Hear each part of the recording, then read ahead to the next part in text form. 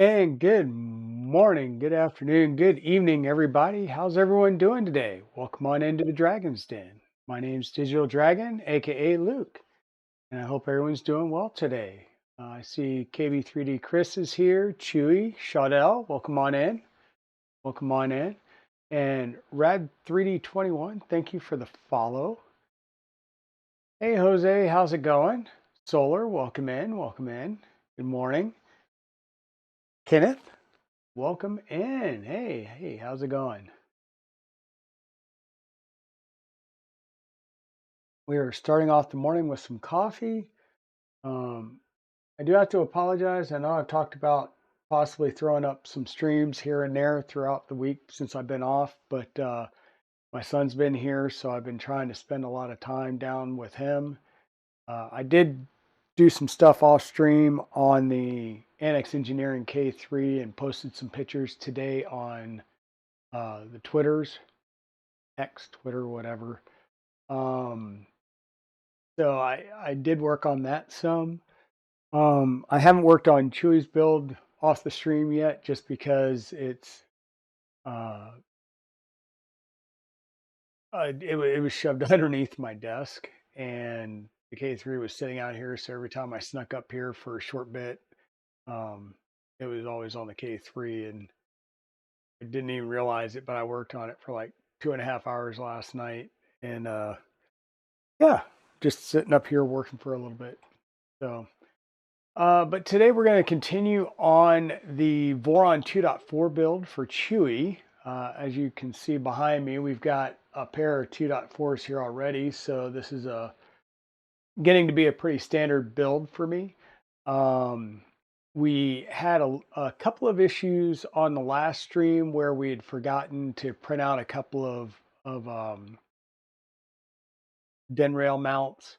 One for the um, Meanwell RS255, which is the 5-volt power supply for the Raspberry Pi, and then for the um, UTC to CAN bus adapter. So, no, I was not working on your build, Chewy. In fact, I'll show you what I was working on. So let's flip the screen. And what I was working on was the Annex Engineering build. Hey, good morning, Creatix Brit. Good morning. And you'll notice that, hey, the backpack is installed. So I did install the backpack onto the printer physically. It does use these spacers, and these are like aluminum spacers. This very long cable here, this is the cable for the beacon. The beacon has a very, very long cable, and of course is a USB cable, so there's going to be no cutting of this cable because I don't have the same plug to re-terminate at the other end to cut this short. So I'm gonna have to figure something out for the extra length of cable. But this is kind of what I was working on, was getting the backpack laid out. Um, I finally, I reprinted this bezel for the 7.9 display like 4 different times because I had to keep tweaking it in um, Tinkercad, because the only thing that I have for this is an STL file. So I reprinted this numerous times, and the big issue was the mounting lugs that mount the screen to this printed piece. So that depending on whether you got a true wave share or a wave share from a different vendor, the mounting lugs are in slightly different positions. And then on top of that, um, there is this aluminum stiffener, for lack of better terms. So there's your printed parts, and then you've got this aluminum stiffener. Well, you've got to cut out some parts of these humps in order to clear some parts on the Raspberry Pi. And I wound up putting Captain Tape on top of this piece and just in case there was any pins that touched behind the Raspberry Pi. So I was working on that some last night, got this physically installed. All the 110 wiring's done. We've got uh, the firmware installed on the two boards. This is just here. I just finally plugged this in just to try and see umbilical wise how much play that we've got. That was it. But I haven't done any of the other wiring in here. That'll be the next stream for this on Tuesday or whenever. But yeah, making some progress there. We're going to be running the motor wires for the X and Y and getting them installed on the Constellation. Then we'll bring in the 3 motor wires for the the Z motors. We can wire in this and then we'll have to do the bed. But I can tell you this thing is already getting quite hefty. Quite hefty. It's amazing how fast this packed on weight by adding the because this is a like a 3 mil thick sheet of either steel or aluminum. I'm not sure which one. So it gets pretty hefty pretty quick. So Chewy's build. The Chewy build. We're still doing pretty well here. Let me see how much of this I can get into the screen. So once again, the tool head is all wired up onto the tool head. All we need to do is the actual home run for the umbilical. We've got just about everything powered up underneath. I did finally print out, and I know it's not the purple. This is the Galaxy Gray. But this is the LDO style bed breakout board. So you've got your two pin Wagos or 2-slot Wagos for the power, and then a 2 parallel JST for the whatchamacallit, for the thermistor. So that'll include the wiring down here. I may take another one of these 2-pin JSTs and mount it over here on the other side, Chewy, just to give you an option later on of adding a Nevermore underneath. And then that will make it easier to do your connections for a Nevermore. Just something I'll go ahead and do. But other than that, we are going to flip this bad boy back over and take a look. I did all. Oh, and I apparently just dropped all the Z stops because I realized I hadn't printed and installed um, the Z rail stops. And I printed these off in the gray because that's what I had pulled out. If you want me to redo those in the purple, I will, Chewy. No problem. Let me go ahead and raise you all up here. Now you'll notice that I did put in the 4 skirt pieces.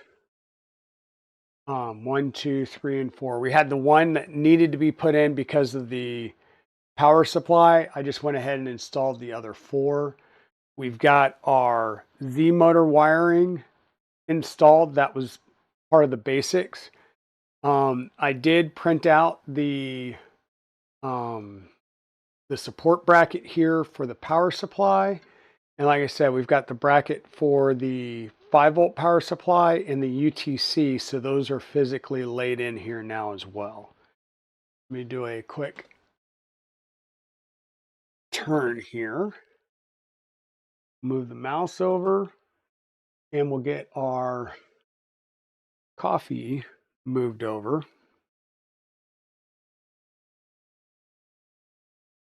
So where we're at now is we still need to run the wiring to the RS 255. And then once we get the 110 wiring here, we'll bring 5-volt over to our Raspberry Pi. We'll need to run a 24-volt over to our UTC, and then all of our power wiring underneath has been completed, except for plugging in um, our whatchamacallit, our bed, which we'll do later today, hopefully.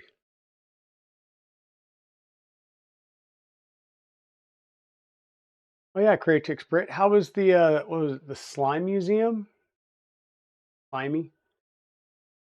I'm interested on how that's like.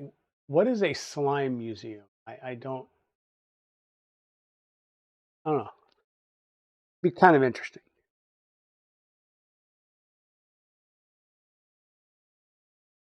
The extra power supply adds some trunk to. Well, yeah, the UHP power supplies there, Chewy, really aren't that heavy. They really aren't that bad.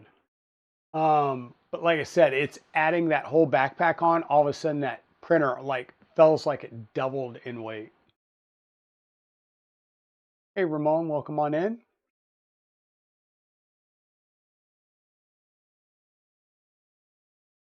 Yeah, so in this case, Jose, this build is for Chewy. So all of the components are pretty much Chewy's choices. I think I did add the filtered power supply or the filtered power inlet just to make sure that we're staying with the Voron spec and everything's nice and good. I did upgrade. He had was it a Photech SSR? And I was like, I can't do Photech. We've got to do an Omron. So I got an Omron for this.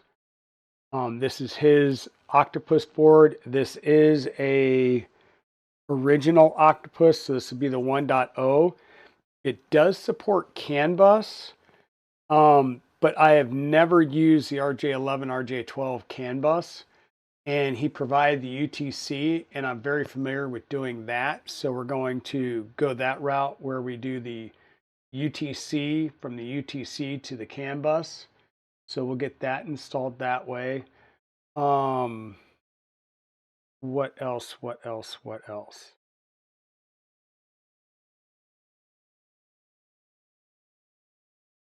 I don't think much else. Now, I'm not feeling a SD card down here. And what I will do though, Chewy, is you've got a 64 gig card here in your Octopus. I will get we'll get Clipper firmware installed on the Octopus. I'll use my 128 meg card, but I'm going to repurpose this 64-bit card for the Raspberry Pi. So this will run the uh, all the Clipper mainsail and all that stuff for the Raspberry Pi. This is a Raspberry Pi 4. Um, so yeah, right now that's kind of our layout and how everything's working so far. Once we're done here, we'll need to do the motor wiring for the A and B drives.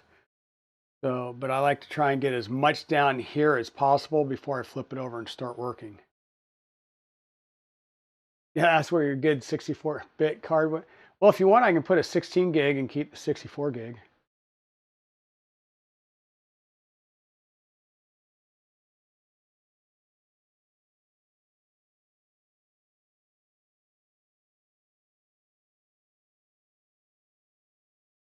Da, da, da, da, da, da, da.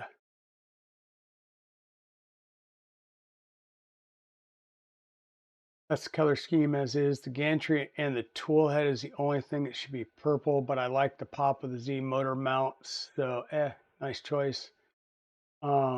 It's exactly what you think it is. Okay.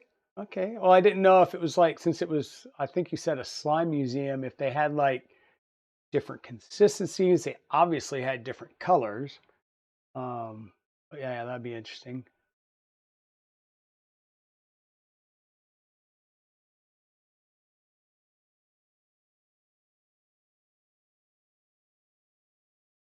Yeah, I normally get either 16 gig or 32 gig. And then, like I said, I get a 128 meg card from uh, KB3D. So he has a 128 meg card on his store, and it's there specifically for doing firmware. Because once again, you put firmware on this board, and you don't need to leave the card in it. So you drop firmware on it, you pull the card, and you reuse it for the next build. And you know, and Clipper, right? That's the nice thing I like about Clipper is you put Clipper firmware on this Octopus board.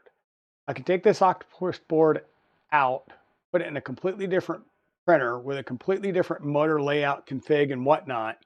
And guess what? It's going to work because it's all in the printer config file that sits on the Raspberry Pi. The only thing that firmware is doing is saying, I've got this MCU, and based on this MCU, I've got all of these available pins, and here are the pins.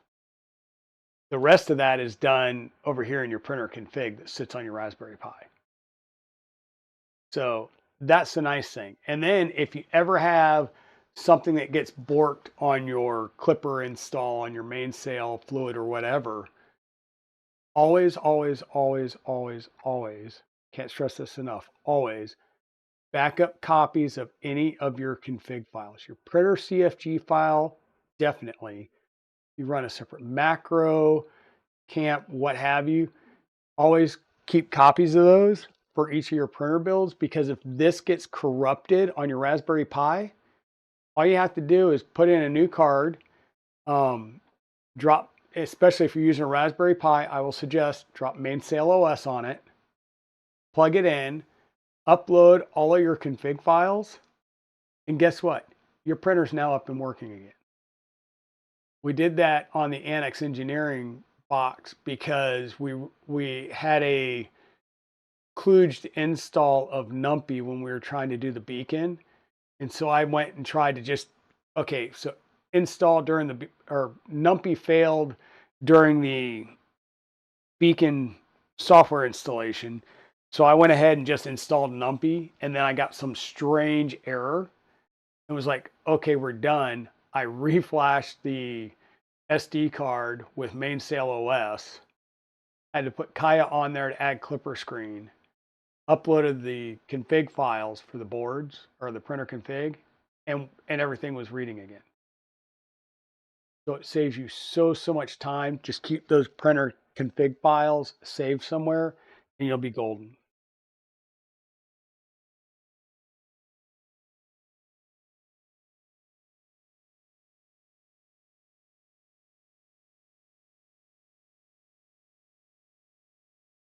Oh, that's awesome, Britt.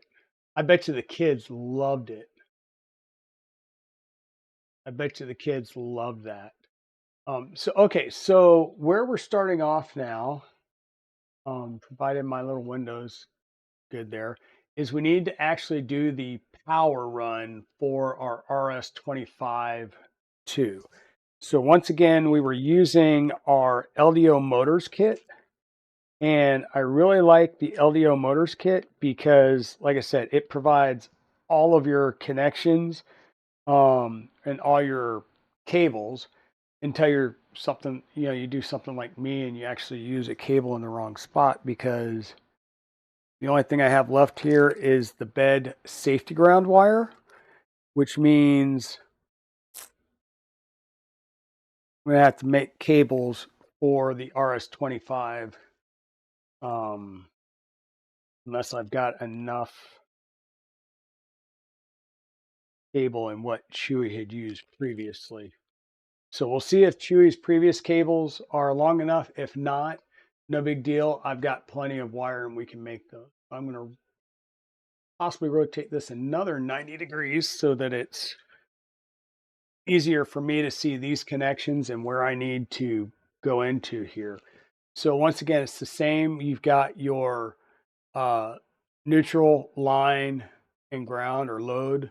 In this case, they refer to it as load, neutral, ground, and then you have your 5-volt negative, 5-volt positive that'll come out, and we'll route it up here to our Raspberry Pi.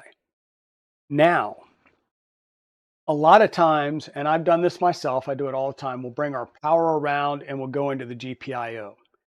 When you go into the GPIO pin, you bypass all of the circuit protection. So if you ever do get a surge through this power supply, you could blow your Raspberry Pi. Where if you come through the whatchamacallit, the USB connector, you get all of the power protection circuitry that's right here that will protect the actual Raspberry Pi board. Okay. So with what Chewy had provided before was a USB-C that he had some ferrules on. I removed the ferrules because I'm going to do not ring connectors, but port connectors, be able to plug into here directly versus the ferrules. I hate doing ferrules under, under these screw down terminals like you see on a normal power supply. I much prefer having either the spade connector or even a ring connector for these. So just be aware of that. And I feel like I put this one in upside.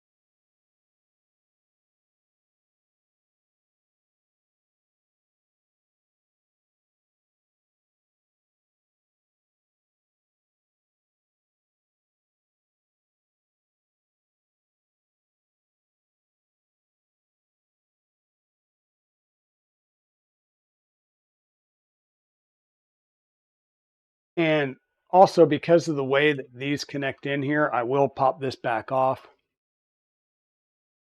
because they are connected. Oh, well, that would be why. Because I did connect the power in here on this. I must have did that off screen. That would be why I couldn't find those wires. So all we have to do is actually run the positive and negative for the 5 volt.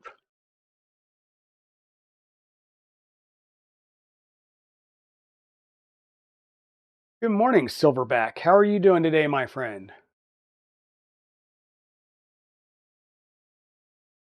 I hope you are doing well. I hope you are doing well.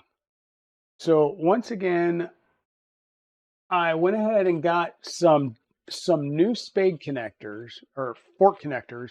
And the reason I did that is because my normal connectors that I use are number 8s. And number 8s fit perfectly fine on the standard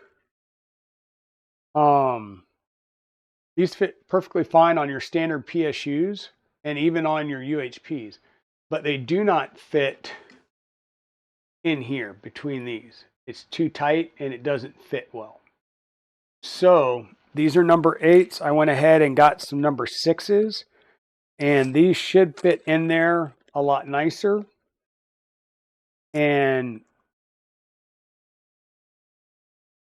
enable us to get these crimped on there and working.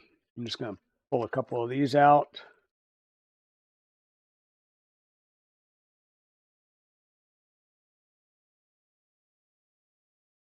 Set that aside.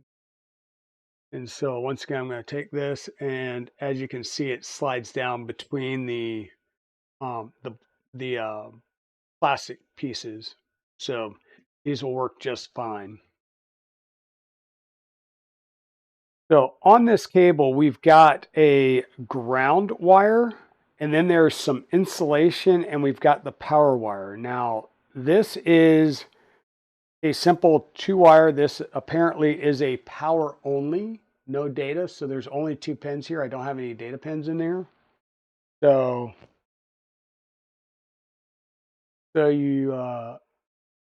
yes, this is a Voron build for Chewy. So when I was at EARF, Chewy brought me a collection of parts. And that's the best thing I can call it. It was a box of stuff, right? And I took that said box of stuff and started putting it together for him, and then said, okay, here's the things I need to go buy. And then Chewy goes, oh, wait, I've got that too. So then he sent me another box of stuff. And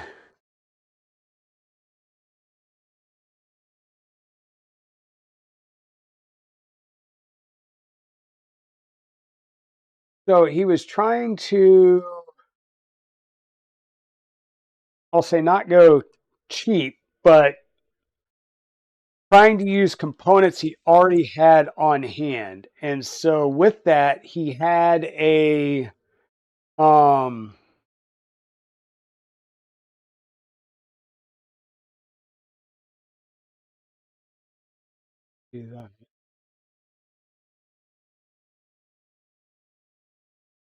so he had like an EBB 36 and was like, "Oh, let's do an EBB 36." And I looked at that and quickly made the determination of, no, let's not do an EBB 36. Let's do a SB 2209. So I talked him into upgrading to an SB 2209 simply because that reduces um, a lot of different mods that we would have to wind up trying to figure out and do in order to get the um, tool head board to mount appropriately, right? So I know there's people that use a standard tool head board or a EBB 36 and stuff on these, but it's just it winds up being a collection of mods that's just kind of a pain in the butt to curate. And we've run into that in the past where we've used different mods, and it's kind of bitten us in the butt trying to figure out the magic of, oh, well, we need this cover and that cover, but this one doesn't work, so we have to use that one. And it just becomes a lot easier to use one that just works.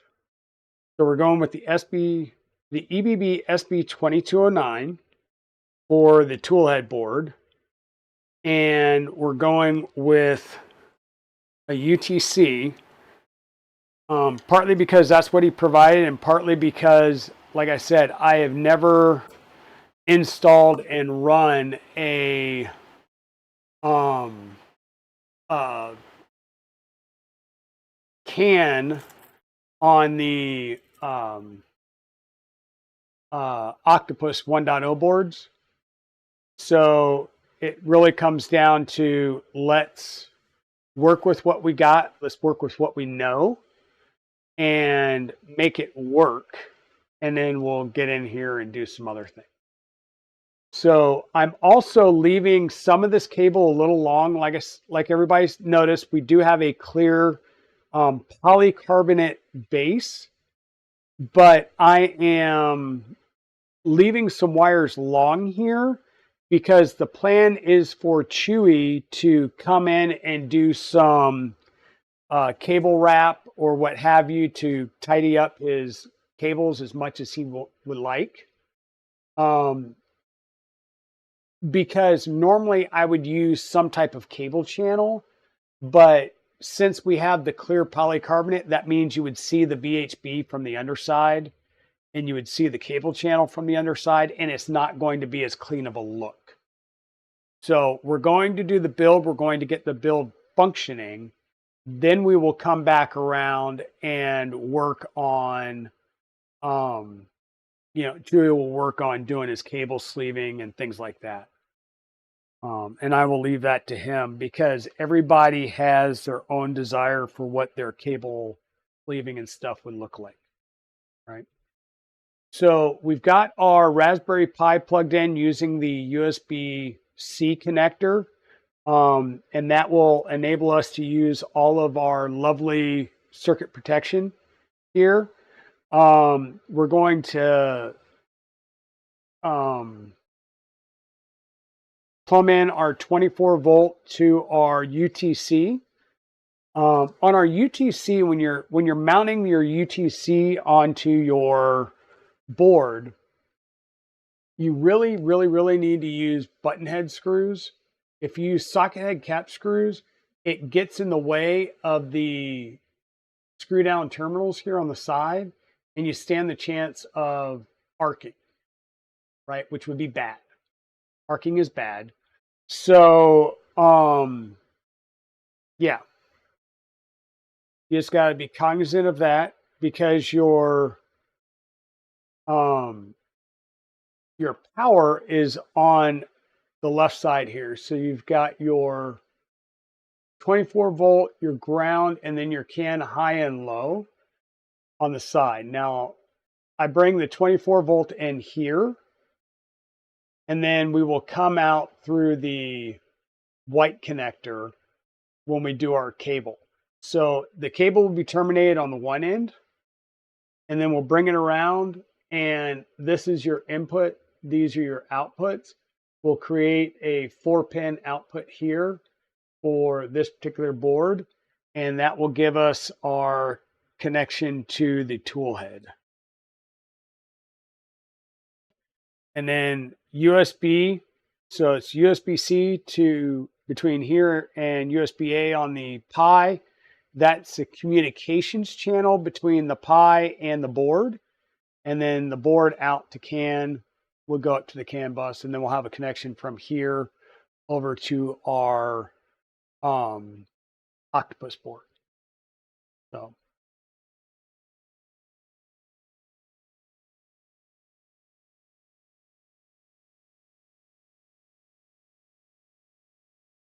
how difficult is it to turn an Ender 3 into an XY? Well, it would be, so the Ender 3 conversion to an XY, there's a kit that's out there, and I believe there's a mostly printed version. So Additiva 3D, if you go to 3D belt printer or printers.com, they've got a Core XY conversion kit that I have built on stream. I still need to bring that up and do a lot of wire cleanup and stuff. And I was still working on some things with the Z-axis to try and make it a little more robust because there's a little bit of play that allows the bed to tilt, which is bad. You don't want the bed tilting on you. But that kit works really well if you're talking about a Core XY. Now, if you want to go with a Core XZ, a la a Ender to switch wire conversion, I believe Modbot, so Daniel at Modbot on his Modbot Army channel on Wednesdays has just started a Cyborg kit for an Ender 3 to switch wire conversion. I've never seen that kit before. This is the first time I've seen it, so that may be something to check out. And yes, it's worth it. I've got 2 of them here in the Dragon Den.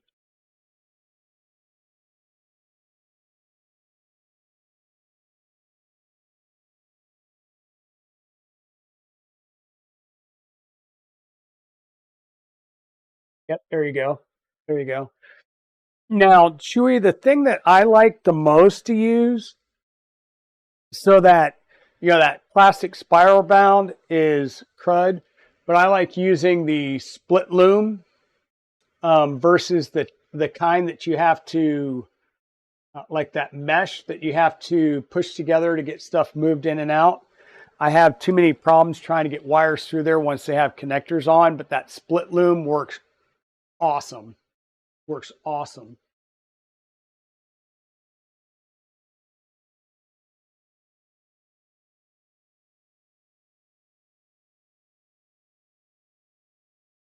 Bugaboo is another good build. It works with an Ender bed, and you can reuse a lot of your parts from an Ender in a Bugaboo build. So that's another option if you've got a lot of Creality parts. So, okay, so we've got our power up for our Raspberry Pi. Like I said, we still need to apply power into our UTC, so we'll make those cables up real fast. I'm just looking if there's anything else, and no, it just starts getting into other wiring. So let's get our power going over to our UTC. Once again, all of this should be like 20 gauge wiring or 18 gauge wiring. So I don't think I have any red and black 18 gauge. And I do not. I'm completely out of red and black 18 gauge. So we will go 20 gauge here. This is a whatchamacallit. This is 24 volt. This is a very short run. So using 24 gauge for this is not a problem. And I think this is 18 gauge silicone that I have here will not be sufficient as far as the length goes. I can see if I've got some other wires here that might be long enough.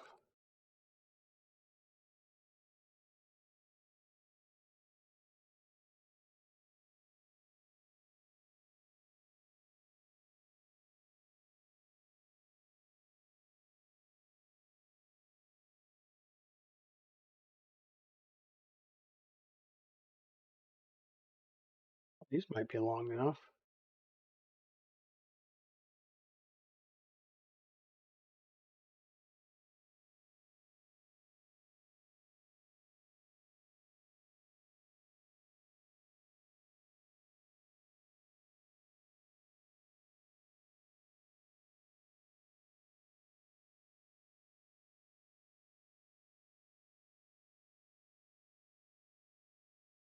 What wire size is 2.5 millimeter squared? Is that 18?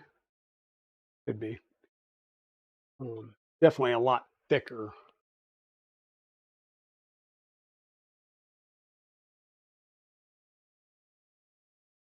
I don't think I.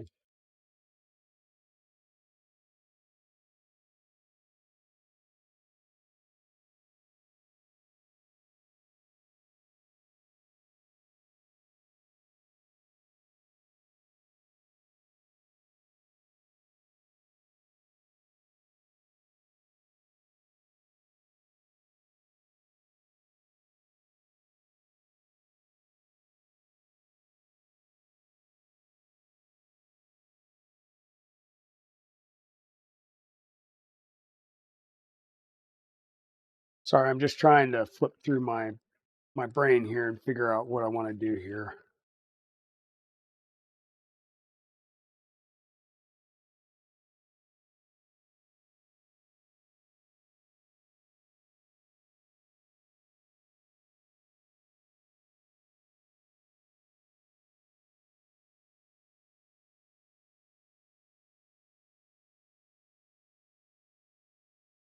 Is this like 14 gauge? And I don't think we need to do 14 gauge wire on this. So we'll grab the 20 gauge out of there. This is more of my heavier duty wire that came with some other systems. So we'll keep this for later.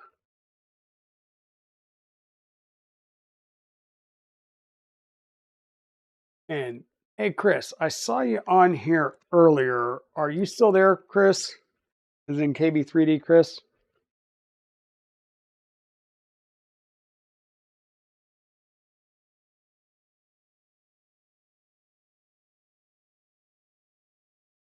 Like I said, this is 20 gauge wire. This is perfectly fine for the wire run that we are doing.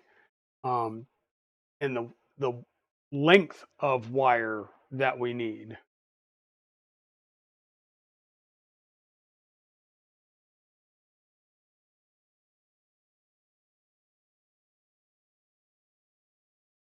And this will have a port connector on one end and a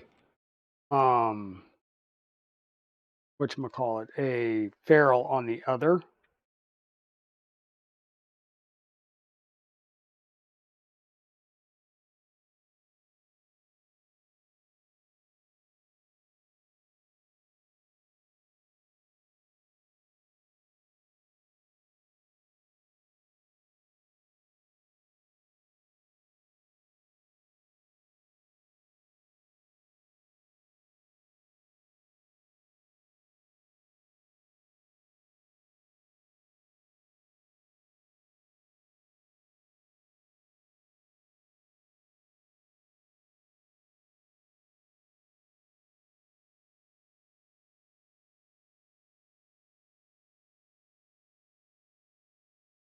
Mm. This is FEP wiring, which the one thing I hate about FEP wiring is it's just slick. So um, trying to do stripping the wire is kind of a pain in the butt at times.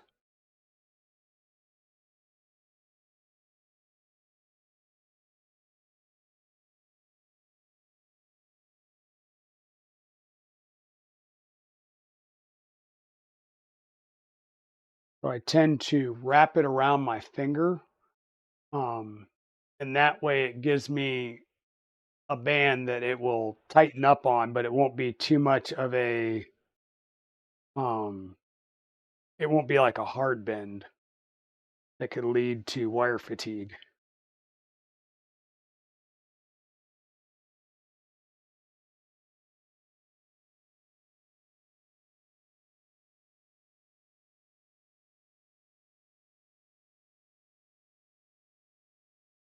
Got both of those stripped. We'll grab a couple of our port connectors here.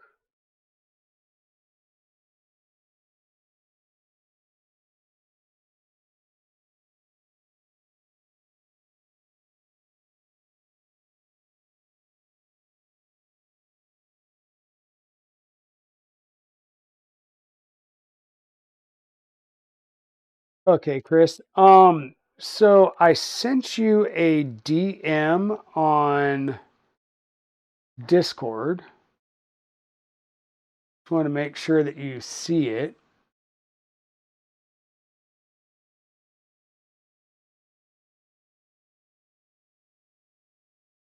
because we will be having a special stream in February to celebrate a couple of things. One will be my 1 year of streaming. I did my first streams in January. Um, very, very painful to watch first streams. Um, but shortly after that will be my birthday on February 10th. So I'm going to be doing a special stream on February 10th, which happens to be a Saturday, to commemorate my 1 year stream anniversary and my birthday. So I'm going to start taking a run at various vendors to see if I can get some things that we can do as a giveaway on the stream. So that would be where I was reaching out to you about, Chris, as well as I will reach out to several other vendors as well to see about getting some support for that stream.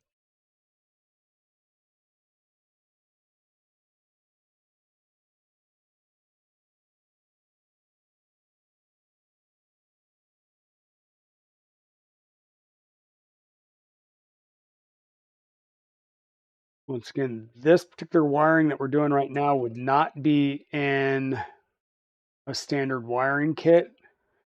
And this is going to be the power that we're running into the UTC that we will use for our CAN bus toolhead.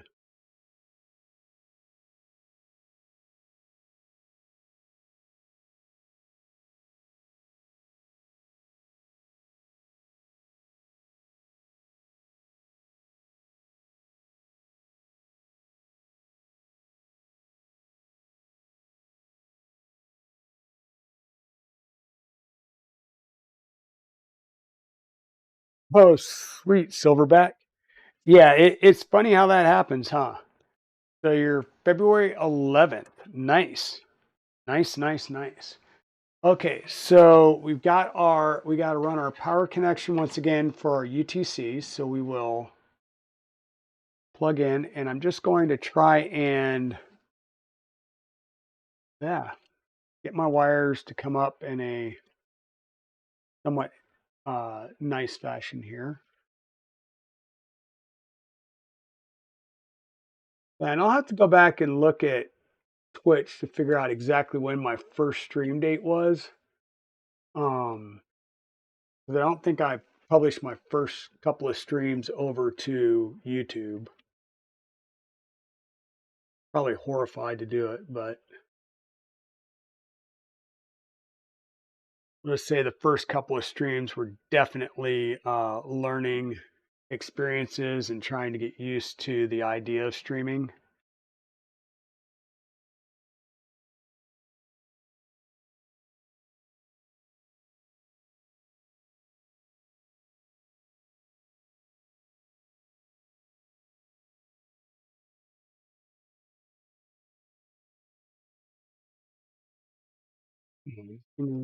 Work together.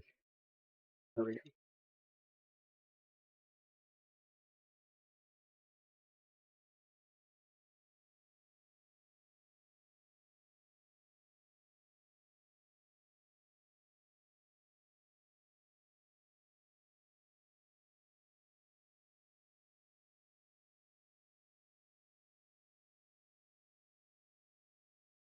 Yeah, Chris, you missed your question. I sent you a message DM on Discord. I am going to be doing a special stream here coming up soon in February to celebrate both my 1 year of streaming on Twitch as well as my birthday.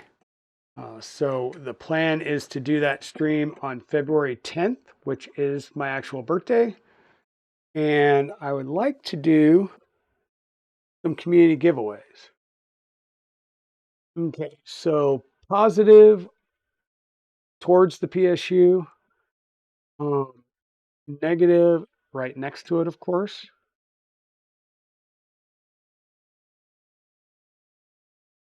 Tighten down, give it a little tug.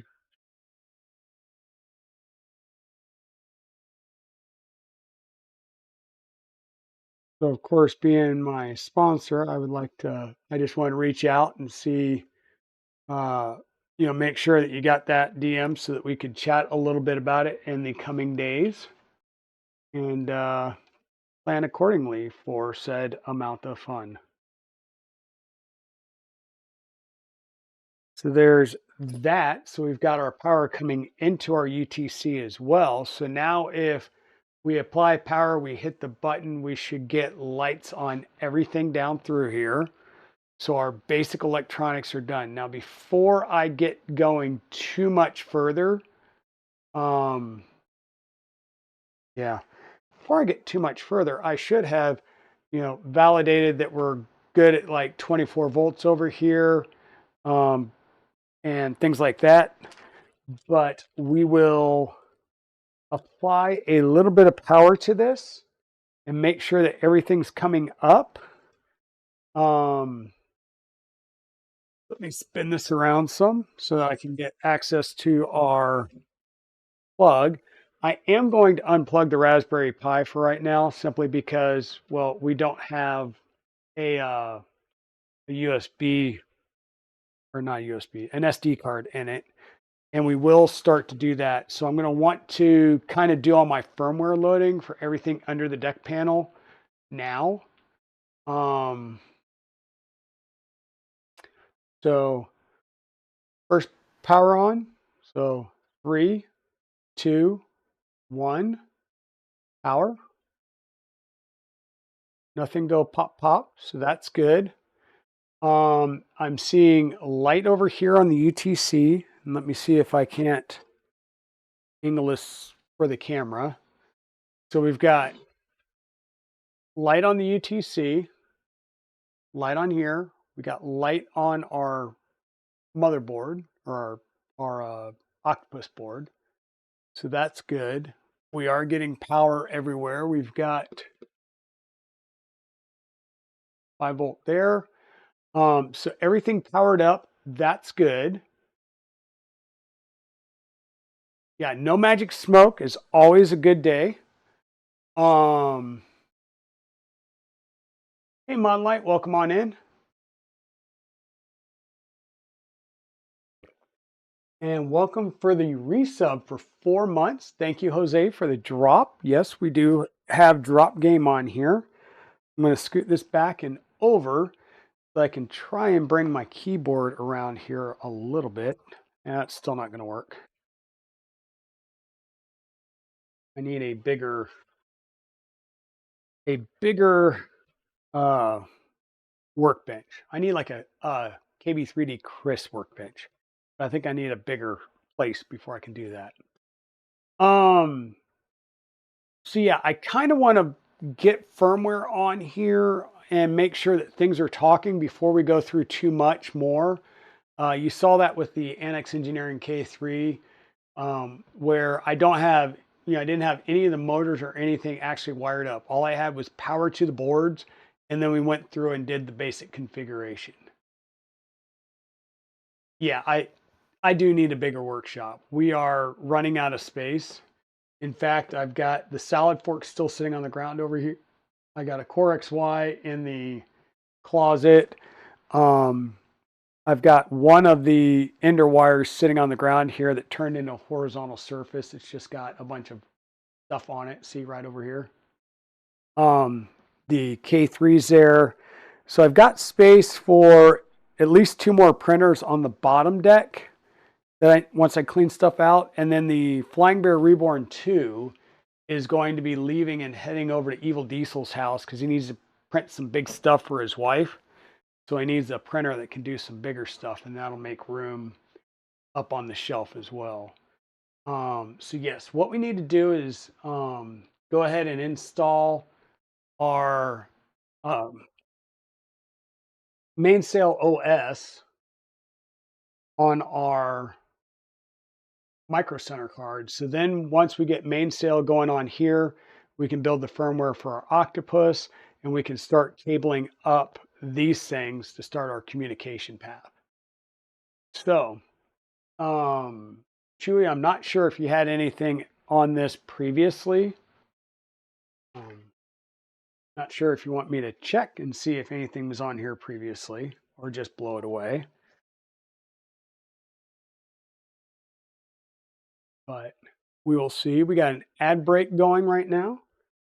I'm going to plug this in and do that over here on my Mac. Simply because it's easier. I've got, oh, good. There was just firmware on it. So that's awesome. With any luck, I wonder if you've got firmware good on the, whatchamacallit, on the Octopus, but I will probably load firmware on it just to be on the safe side.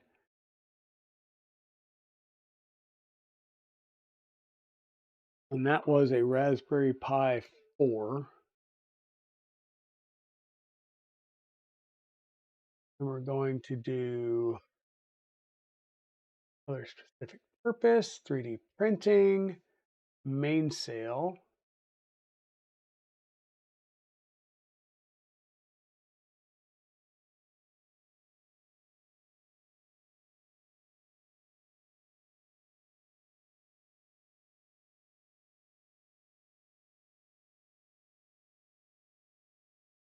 I'm going to do the 64-bit version.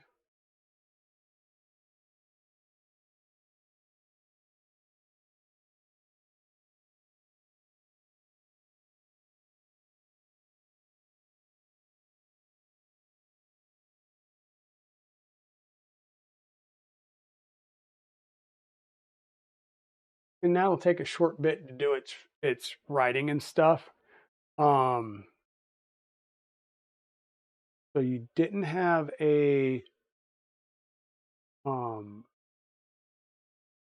a USB for the UTC, and I didn't get a USB cable for connecting to the Octopus, both of which look like they will be going over USB-C. So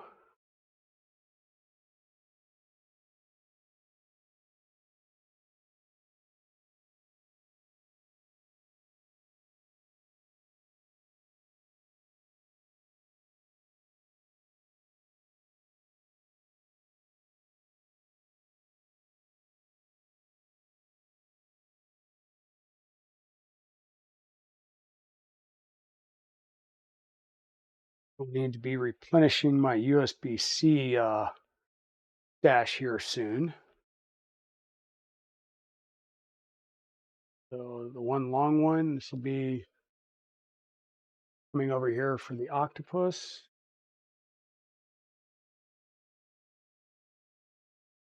The shorter one here will come around to the UTC. Unfortunately, I don't have one any shorter than this. Maybe I'll get one later.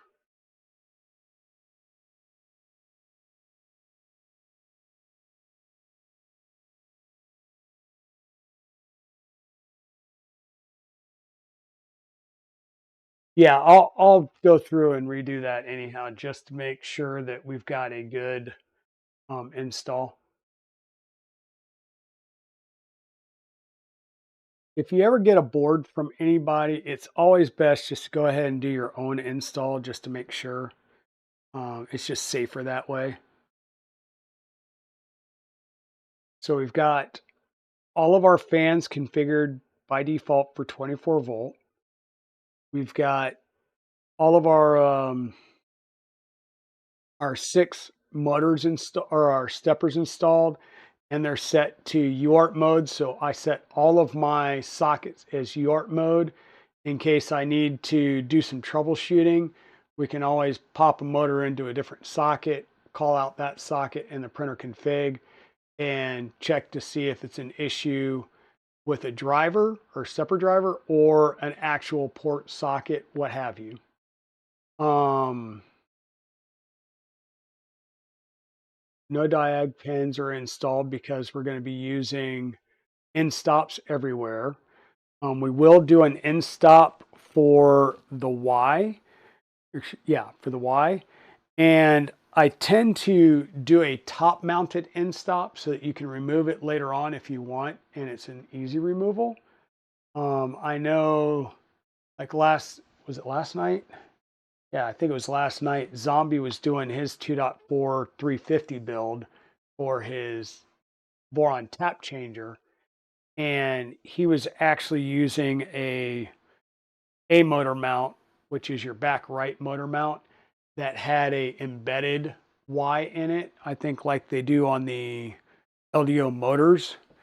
And that works, but the problem is if you ever decide to remove your end stops and go sensorless or anything, you're you're kind of well, you're stuck having to either tear it apart to pull the end stop out or just unplugging the end stop and leaving it in place, which to me is like, well, why leave the end stop in place? Good morning, shenanigans. Welcome on in. So we are chatting for a slight bit as we write our mainsail OS using my MacBook over here. Um, I think I have the Raspberry Pi imager installed on my streaming box. The problem is I had to physically go over and plug a card reader into the back of the computer, which is painful. At some point, I need to get a USB reader that's somewhat close by that I can plug into. But yeah,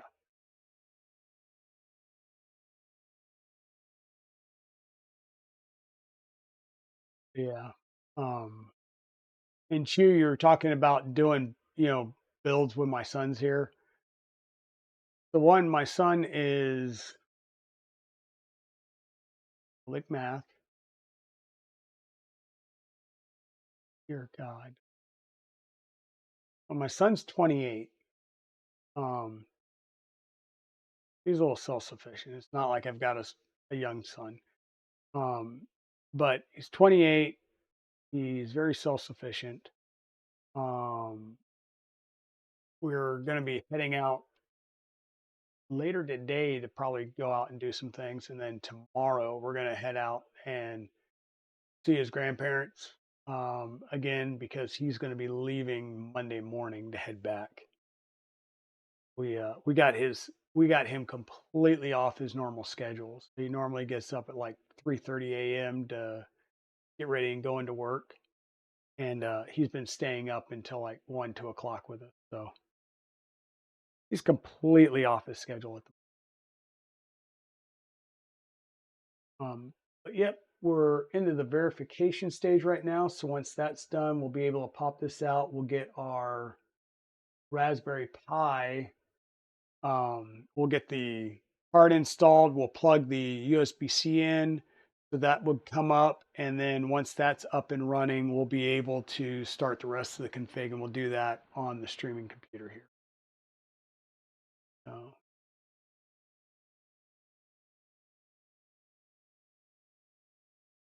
so shenanigans. I saw your turbine. That was looking really cool. What motor are you using on your turbine? I can ask.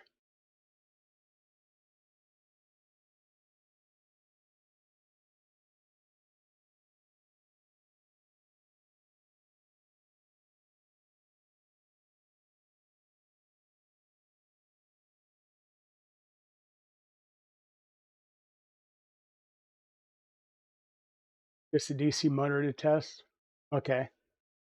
So I'm assuming like a standard geared or brushless DC motor. Because that thing looked like it was putting out quite a lot of air. That was pretty cool to see.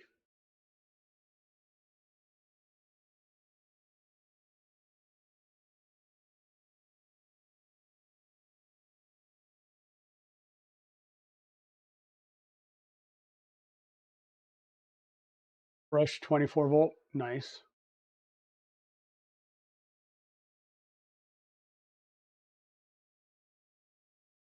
Oh yeah, that thing was looking pretty crazy. But definitely looking forward to seeing that done. Where are we at? Almost done verifying. This is kind of like the dull part while we're waiting for initial firmware to build and drop.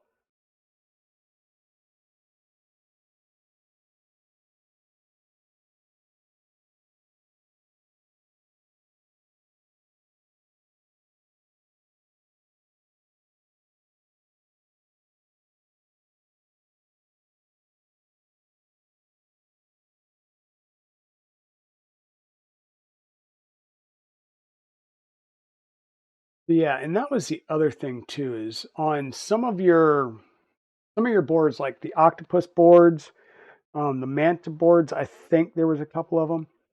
The Big Tree Tech's been pretty good at outlining that. Hey, there's multiple chips. Make sure you check which chip we used on this. On the Annex Engineering, I kept having issues like, why is it not reading? I thought I had a dead um, SKR3 EZ board, and come to find out it wasn't. So the manual and everything that I saw online says it uses a STEM32H743 chip.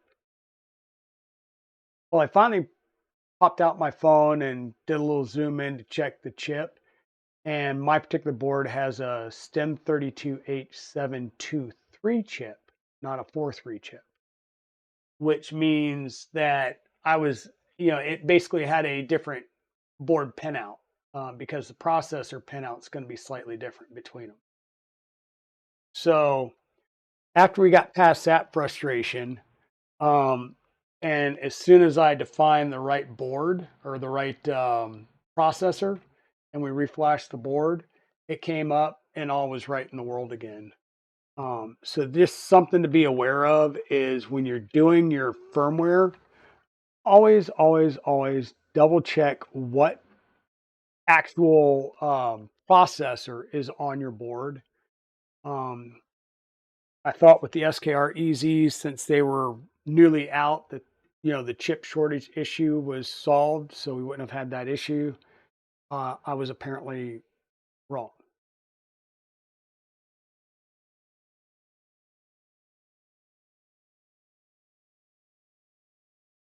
Raspberry Pi is currently reading that card, expanding the file system, doing its thing. And then what we'll do here in a second is we will check for what IP address this thing has. Because this is a full mainsail install, it should have an IP address, or not an IP address. It should have the full web browser and everything. So once it pops up on the network, we should be good. Um, Let me just get into my router so I can see when it pops an IP address.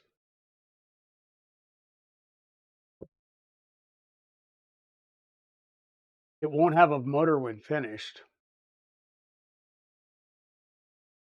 Okay, so what will it have when it's finished? Because turbines kind of don't work well without a motor, right?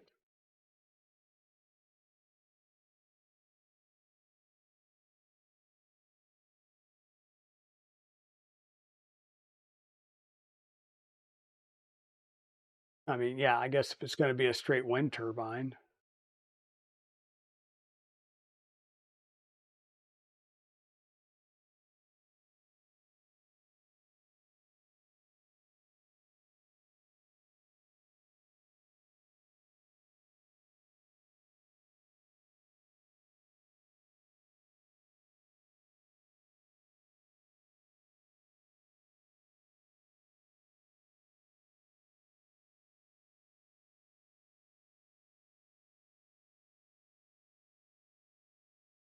Ah, gas turbine, a jet engine.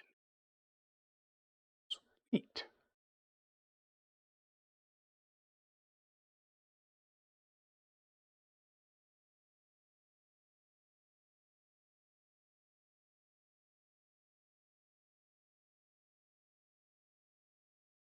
Hey, zombie, welcome on in. How are you doing today? So we are working on Chewy's 2.4 build, so it should look fairly familiar to what you were doing. This just isn't an LDO kit.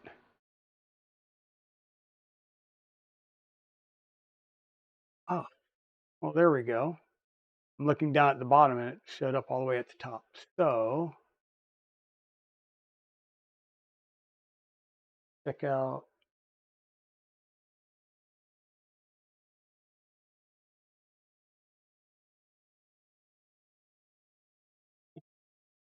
So we've got,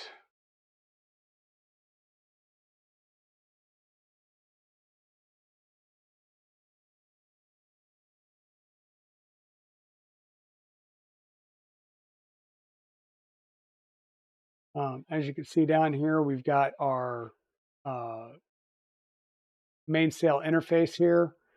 So we are popping up on the network. We are taking an error because there's no printer config. This is a just plain Jane.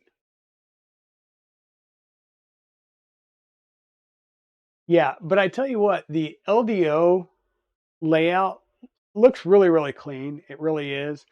Um, this is the, as you mentioned, the official layout from the bomb with the addition of a UTC over here on this side.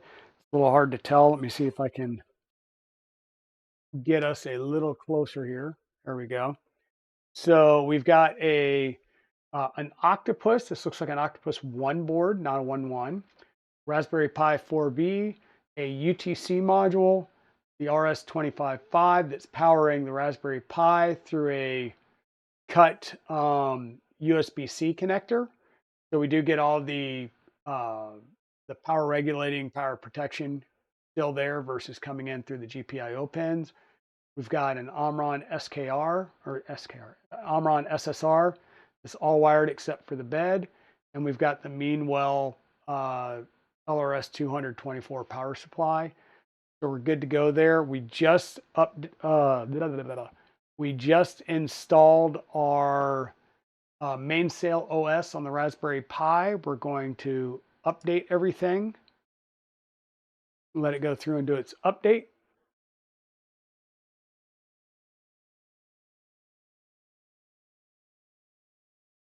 Oh yeah, when you ignite it, that plastic's going to melt real quick.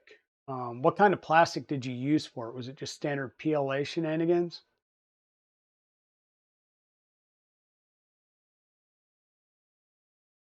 You might be printing today too. Okay, so are you going to build just single tool head just to verify that everything's working and then go ahead and add in all the tool heads? Because personally, that's what I would do is just make sure that everything's mechanically sound with a single tool head and then just build all the other tool heads and pop them on there. Okay, so you have the Dragon Burner installed currently, but when you go to the tap changer actual tool heads, will it be the mini stealth burners or are you using all Dragon Burners? Gotcha, shenanigans. So basically kind of proof it out in PLA and then possibly look at things that will support higher temps down the road.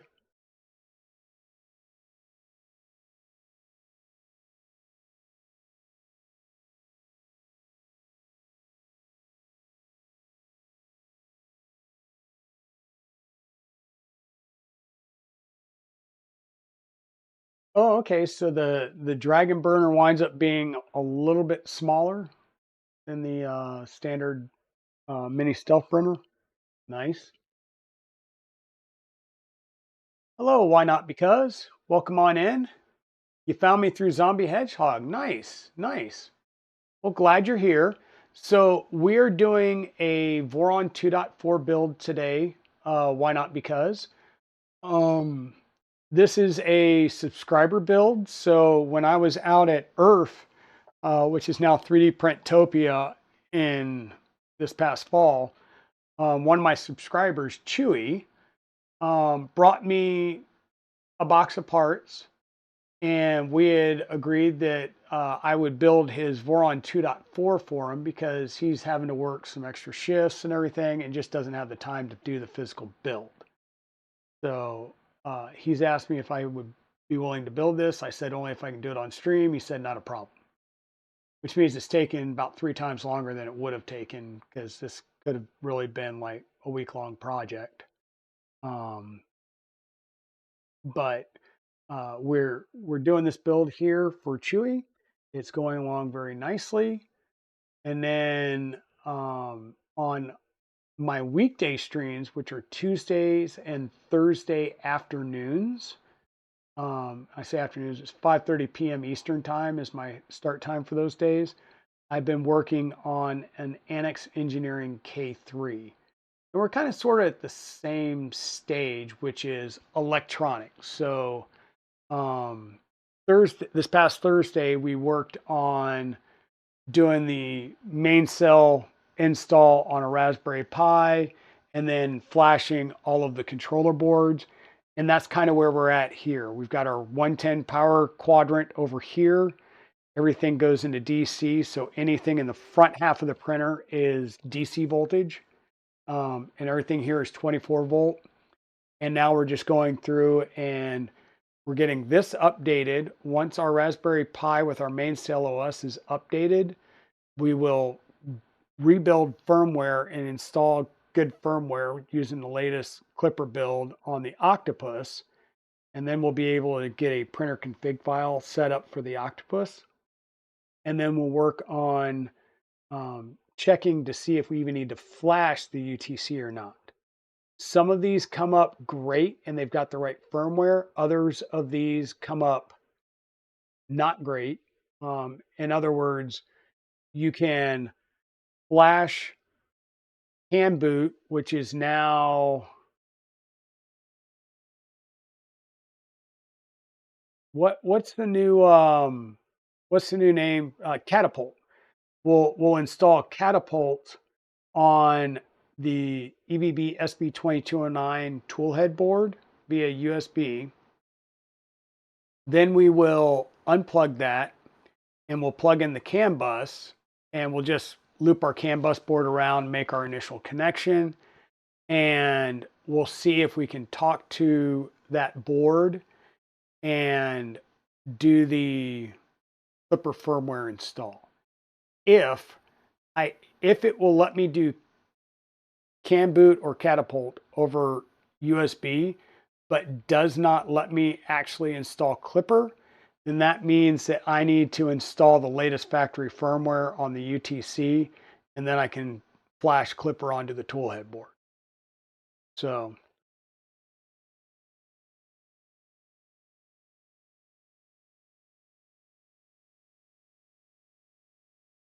oh, nice. Why not? So you just did your first Voron build.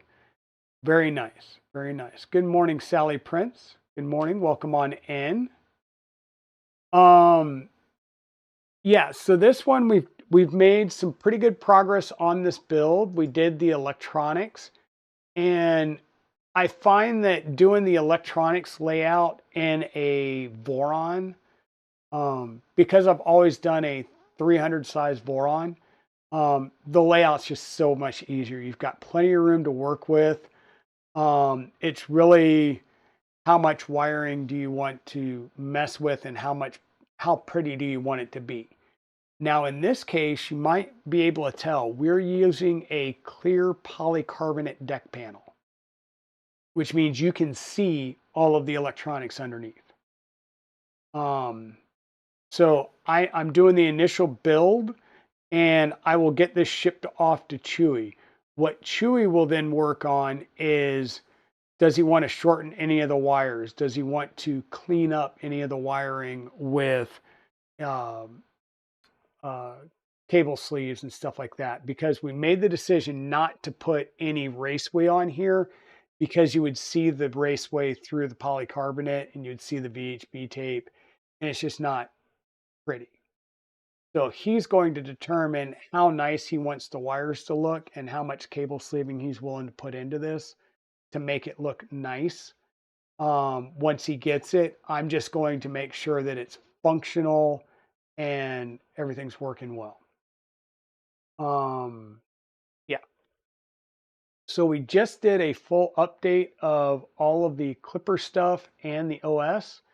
Everything's still working here. We're still taking an error because, hey, go figure, there's no printer config on this. Actually, Zombie, it's not all hidden because, like I said, this is a clear polycarbonate sheet. Normally, this would be a black deck panel, and you'll have a black bottom panel. I think the bottom panel on this is clear polycarbonate as well. So you get to see everything underneath here. That's the weirdness of this build, is everything's going to be visible.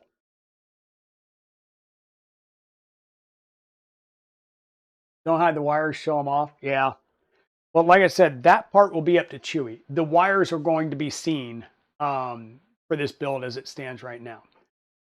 Okay, so our Raspberry Pi is now up and a basic configuration on it.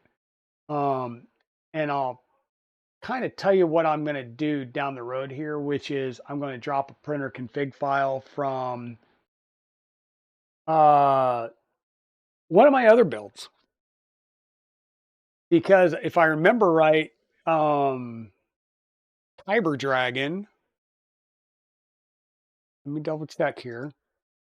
Kyber Dragon, which is my LDO build, should be running a Big Tree Tech Octopus. Yeah, it's running an Octopus 22, an Octopus 1.1 with 2209s. So I'll need to verify some pinouts, but Kyber Dragon is running an Octopus with a CW2 build with an EBB SB2209 CAN bus, physical end stops on X and Y, which we also have on this printer, and Voron tap, which we also have on this printer. Yeah, so that's what I kind of like, because what I'm going to do is drop this config, put it over on this one, and things should come up. We'll have to double check some of the pinouts between the Octopus 1.1 and the Octopus 1. But other than that, our base config's already built. One, because it's a Voron, and we know that we have base configs for the Voron. Two, because this is a pretty standard setup for a Voron other than we're using a UTC, which the UTC doesn't matter. It's just it provides the CAN bus network. So, well, and that's the other thing, Sally Prince, is if he wants to, he could do some under deck lighting and just plug it into the RGB port over here, and he'll have under deck lighting because all of the LEDs for the tool head go off the tool head board, and we don't have any just clear white LEDs on this like we have on Kyber Dragon behind me. But even if you did that, you could plug that directly. I mean, if you do straight white and not the RGB, you can plug those directly into like an in stop or something like that. You just need 5 volt and ground. So there's options that he has to do here that he can get some RGB lights that will look pretty cool as well. But I'll let him enjoy that fun. Log out here. Okay. So yeah, that is the plan, is we're going to do that, but we need to go back in and do some more configuration. I'm not going to worry about the rest of the wiring just yet. I want to get my configs working first.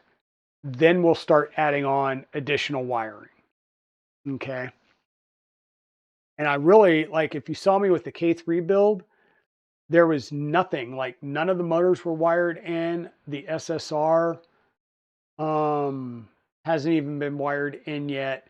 It was literally, we had the 110 power, and I had power leads going to all the controller boards and the Raspberry Pi, and that was it. And then we started doing the configs. It's always good to do the configs without having much of anything plugged in, just to make sure that you don't bork anything. So what we're going to do next is, we know our IP address for our Raspberry Pi right now is 228. So we're going to, let me just go full display now. Play. Now you're going to see this display. We're going to go ahead and we're going to log into our Raspberry Pi via SSH session. And the login credentials,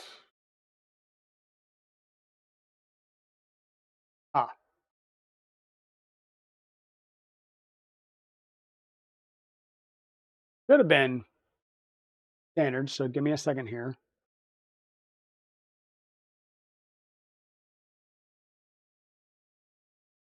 That's not what I wanted. I'll fix it later.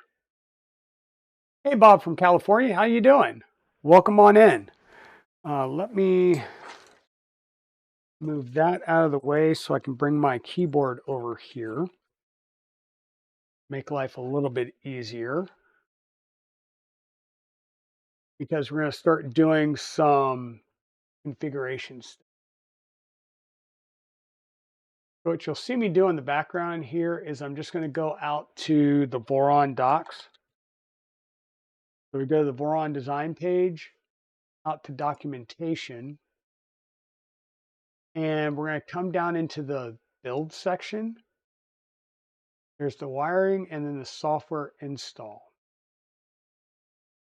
So this starts off with picking mainsail, fluid, or octoprint. We did mainsail, which is utmost the easiest if you're doing a Raspberry Pi, because you can install mainsail OS. And that works great. All you have to do after you do mainsail OS is, if you're going to run Clipper Screen and do an actual physical touchscreen, then you need to go in and install the Kaya helper, which will allow you to install Clipper Screen, or you can go to the Clipper Screen and install it directly. But by default, you're going to have Clipper, Moonraker, which is the API between the Clipper software and the web page, which in our case, or the web interface, which in our case is Mainsail OS. I prefer Mainsail over Fluid, personally. And they would have added Crow's Nest, and Crow's Nest is camera software. So it'll allow you to plug in any USB camera directly into the Raspberry Pi and be able to get a camera interface. So now what we're going to look at is we can come down here and click on the Big Tree Tech Octopus. And it talks about Octopus Pro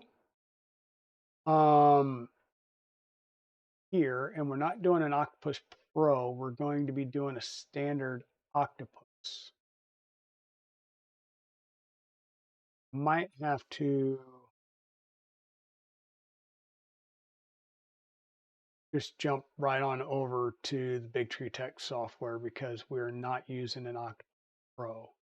Should still work the same way. It's just, once again, we got to verify which MCU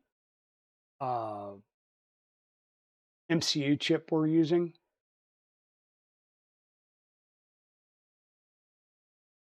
So yeah, so the Pro and the standard board are still going to be STEM32F446. So we're going to follow through this. So what we're going to do, bring this over here on this side so we can see all of our commands. So we need to make sure that we have make, which I can tell you makes in here. So we're just going to CD into the Clipper directory. We're going to do a make clean. This ensures that it cleans out and we have a blank make folder. And we're going to do a make menu config. And this is going to get us to start doing our firmware configuration. There's a little jumper you put in it to flash. Yep, not a problem, Zombie. We'll get there. I think it will talk to it once we get ready to do the flash. And then it's easy enough to look down here at the bottom. Once again, I did just look at the chip, and it is a STEM32F446. Good morning, Pezliz. Welcome on in. So we're going to enable the extra low-level configuration option just by hitting our space bar. We're going to down arrow, and a right arrow will get us into the sub-menu for the microcontroller architecture. We're going to come down until we get to our STM Microelectronics 32. Hit the space bar. The model, once again, we just down arrow and then right arrow, and we're going to come down and select the STM32F446 and select it with the space bar. Our bootloader offset should be 32 kilobits, so no change there. Our clock reference needs to be different, so right arrow, go down to 12 megahertz. The communications interface, we are going to connect via USB. You can also connect via UART if you want, but we're going to do USB here. And notice that you do have a CAN bus option. If your board supports it and you want to do it all via CAN bus, you can do it all via CAN bus. Here, we only really need to do the CAN bus between the Raspberry Pi, the UTC, and the EBB SB2209. So there's no need to do a USB to CAN bus on the actual controller for the way that we're installing. I'm just going to hit escape to get back out of that. We're going to connect to this board, and we're going to communicate to this board, the Octopus board, via USB. And we don't need to set anything else. So Q to quit. Yes. And then we will do a make. And this is going to use that configuration file to actually build the firmware that we will load up on that board. Zombie, this chip, this is a Octopus V1 board. And it does have, I'm looking at the chip right now, it's a STEM32F446. So once again, they do tell you that if you're loading the firmware over SD card, you should be good. But if you're going to put it into DFU mode and load the software over the USB connection, you must, it's critical, you must disconnect anything attached to HE0 or HE1.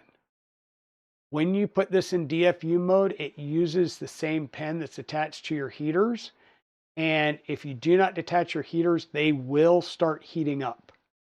That is a known issue. There is a caution down here in your, when we start to do the firmware. So once the configuration is selected, Q to quit, yes, do the make. And as it says, it has a hex file in the out clipper bin folder. Now you have the option of installing your firmware either via USB or UART, which works regardless of USB or UART, excuse me, and requires a micro SD card. So we're going to copy that Clipper bin file off, put it on an SD card. We'll rename it from clipper.bin to firmware.bin.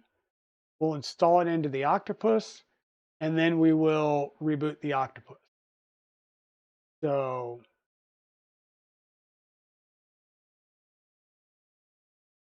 and that's where we're at. So I'm going to grab my 128 meg flash card that I use to do all of my firmware loading.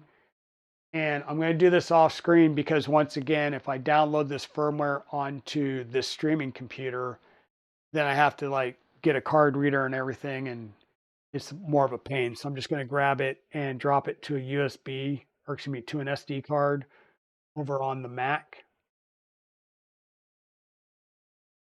And I do, so if I was doing it over here on the streaming computer, I would use WinSCP as a FTP client to connect in. It's a secure copy client. Over on my Mac, I use FileZilla.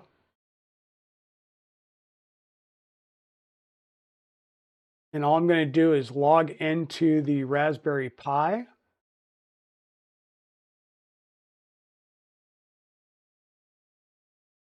Once again, just like I was connecting via a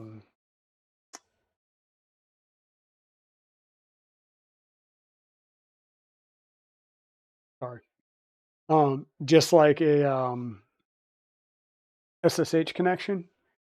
And I'm just going to go into the Clipper directory, the out directory, and then I just need to grab that clipper.bin file and move it somewhere so I can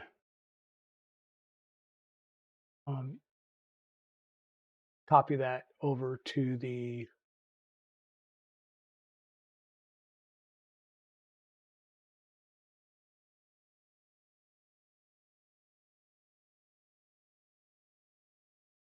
sorry, my brain's not working in multitask mode right now. So I'm going to copy this over so that I can drop it to the SD card. So clipper.bin and put it over on my desktop and then go into my Finder window of the desktop, clipper.bin, and copy that over to the SD card.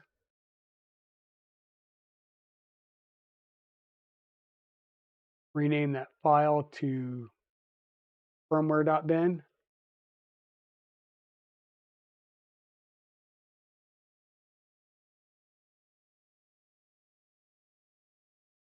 Eject the card.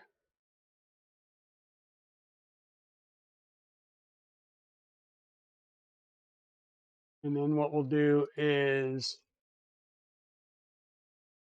we just need to take our card and insert it into our Octopus board. If we don't drop the card, So slide that in. We get a blue light, meaning that our card is being read. We'll hit our reset button over here on the side. We just saw the status light flip. So it did its reset. Should be reading the firmware off of this card now. And if all goes well, we should then be able to run a command. And that command is ls. We're going to list anything that's in a specific directory. In this case, the directory is /dev/serial, and then we're going to do a by ID. And we get the cannot access that, which it also helps if you plug your cable in, by the way, because then it might actually be able to talk and communicate with said board.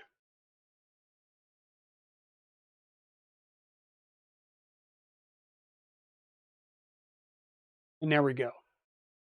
So you'll see now that we're getting a USB Clipper STEM32 446XX and a UUID.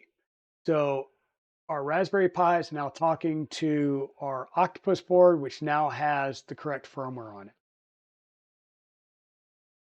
Yeah, you can use FileZilla on Windows as well. I've just always used WinSCP, but it works both ways.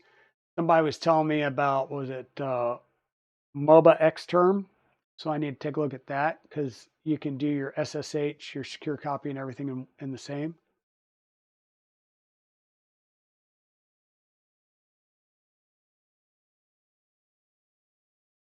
You don't have coffee yet, Pez Liz. Taking it slow, still not feeling. That's right. You've not been feeling well. Yeah, if you're not feeling well, do not do coffee. I would suggest some tea with a little bit of honey. That would be, yeah, that would be my suggestion if you're still not feeling well. In fact, it got to the point where I used to stop by Starbucks every day on my way into work when I lived in Colorado.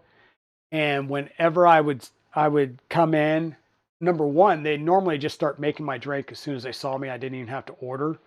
But I would sneak up there and be like, okay, I want tea with honey.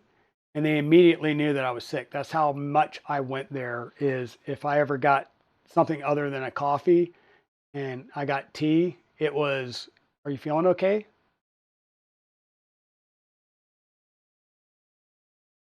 So Bob, this is a 300 build. This is a 300 build 2.4.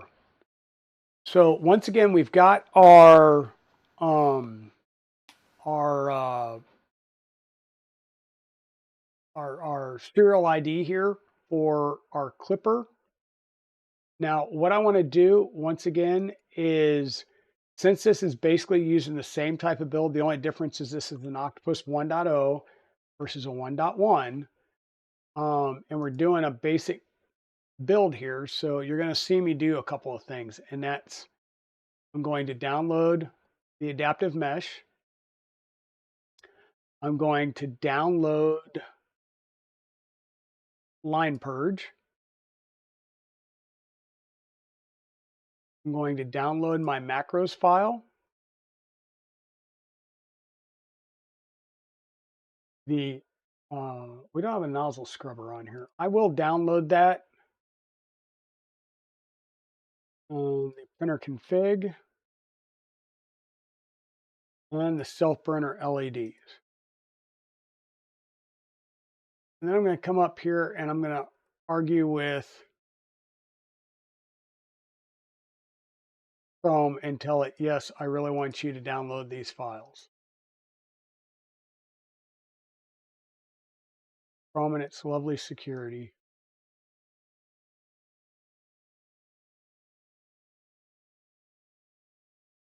So I've got all of those files downloaded from my Kyber Dragon, which is my LDO Motors 2.4. Okay. I'm going to come over here to Chewy's build. And in fact, let's do something real fast. We're going to come in here, and the printer name is Chewy V2.4. Nothing big. We just want to give it a name so that it makes it easier and we don't mess up when I'm going back and forth between my windows.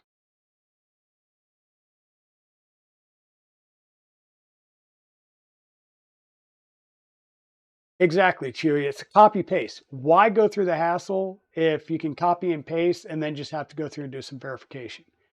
Uh, Flisher, welcome on in. And you use MOBA Xterm as terminal, which also allowed it. Yeah, right. Yep. And I've heard about it. I just have never used it. So it's something I need to probably work on here shortly. So we're back over into Chewy's machine. Let's come back over here and go back to our full display. So we're back over here on Chewy's machine, which is the basic. Sorry about that. I hit the calculator button on the keyboard. Um, move my hand over here to a different position. So this is the basic minimalistic install, and it's complaining, darn it, because there's no printer.cfg file. So we'll solve that. We're going to come over here to upload, and we're going to try. Let's cancel that. Come in here. Yes, I really, really, really want you to download files.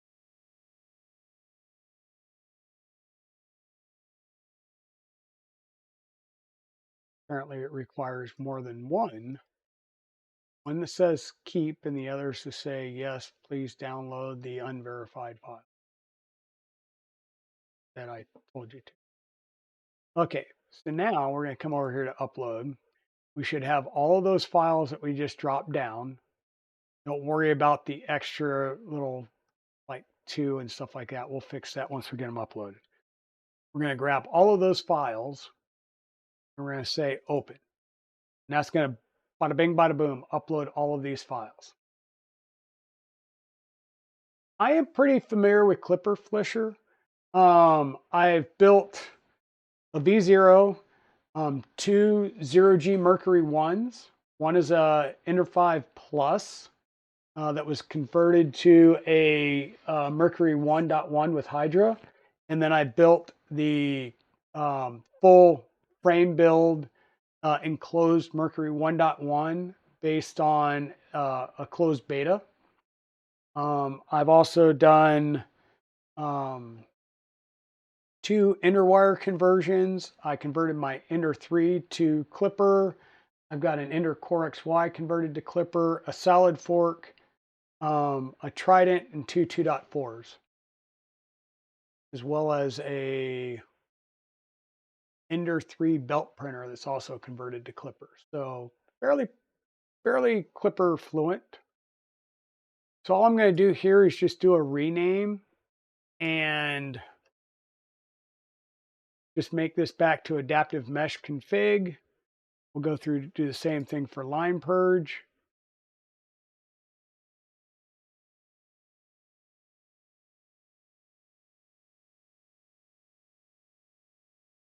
Macros.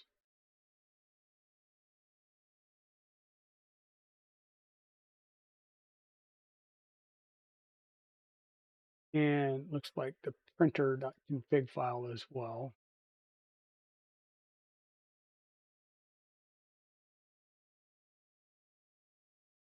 And then before I do a firmware restart, I'm just going to go in here to the Clipper config. Once again, this is the standard Voron Clipper file layout. Yeah, there's a lot of good Clipper knowledge here, Flisher. So if you have any questions, is Clipper any good? Really, Zombie? Yes. Zombie Clipper's everything. What I'm going to do is change this to just signify that we're using a Octopus 1.0 board. Just change the name up here. Chewy V2.4 R2. So we just need Chewy 2.4. We are using a Clockwork 2 stealth burner with a Big Tree Tech EVB SB2209 CAN bus board. We do have physical end stops on XY. We are using Voron tap connected to 4-pin end stop. Yep. And a Lenovo heated pad.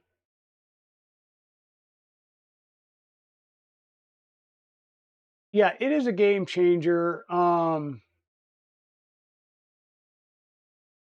So the only thing that I am running standard is my Prusas. My Prusas are running, well, my 3 Mark IIIs are actually over at Evil Diesel's house at quote unquote Dragon Den Site B. And they do have INC boards in them, and they are running Prusa firmware. Um, the Prusa Mini and my Prusa Mark IV are still running Prusa firmware. Everything else that I have has been clipperized.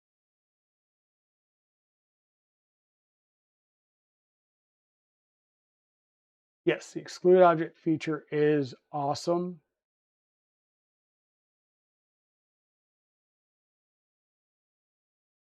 Okay.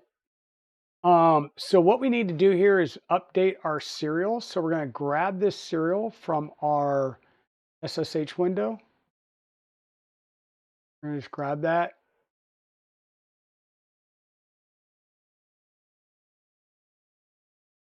Just do that. And then we're going to bring this over here and paste that in. So that is now updated. And since the Octopus that I had, the Octopus 1.1 that I had in the previous board also used the SIM32F446. I'm pretty confident that all the pins should be the same and I shouldn't have any issues. We've got our virtual SD card path, our exclude object, display status, pause, resume, respond, force, enable, move. This allows you to move your stuff a lot easier, move your motors a lot easier. In our include section, we have mainsail, macros, adaptive mesh, line purge, stealth burner, nozzle scrub, um, the Lapane shake tune. I will go ahead and comment that out for the moment because we don't have that installed. And I will comment out or actually just remove the config backup. That is a mechanism that I put in place using, I think, Eric Zimmerman's backup stuff that allows me to automatically back up my files to GitHub. So right now, well, we'll wind up changing some things down the road. We do have a different hot end in this, so we're going to have to go through and PID tune the bed, the hot end. You always redo those, whether you're copying a config or not. This build should have some initial input shaping in here. I will redo input shaping.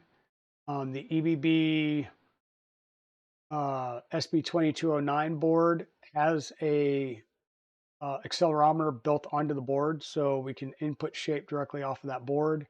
We don't need anything else.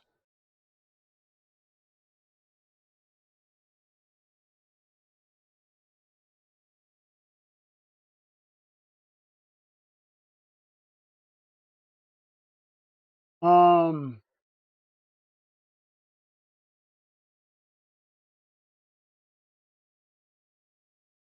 exactly, Flisher. And in fact, I would tell you that every single one of my Creality machines no longer runs a Creality board. The majority of them are running Big Tree Tech SKR Mini E3 V3s. Some of them are running other variants, but yeah, all of my Creality boards are gone because they only put silent drivers on like the X and Y. Z is still a standard noisy stepper. Extruder is still a noisy stepper. So you're better off. Well, you would be better off getting the Big Tree Tech SKR Mini E3 V3, $35 board. Grab the clipper pinout for it, and just copy everything over, and you're good to go. In fact, I think they actually have a basic clipper firmware printer config file for that board already. And then mine, my Ender 3 was so heavily modified. It was linear rails on X and Y, dual Z motors with dual rods, a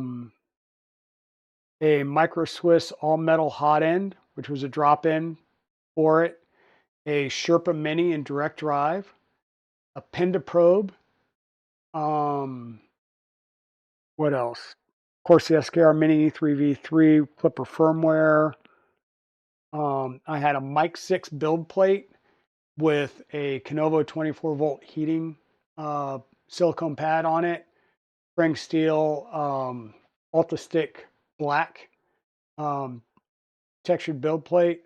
I mean, it was just crazy. Oh yeah, you could definitely quote unquote pimp your ride. But there's nothing inherently wrong with an Ender 3. And it's a great way to start. And then you can get into modding after that because you can mod it to make things just a little bit better. And good morning, Gutros. How are you doing?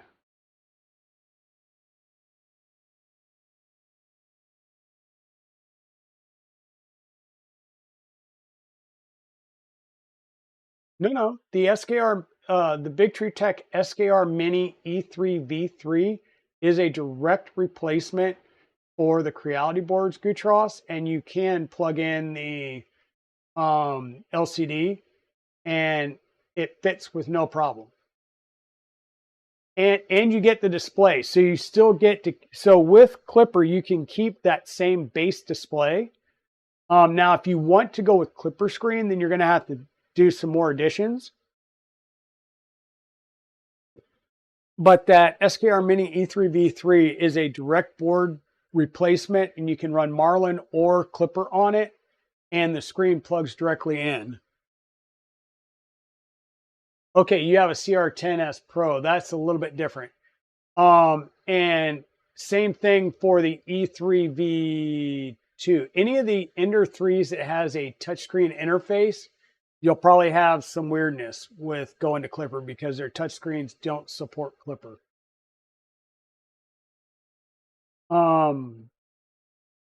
So all of the basic config here for a 300. And this is the nice thing with the Voron configs is it's simply what size do you have? You have a 250, so you remove the you remove the hash marks for the 250 and comment out the 300, and now you're configured for a 250. If it's a 350, so it's very easy to easily change your configs between a 200 or excuse me a 250, a 300, and a 350.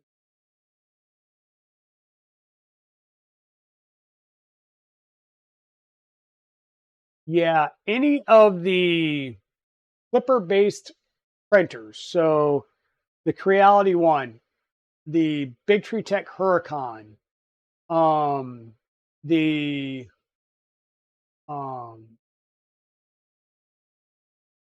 not sure if the Solva SV07 is a basic Clipper install or not. Any of the ones that are vendor massaged really have issues.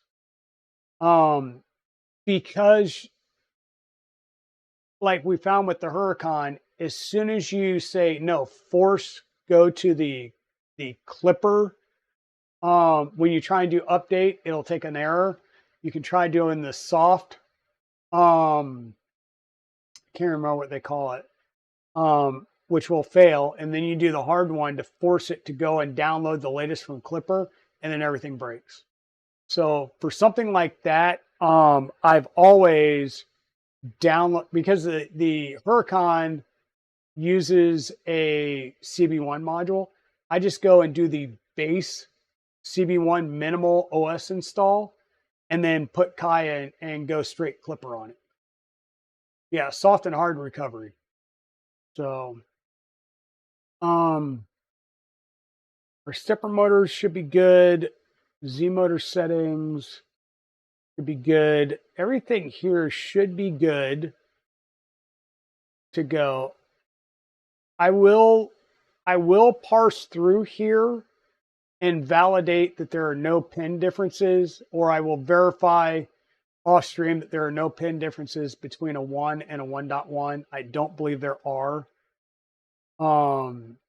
Or at least none that will matter for, anything major, right? Once again, we will do PID tuning down the road. The bed heater, we'll get that plugged in. I just wanted to check heater pin is PA1, which is listed here. All right, let me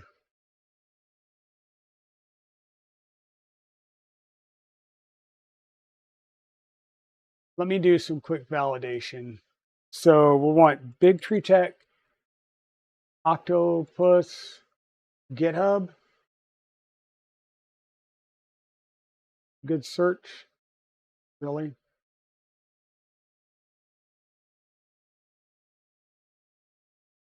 So this is I don't want the Max Easy. Darn it. I want Big Tree Tech Octopus. There we go. Big Tree Tech Octopus version 1.0. So what I really want to do, I'm going to look at the hardware and the pins. So I wired this up the way that we would wire up the LDO, so we should be good. Which probe are you using? I am using TAP.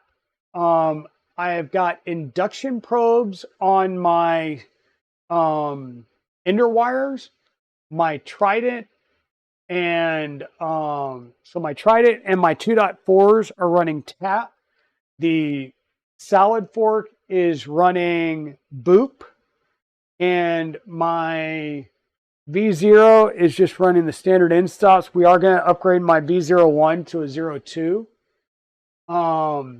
And I may put Boop on that as well, just to see if it works. I don't know. I do have a Micron that will be on the stream after one of these two builds, either the K3 or the 2.4 finishes. And the Micron's going to get a Boop as well. I know Boop isn't technically supported on a V0. It doesn't mean that I still can't try it just to see what it does. Just to be strange. But we'll see. We'll decide. We'll figure that out. So I need to look at this pinout diagram. And this pinout diagram, we'll just say it sucks. The color scheme they use for it sucks. And the size of it sucks. Just so you're aware of my feelings on that. And the reason it sucks is because I'm red green color deficient, which makes it so much more fun. And I just had cataract surgery, so my eyes trying to read small print sucks as well. So what I'm looking at is we connected the SSR for our bed into HE1. And I just wanted to verify that HE1 is PA3.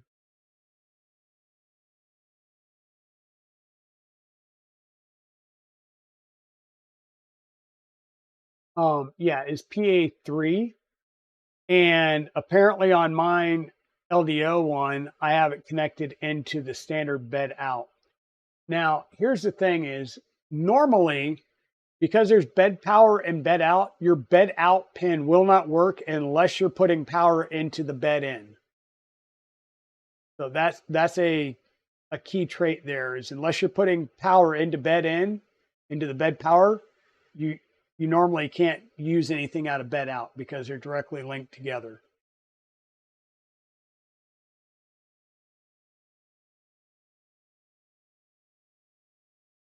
What are the benefits of tap versus things like a BL touch or CR touch or any of that is you're sensing the build plate with the nozzle.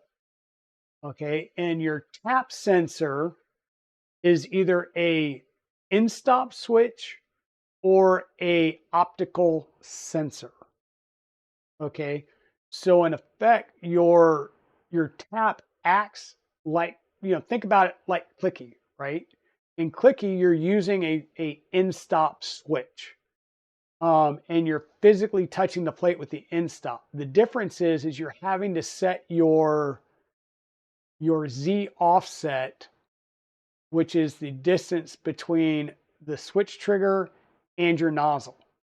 In the case with tap, that's zero because you're sensing using your nozzle. So it just makes things a lot easier. It's very similar to like the Mark IV because in the Mark IV, the Prusa Mark IV, you're also doing your nozzle probing for your bed mesh. The difference is that uses a strain gauge versus a um, like a physical in-stop switch or an optical switch to trigger when that nozzle gets raised. So it's a lot easier. It works out a lot better. So this is the one thing I needed to double check is we connected our SSR into PA3. So for our SSR pin, we went into HE1 and that pin is PA3. Okay. Um, just to double check, our sensor pin would be PF3. So now that we're checking pins, let's go ahead and just check a couple of these pins. So our bed thermistor, when we go to plug that in, thermistor, where am I?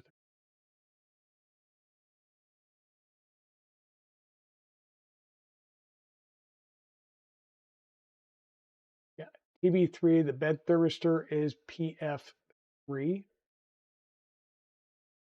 So the thermistor rows are right here, kind of in the middle behind the USB A connector. So that would be the PF3 for that sensor. So that's good. Um, the probe section, once again, that's tap. And that probe, um,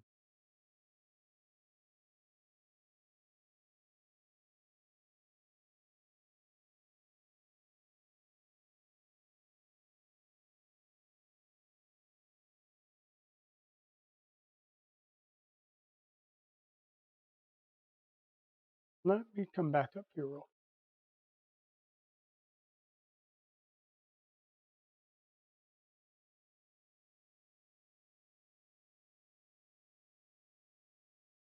Yeah, that's correct. Kyber Dragon is not using a CW2. It's Fay Dragon that's using I'm sorry, it's using a CW2, but it's not using the tool headboard. It's Fay Dragon that's using the tool headboard.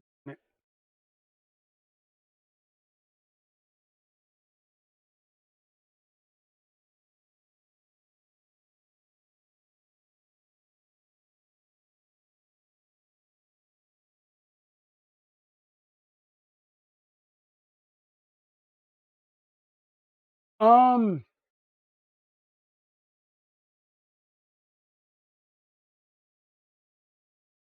yeah, I don't know if it would work with glass beds or not. Um, Bob, I've never tried it with a glass bed. I've always used it with a standard spring steel sheet, whether it's um, textured or plain, but I normally run it with textured.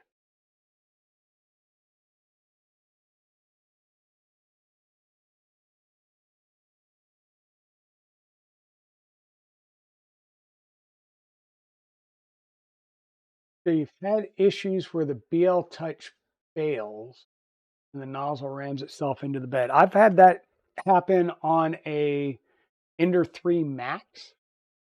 Um, so yeah, I can see where that could be a problem.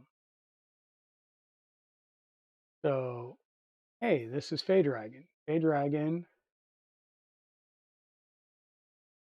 is the one that should have the CAN bus. Yep, there's the secondary MCU with the SP2209 in CAN bus mode. This is the config that I actually want. So we're going to cheat a little bit. Control A, Control C.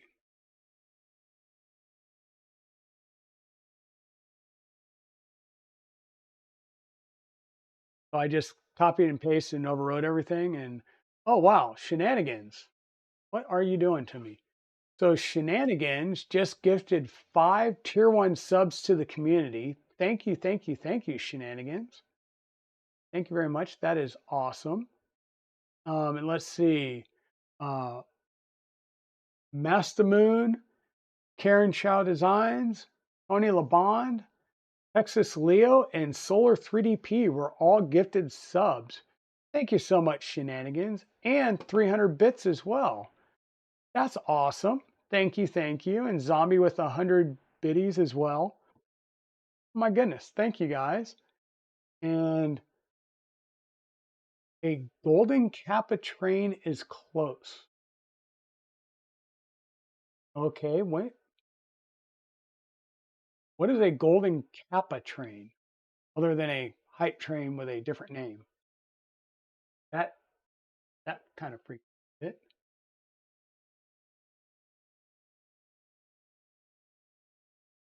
So thank you for getting that started. Like I said, I don't know what a golden Kappa train is, but I appreciate it. And Chewy, let's see, Zombie just no, who did that? Chewy gifted a tier 1 gift sub to GlenTech1. Thanks, Chewy. Awesome. And now we've started into a Golden Kappa train and we're already up to a level 3. Holy cow. All right, well, let me switch over here real fast. You get to see my pretty little face for a little bit as we talk about the hype train. Awesome. So thanks everybody for getting a hype train started. Thank you for all the bits and the subs so far. I appreciate that. That's awesome. Shenanigans with another 500 bits. Thank you. Thank you. It's really great. Why not because with 100 bits. Thank you. Thank you everybody. I hope you had a great holiday season. I hope you have a great New Year's coming up as well. That's what here tomorrow night is New Year's Eve. Yeah. Wow. Cheers coming to an end and closing with a bang. So thank you very much. Um,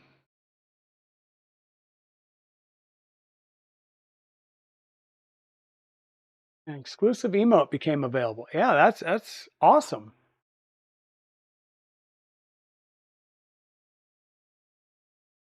Hey, welcome on in, Mini Bice. Welcome on in. We're just enjoying a little bit of coffee and a quick break from working on some configuration settings while we chat about our hype train going on. Audi Glaze, thank you and happy New Year to you too. Thank you for the 200 bits. I appreciate that. Chewy, what is that? Is that like a little Pokemon? Which emote is that? The gold, please. Okay, I guess that's the gold Kappa train. Nice. Yeah, this is the gold Kappa train. So yes, Kappa gens do work. Drop game works. Hey zombie, with your Pikachu's. Those are so awesome. Oh, so awesome. Wolf Designs, yep. Dropping with the heart. Dropping with the heart. Very nice. Yeah, I definitely like the CNC version. So I'm running CNC Tap 1 on what the Trident and the Voron 2.4 Kyber Dragon, which is the LDO kit. I'm running printed tap Rev 8 on Fey Dragon. However, we will be swapping that out. We've got some upgrades for that one coming down the pipe as well. And Chewy gifting another tier 1 sub. That one going to Not No Good. I appreciate that, Chewy. That's always awesome. So Fey Dragon, we'll probably get that up onto the um, back up onto the bench here soon. The plan for that one is going to be swapping out the gantry for a full carbon fiber rod set for that gantry from Chaotic Labs. And we're also going to put a Chaotic Labs CNC Tap 2 on that build. So we're going to go to lighter gantry, lighter version of the tap. We should be able to keep everything, the tool head, and everything else in place. We're just swapping the gantry pieces out, which should enable us to not have to do any config changes whatsoever.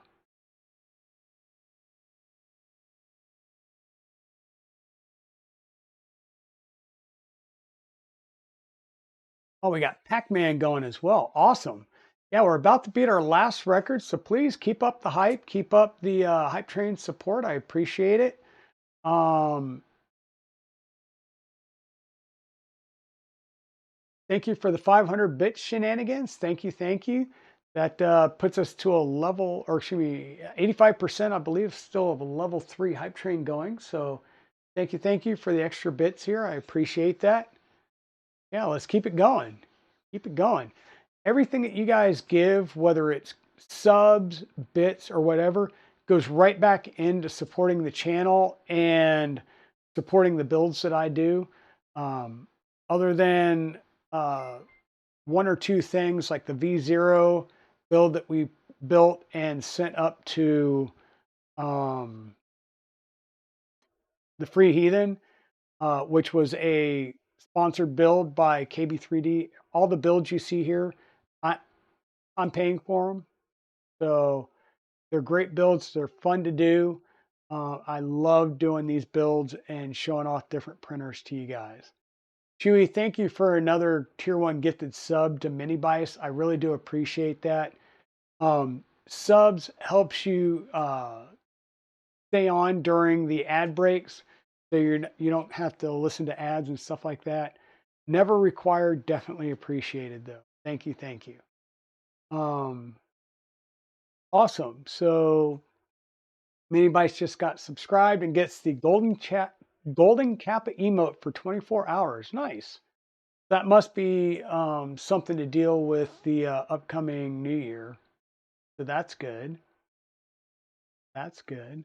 Yeah, let's go. Let's go. Um, Zombie Hedgehog with another 10 bits. Thank you. Thank you. Appreciate that.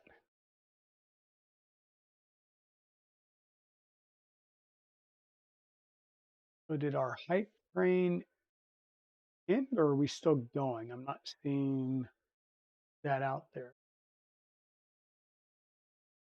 Yes, so our Golden Kappa train completed with a level 3 at 86%.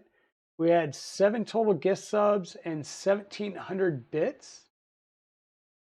So awesome. Thank you, everybody. I really appreciate that. Definitely appreciate that. And I do a lot of these more common builds like the Voron builds. But I do a lot of, I'll say, edge builds as well. Like I built a Rook before they actually were fully uploaded and came out. So I have I had a original Rook Mark 1. Actually, it was before Mark 1. and that now lives renamed from Gold Dragon to Orange Crush with K2 Kevin. I did a Rook kit from Fabrico and a Rook 2020 kit. I've done a Bugaboo, which was a really cool build, and that printer works. Like it was sitting there disconnected for months, and I came back from Earth, put it on the dining room table, plugged it in, um, verified the bed offset, and then just started hitting print and was printing Toys for Tots for several months, just back to back, no issues. Um, what else did we do? We did the Ender belt conversion, so the Ender 3 to belt printer conversion. We did the Ender Core XY conversion. Um, we've done the um, Zero G Mercury 1 build, which was a fully enclosed full frame build. Um, we did the Flying Bear Reborn 2 right here that was on stream. So that's another one that the community asked about. So we got that printer. By the way, this is a hell of a printer. This is, I think 300 build volume or something thereabouts. And it's like $400 delivered in the US. So it's a large size printer. It should be able to do helmets unless you have to resize them too big. And it does have a pop-up tent enclosure, so you can enclose and you can print ABS. And I have printed ABS with that printer. So that's a really good printer for the money. It comes with Marlin on it, but we did clipperize it and it works just fine as a clipper machine as well. Definitely a good printer. Kind of surprising. But with that, let's jump back over and continue on with our configuration of Clipper for the Voron 2.4. Um, so what I did was a big copy paste real fast. So let me rename this one. We're going to jump this as a Chewy V 2.4. Once again, this is an Octopus 1.0. But this is the one that's got both the MCU and the SB2209 MCU information in it. So let's copy this again.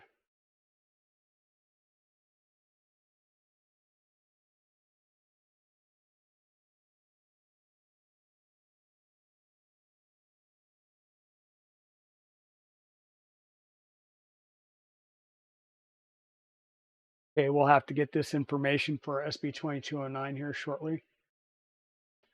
So Chewy is in Ohio. And as far as shipping this back to them, we haven't figured that out yet. If I'm going to ship it back to them or if we're going to meet somewhere and just do a drive or he'll drive all the way down. So he's in Ohio and I'm in North Carolina. So once again, we're just going to roll through here. We've got mainsail, macros, adaptive mesh, line purge, nozzle scrub, self burner LEDs. We don't need the config backup.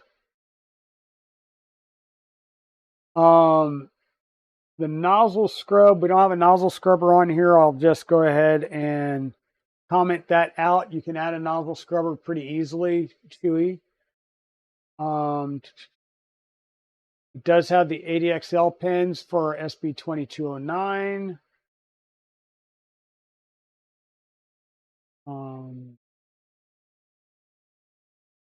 Let me just double check some stepper motor pins real fast.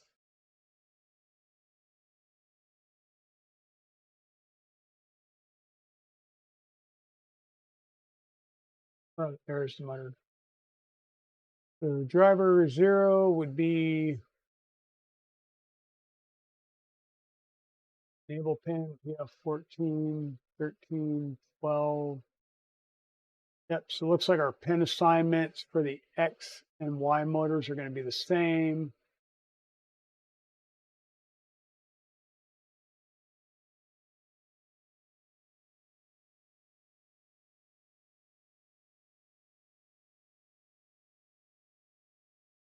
Okay, let me verify the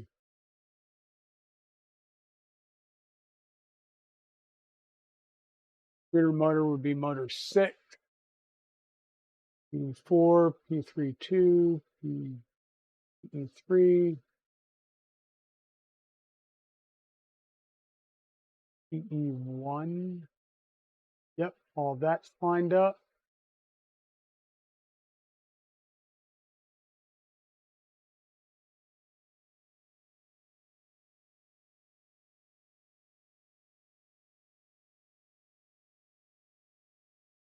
Bed heater, PA3, and that is what we had moved it to, is PA3, so that's correct. Sensor pen was PA3, that's correct. Probes coming off the SB2209.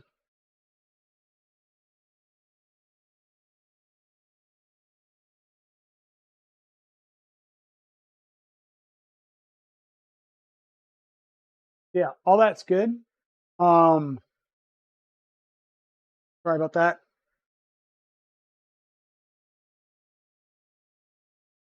Oh, thank you for the hype emotes. Not no good. You're doing a Hevort, and once built, it won't fit out of my heated basement, so I'm stuck building it in the cold shed. Haven't leveled the bed because there is no bed installed on this just yet. Coming though. Yeah, it's a give and take of owning a Hevort. So that's one of those other things is I do have so this is a 300 size. I also have a 350 Trident build in the work or in the pipeline. We have a Trident 350, the Micron build, which will be another smallish one, the V01 to V02 upgrade, the upgrades to Fey Dragon to swap out the gantry and to switch the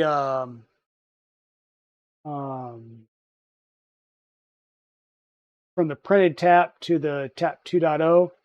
So the nice thing is we'll be able to build most of the gantry on the bench without taking the printer offline. Then we can take the printer offline and do a gantry swap. So just looking at this, one of the things to be cognizant of is where our fans plug in when we start plugging our fans in. So we'll have to come back and mental note, remember that on our fans. So our hot end fan and the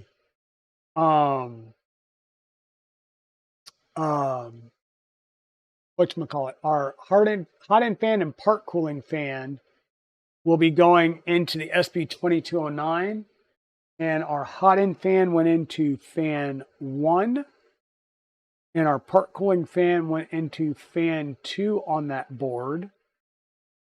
So those should be set correctly. And then we just need to know, like, our controller fans went into PD12 and PD13.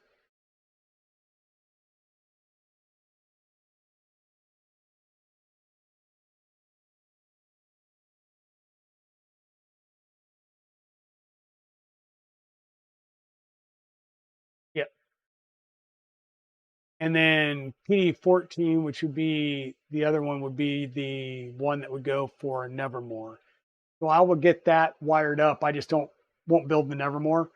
So what we're going to do on our fans is we're going to skip the first two because that would be the two that would go on the toolhead board, and then we'll do our two 6020 fans that will provide cooling. Will go into the third and fourth fan, and then the fifth fan would be the one that would go up to the Nevermore. Okay, so that's just something to kind of be cognizant of and remember, because I knew that that would be the change. And then everything else in this config should be the same for quad gantry leveling and everything else. Because once again, a 300 built Voron is pretty much going to be the same unless you've changed like probes or something like that. And that build is also using a standard mini 128/64 display. So we will need the display settings listed here. So we'll be good there. So I'm just going to do a save and restart, it will come up and hopefully just give me an ADC timeout error. Probably won't. It'll probably give me a different error because it can't talk to the EBB, the SB2209 yet. So it will error out before it does that. So that'll be the next step, is configuring our CAN bus stuff.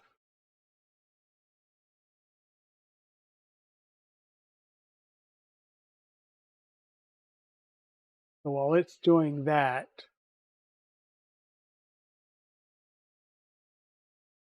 that's the build for the CAN bus, but I don't think it talks about the firmware, or does it?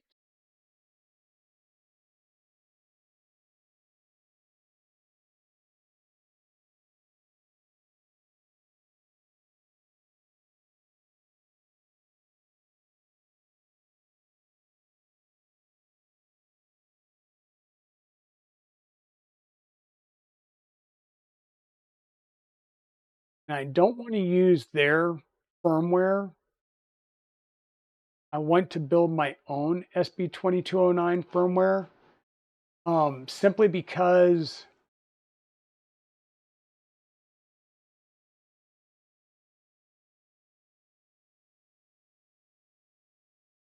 I'm thinking through this real fast. Um, yeah, we should be good. Maker resources.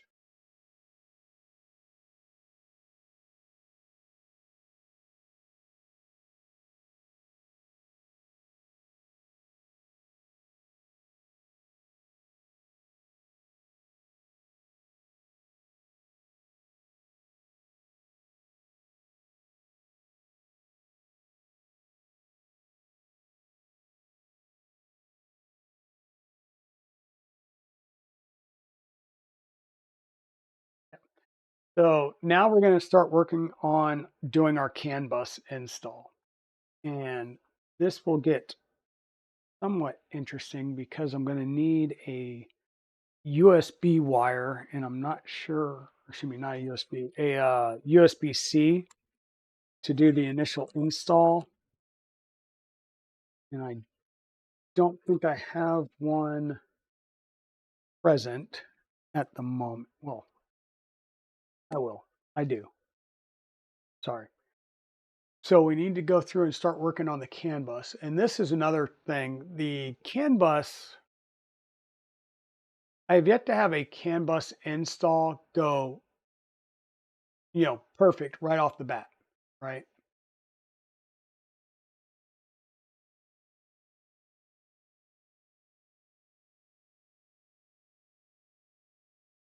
The auto config back. Oh, okay. Yeah. So I know I've done that. I want to say it was like Eric Zimmerman.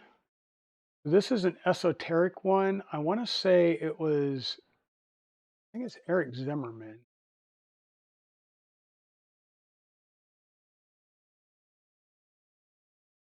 Yeah, there we go.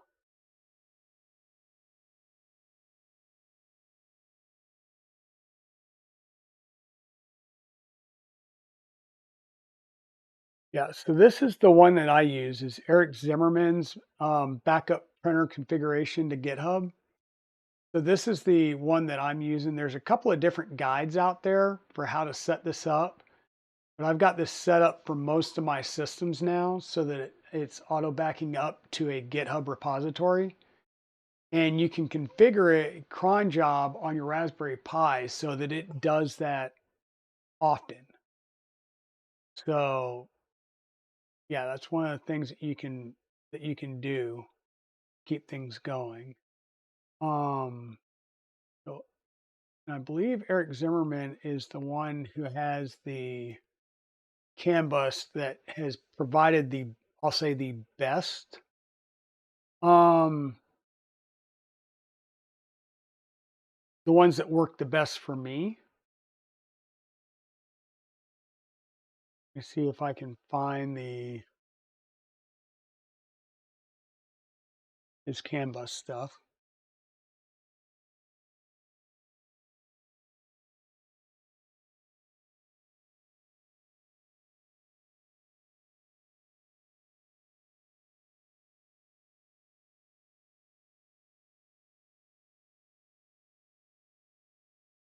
Yes. This is the one that has kind of worked the best for me.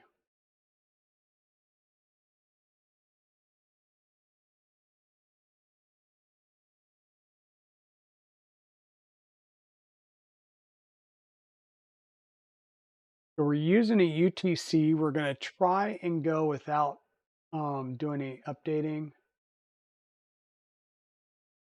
Um, I do like the CAN bus. It definitely simplifies wiring going up to the tool head. And because you can run an umbilical then, you get rid of your wire chains on the X, the Y, which is weight. You get rid of all the extra cables. And, the last thing you want is to have something die on your tool head and you're not sure if it was the fan wire, the tool head board, or one of the plethora of wire running from a standard tool head board all the way back, right? So this is a Octopus version 1.0. Yes, it does have a CAN bus capability going through the tool head board. Um, the only time I just recently did that, but it was using a Octopus 1.1 and ran CAN bus directly off the CAN to UTC bridge on the um, uh, controller, and that was using I believe it was a Manta M5P on the salad fork. So I was provided the UTC adapter by Chewy. So that's kind of where I'm going to start with.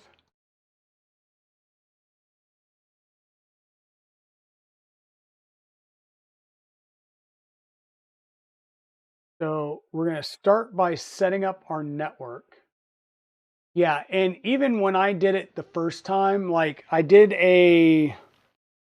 what I use a Manta M8P or my um, 0G Mercury 1.1 that's based on an Ender 5 Plus. And the Manta M8P version 1 boards did not have CAN bus on it. So I had to use a UTC.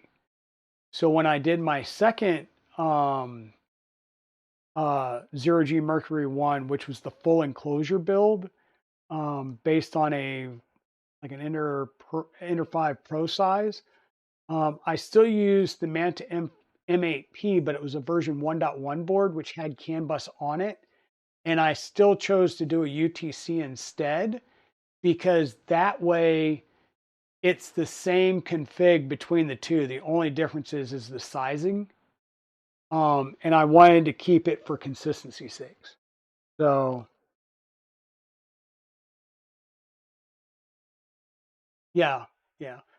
Um, so what we're going to start with now, we're in our Raspberry Pi now in this top right corner. We're going to CD over to just the base directory. And we want to create a CAN bus network interface. So we're going to sudo nano /etc/network interfaces .d/can 0.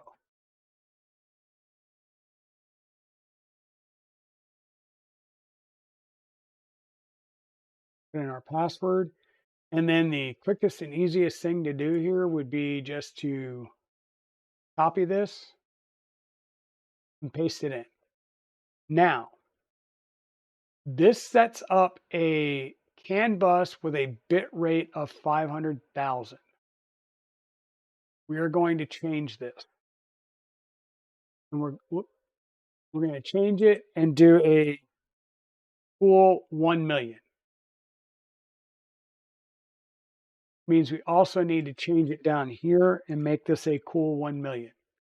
So we need to remember this because all of our CAN bus flashing from here on out needs to be set for 1 million.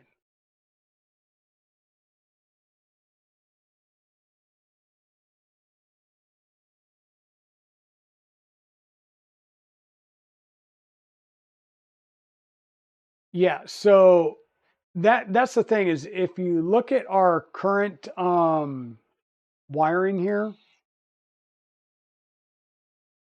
there's a little bit of slack in here, but I left a little bit of slack specifically so Chewy will have the ability to come in and, put uh, cable sheathing on anything and everything that he wants. If he wants to make these shorter jumps, he can cut these down and make them shorter jumps.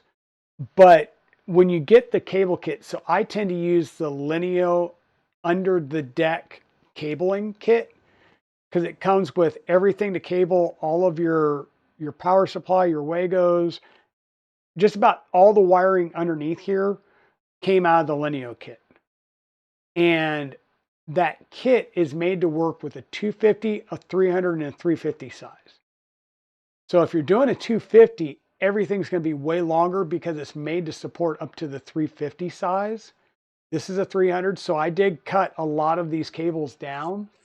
But yeah, and the cable harness is a lot longer, especially when you do the um, like the LDO cable chain set. So my CAN bus, like I can cut these wires and probably still have enough that I could do another full CAN bus run on the Micron if I wanted to, right?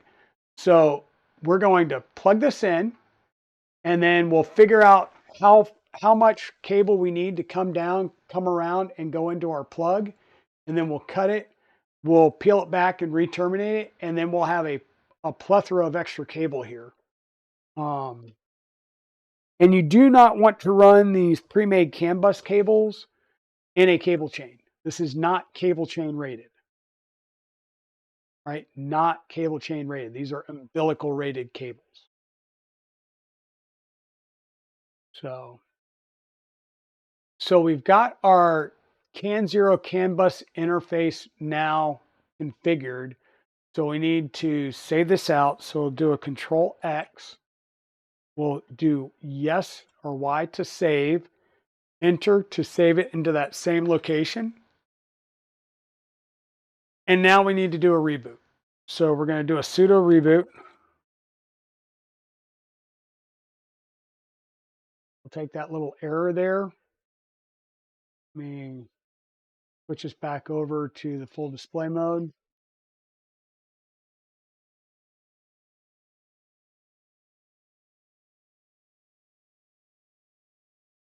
Yes, that's very true, Thunder Keys. But once again, that's buying the IGUS chain flex.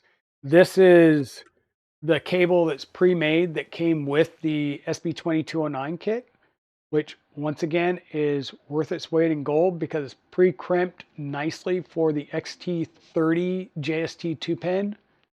Um, so yeah.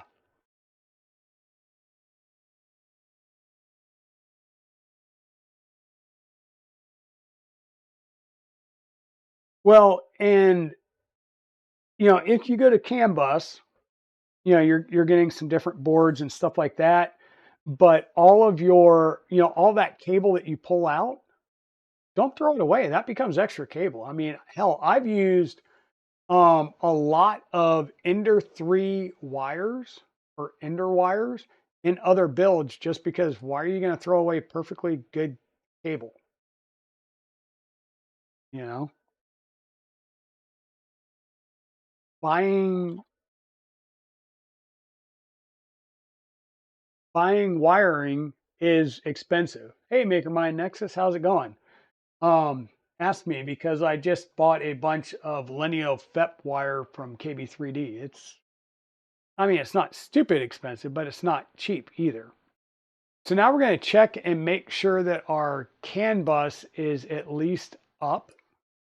So we're going to copy this command. We're going to paste it in here. And we're going to check the status of CAN bus 0. And hey, it says it is CAN 0 no ARP up, lower up, echo. So the state is up. It's in default group. And you're seeing some packets trying to be sent and received. So the CAN bus is up and working. Okay. So if you need to flash your UTC firmware, I will say do not flash it with anything other than the firmware that you will download from the Big Tree Tech website. Every time I've tried to do anything else, I have pretty much bricked a UTC and had to use a completely like a special was the STEM 32 program or whatever to program it, and it's painful. So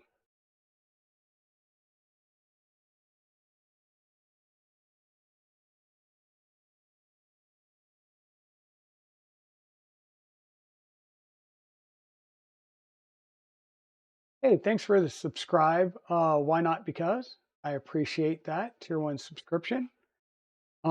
So right now we're not gonna bother flashing the UTC with anything because it should be factory good.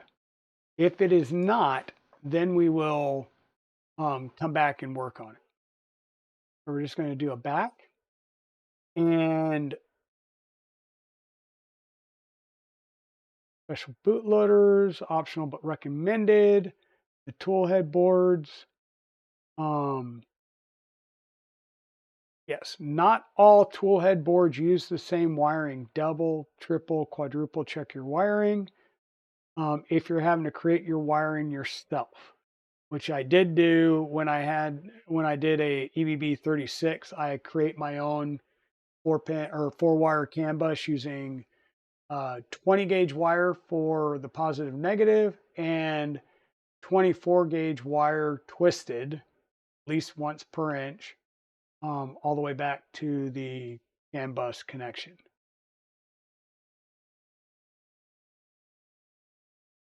This is the way you connect it, whether, depending on which one you're using. We have our termination resistors, yes.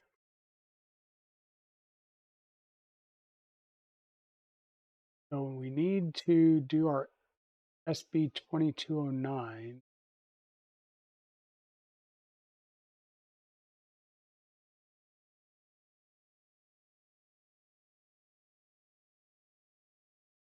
I'm gonna grab this one.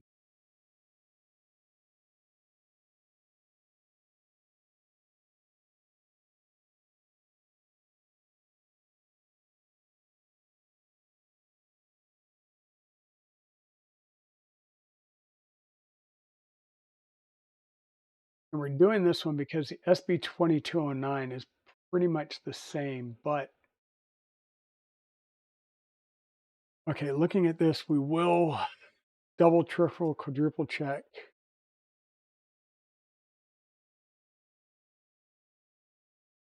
I think it was, um,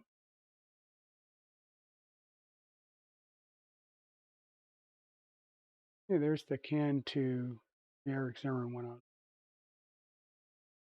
I think it was Zombie that sent me the link for the esoterical version, which does talk about the SB 2040.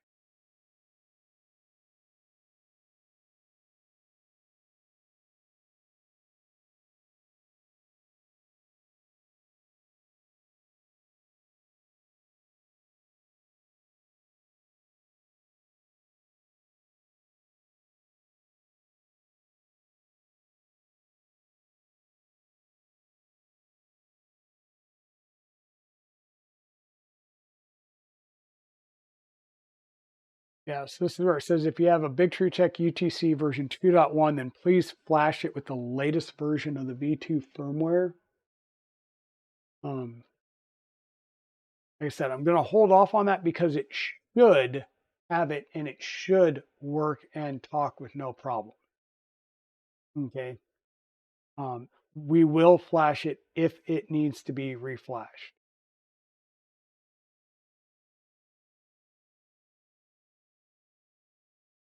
Okay.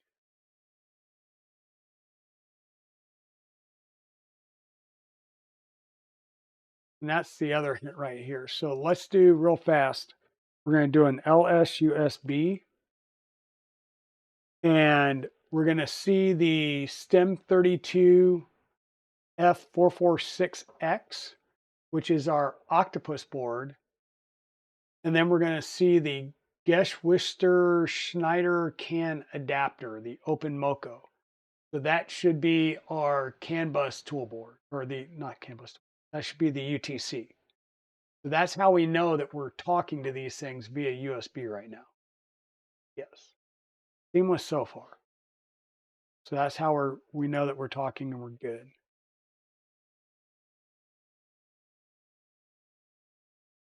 We're not going to do the main board itself. So CAN on a tool head. We have a functioning CAN network. We figured that out.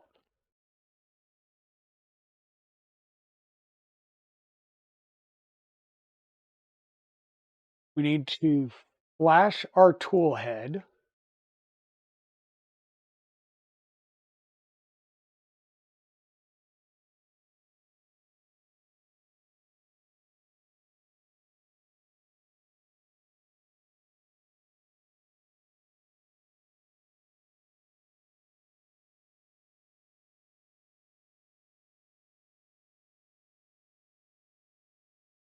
We're going to need to install Catapult. We should have Python 3 and all of this stuff already there. We'll go ahead and do this just to make sure that we've got a fully updated system and we have all the prerequisites that may be needed. Once again, we're using Mainsail OS, which should be based on the Bookworm version of the Raspberry of the Armbian Linux. So should have Python 3 installed as well.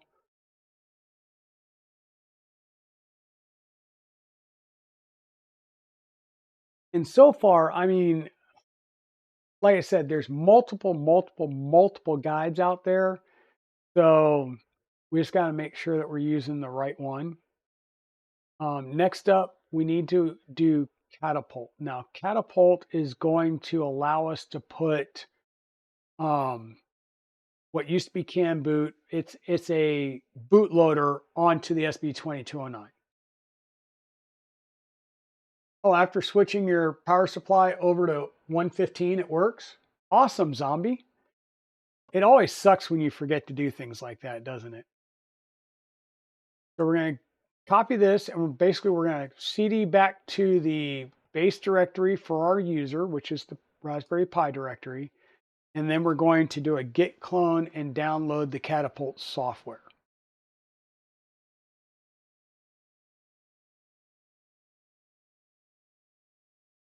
And then we'll grab the next set of commands and we're going to go into the Catapult directory, which used to be CAN boot.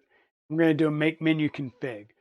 So this is basically doing the basic config so that we can talk to our toolhead board and get it installed with a basic bootloader.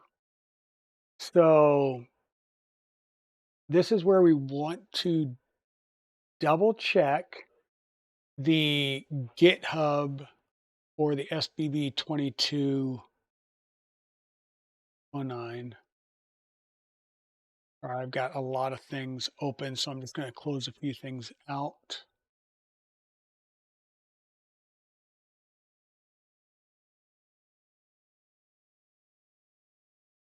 SB 2209 CAN.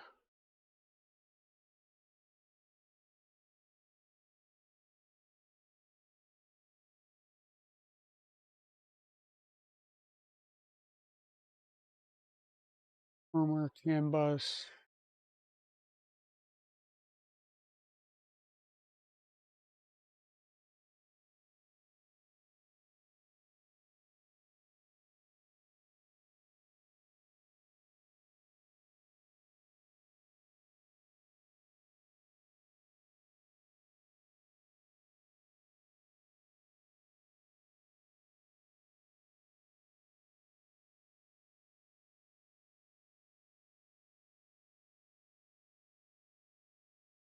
There we go. This is what I need.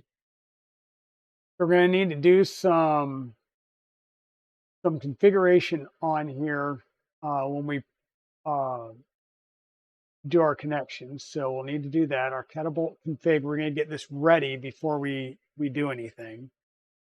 So our catapult config is going to be a stem 32. So we need to select a stem 32 board. The processor was a G0B1, which is what I wanted to verify.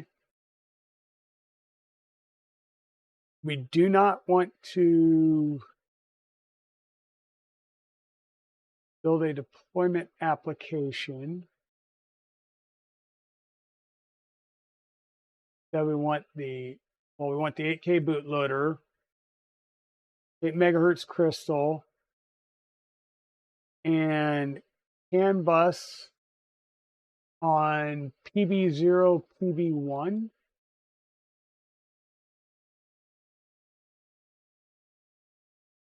A kilobit of offset. CAN speed. Remember, CAN speed we changed. So we need to change this to 1 million. So everything's at the 1 million. You want it to have 1 million because of doing input shaping. There can be issues if you have it at less than 1 million. So I want that at 1 million to match our CAN bus speed.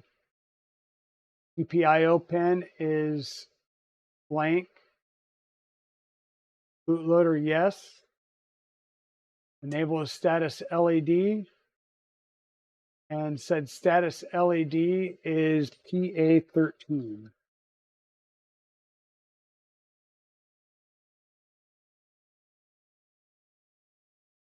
Okay, and with that, whoops.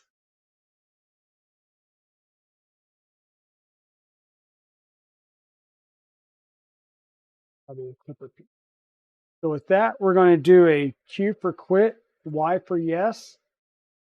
And we're going, since we're in catapult, I always just do a make clean to clear anything out, and then a make.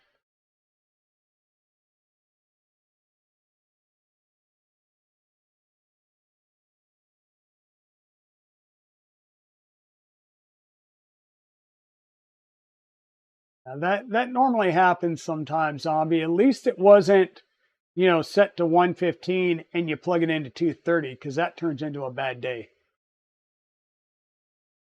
Hey, welcome on in, Daddy Wazzy. Welcome on in.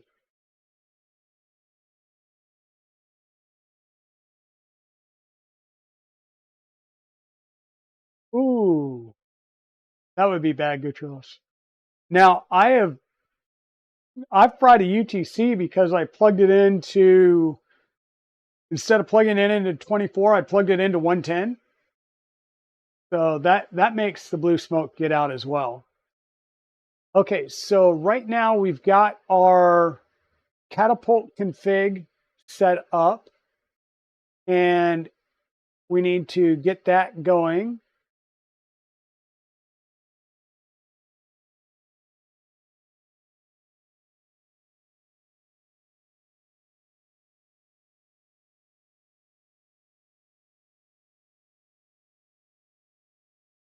So this is where things can get fun.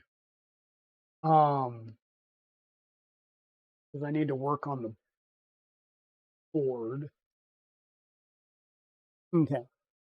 So we figured out what we need to do here. We're going to need to understand how to put the board into DFU mode.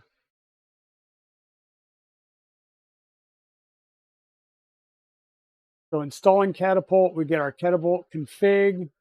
We made the firmware on a STEM32 base board. We have to put it into DFU mode, and then we can check to figure out the DFU, and we're gonna connect to it that way.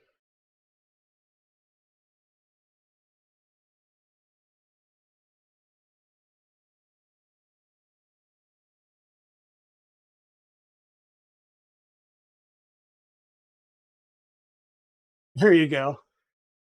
So you're seeing two options, EBB 36 and EBB 36 with a max 31865. What does the X? So the max 31865 will allow you to use a PT100, PT1000 thermistor. If you get the standard EBB 36, you can just use the standard thermistors, but you would use that for a PT100 or a PT1000 that would require the amplifier. It's basically used for thermal couplers versus the standard thermistor. So I'm going to need a USB-C cable. I have right here, but this one's not going to be long enough. So let me grab a extension.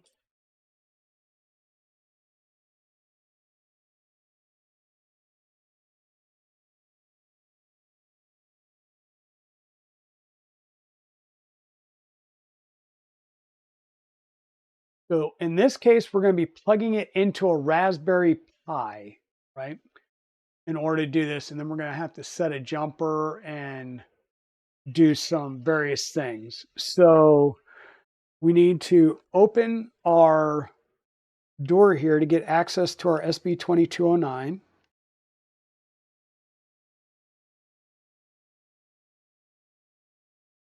Just let that plop down. And we're going to be connecting into the USB connector, and we'll need to install a jumper in order to do that. So this jumper, let me see if I can't bring you guys around here with a different camera.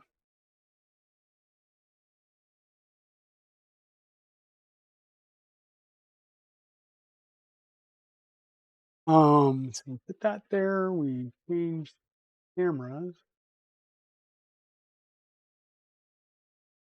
That's the view I want you to have. Okay. So our USB connector is right here. And right on the side next to this capacitor, there is a very, very small, tiny jumper that we will need to install. So I need to, one, find one of those said tiny, tiny jumpers.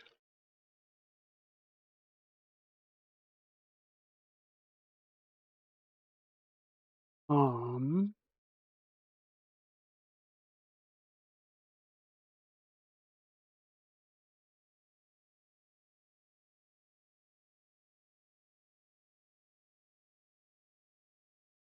don't think that one would work. Bear with me momentarily.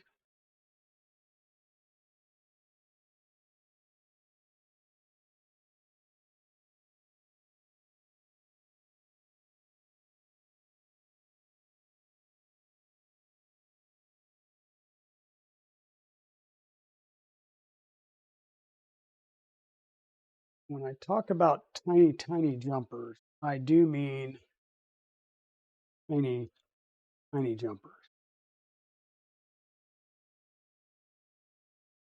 So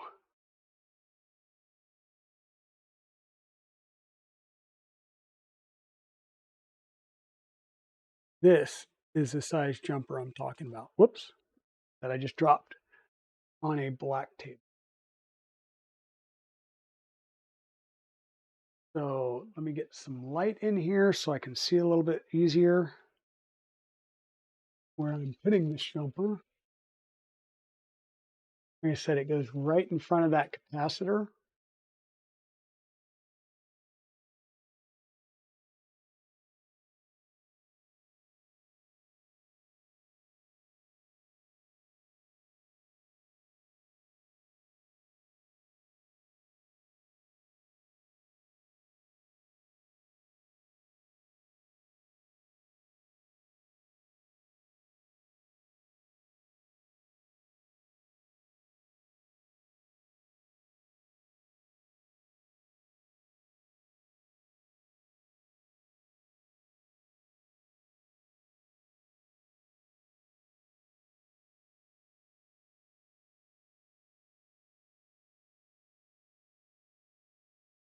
Okay.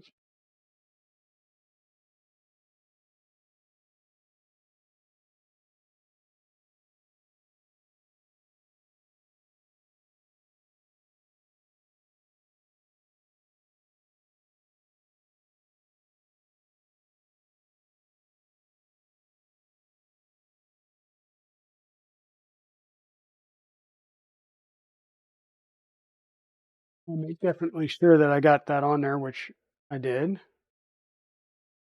Now we'll plug in our USB cable, which will, where is it going this way, which will make this motor wire kind of in the way. So the USB-C cable is plugged in down there. The other one will come up here and plug into our Raspberry Pi.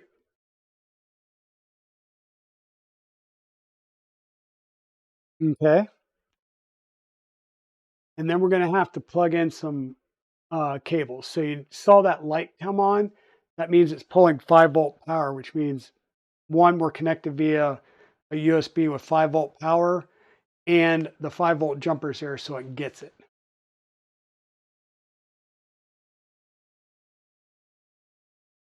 Correct. You won't need it. All right, Zombie, take it easy. Have a good day. Thanks for hanging out.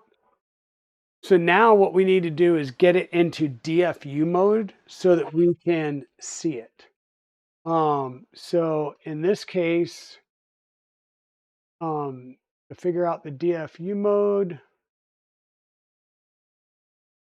let's see, esoterical stuff.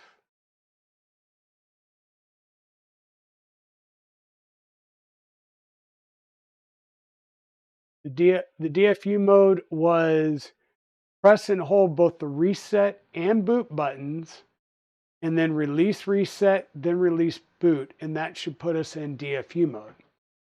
So those two buttons are right here above the capacitor, and we'll press both of them. We'll release the top one, then the bottom one. So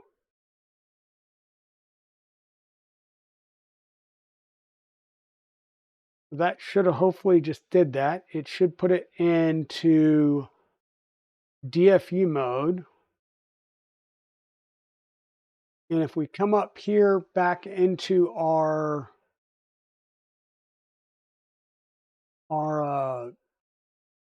SSH session and do an LS USB, this is going to list out our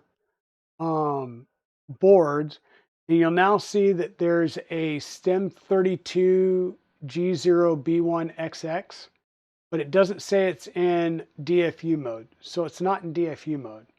So I obviously didn't get both of these pressed and then released. So we'll try this again.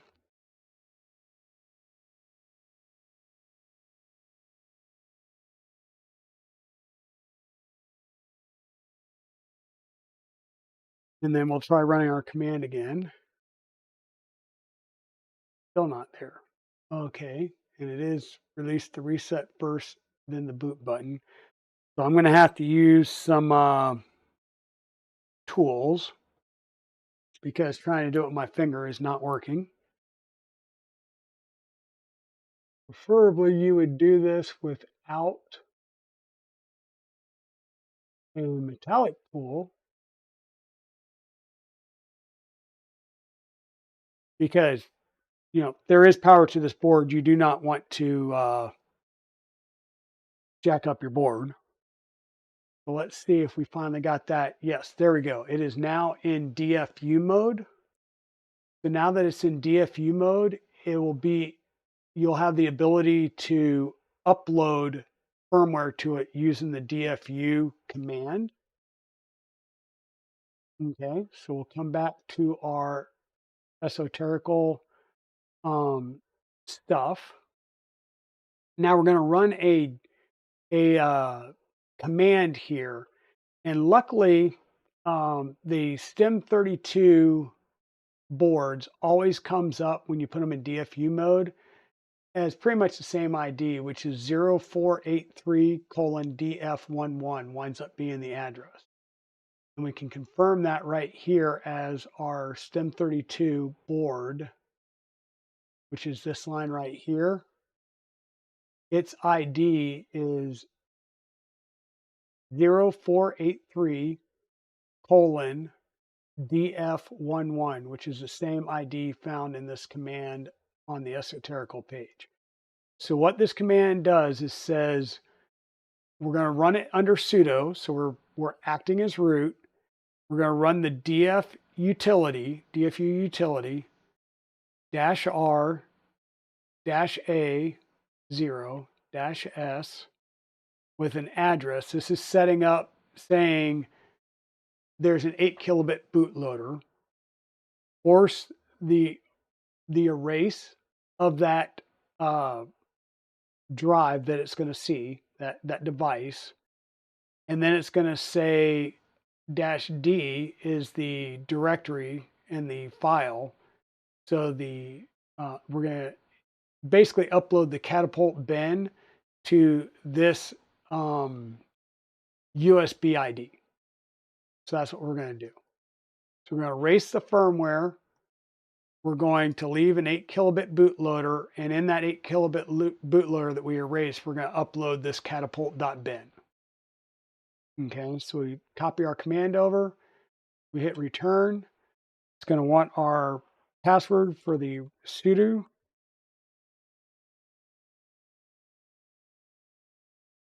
And then you're going to see it flash. Now it says file downloaded successfully. DFU util error during download get status. That is because as soon as it downloads that file and flashes, it's no longer should be in DFU mode. If I go up and I do a LSUSB, you'll see that it's no longer in DFU mode. In fact, we no longer see it. That's a good thing. Okay.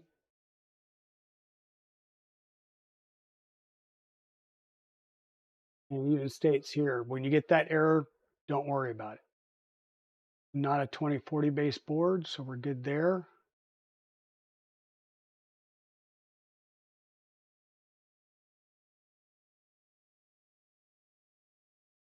And that's what our command looks like. When it completed, Catapult is now installed. You should now be successfully flashed. Take your toolhead out of DFU mode. It might require removing jumpers, rebooting, or whatnot. And then you'll wire up everything as a normal CAN board. So at this point, we can unplug the USB. We're going to unplug it USB from the Raspberry Pi, which will power off that toolhead board. We'll remove our we're going to remove our USB-C wire. Wiggle, wiggle, jiggle, jiggle out. And very critically, remember to remove that tiny, tiny jumper, because you do not want to continue to power this thing over 5 volt. The jumper's out now. I'm going to clean up this mess of connectors before I knock them off and create a mess.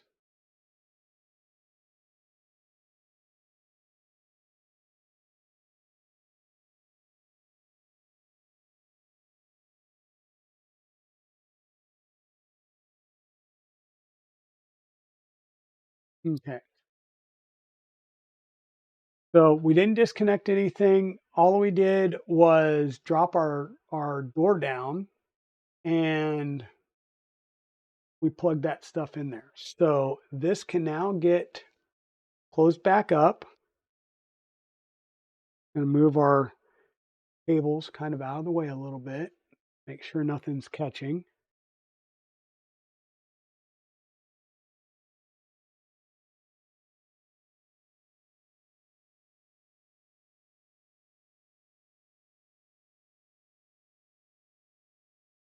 Right, darn it. How did I have that in? We just push this out the back for now, and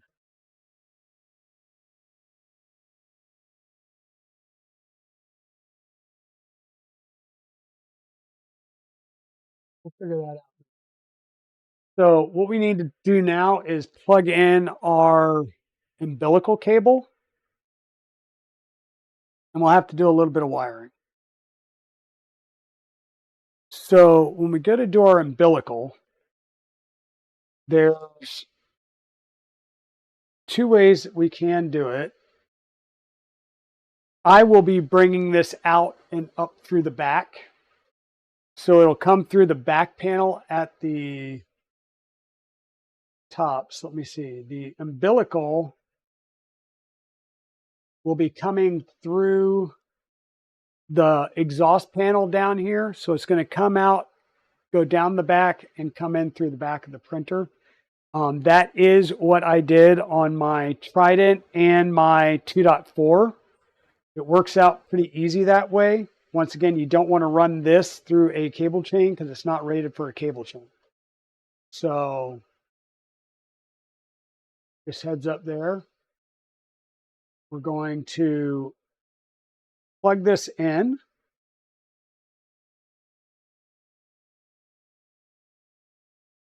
Which is so much easier doing this when you're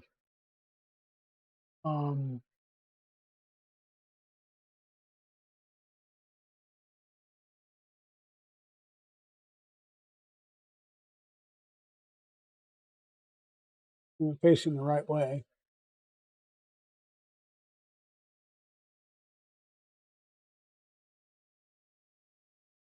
That gets put in there.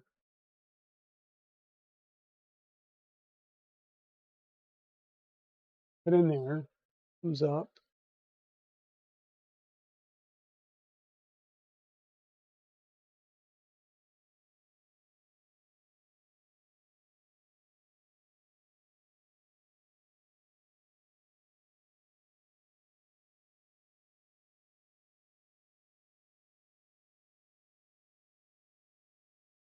And with that,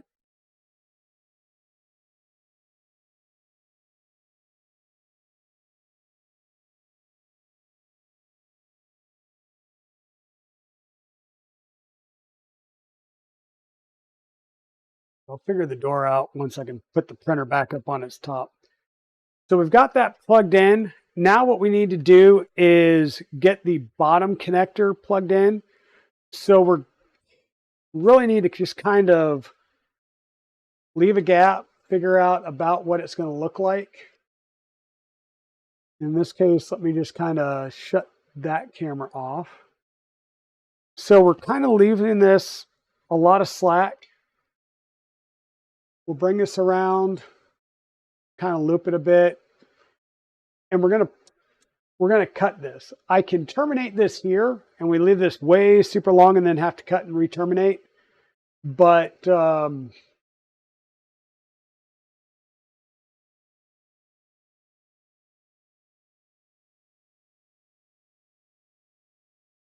okay, maybe we'll just cut it and terminate it here. Leave this cable as long as it is now, and we'll go with it from there. So we've got our two power cables, and those have been tinned. So we are going to at least cut the end off so that we can get untinned wire and get all four wires to the same length. And then we will go through and start working on this. All right, 1 second here. This out of here.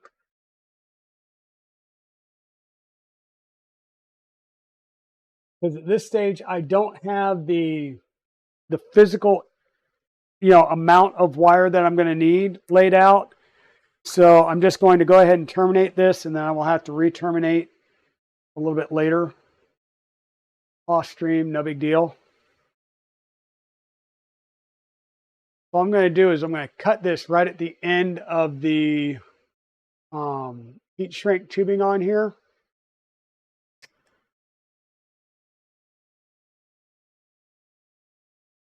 We'll need to strip the basic um, full sheath back some.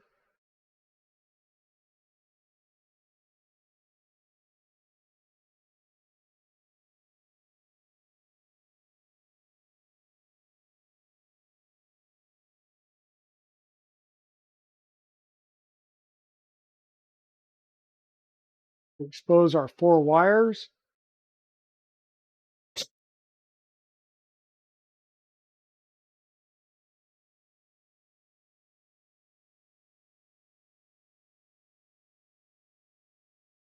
Positive, our negative, and our can high, can low. The wire on this,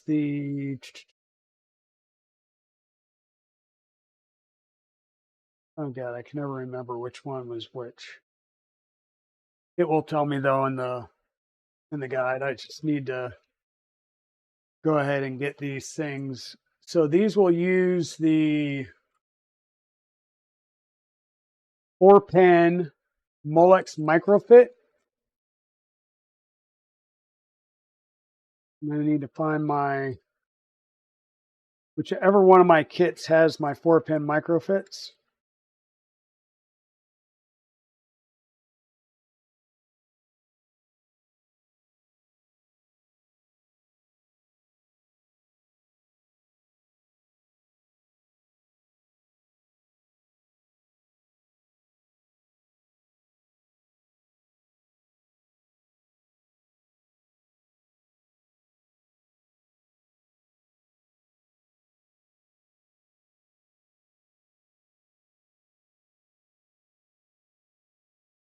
If this kit,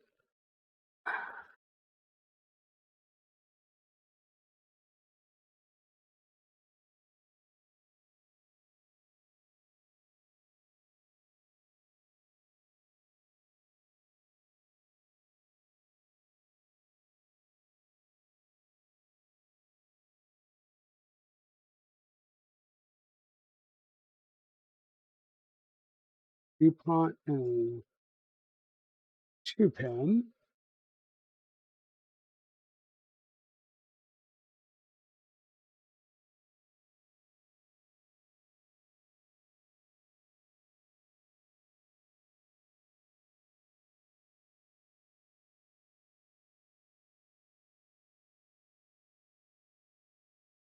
So there's 2 different sizes of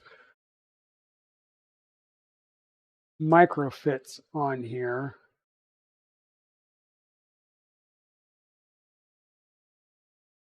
There's the big white connector and then the smaller black connector. On an EBB 36, because it uses the same standard 4-pin micro fit connector, I tend to use the bigger white one on the UTC side of the house here. But on this board, I should be able to use either or. I just need to find the connectors. So give me 1 second.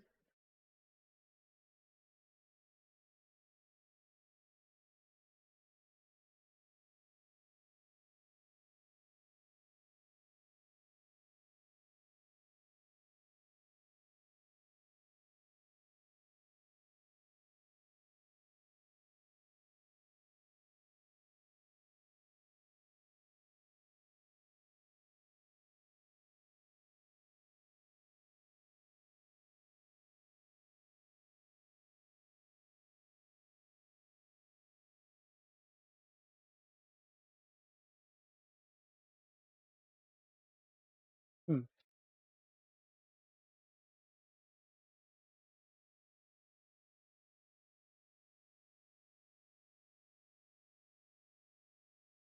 So my problem is I know I have the micro fits. What I'm not able to locate right off the top of my head right now is the actual connector pieces.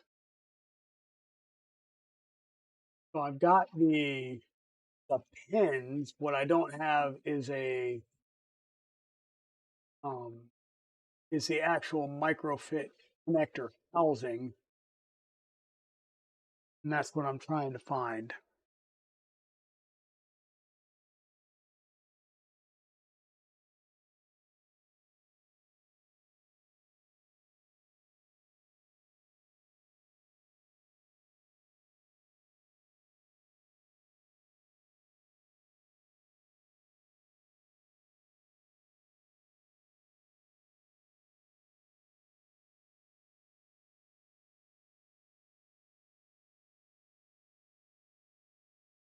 Apparently, I am pretty flush on everything but those connectors.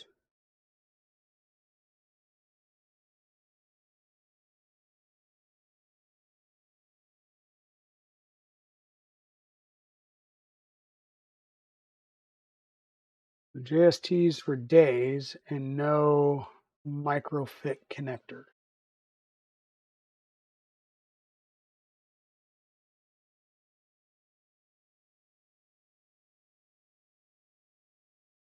Darn it.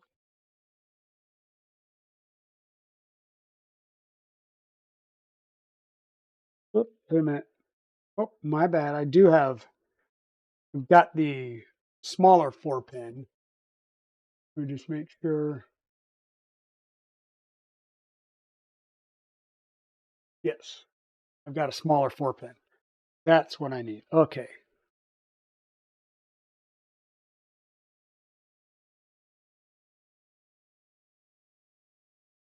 So we'll go ahead and get these connectors um, crimped up. And like I said, we're going to work on the power supply first, or the power connectors first, and then we'll work on the two data lines. You really have to pay attention and look at these to make sure that you're getting them in the right order when you go to put them into the connector. So doing the pin, just crimping the pin on there, no big deal. But it's when you go to install them in the connector that you need to make sure that you really get them in the right order and direction. Because if not, you will provide your polarity in the wrong spot and things will go pop.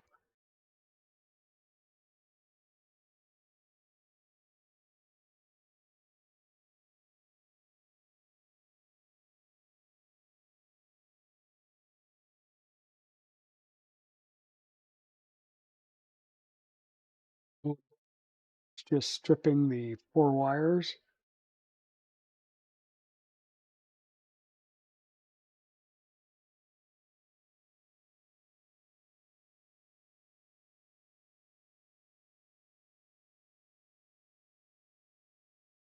We'll go ahead and crimp these.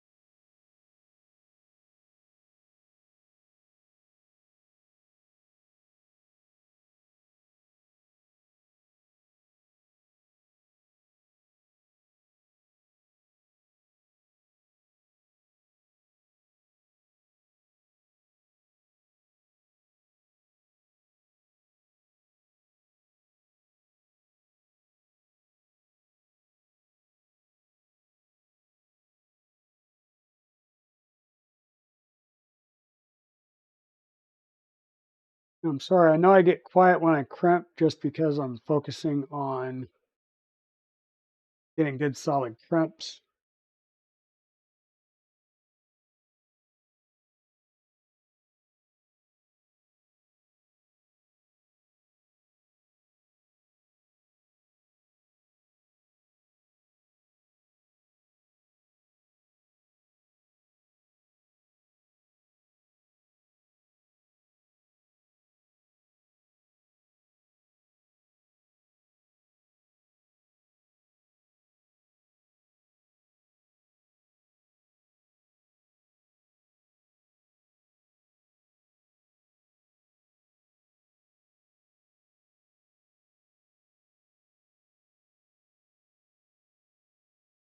So there's the first two. I need to do two more, which will be um, the high and the low.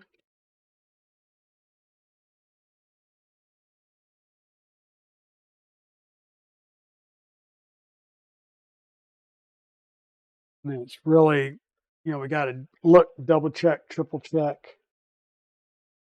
to make sure that we install these in the right order. And what I normally will do is, because I have sent one of these to an early grave, aka pushed 110 volts through a 24-volt device,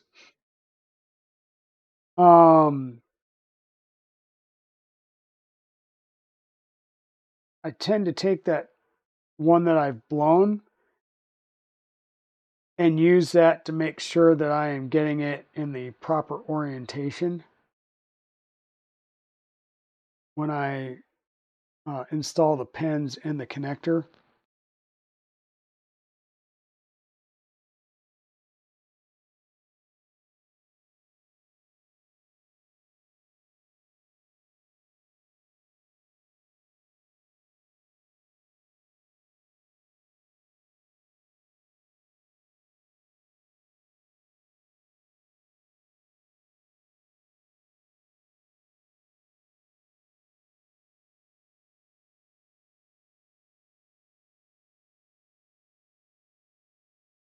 Gotta use focus to get the crimp perfect. That is correct, Chewy. Um, Between my eyesight and these darn little tiny wires at times.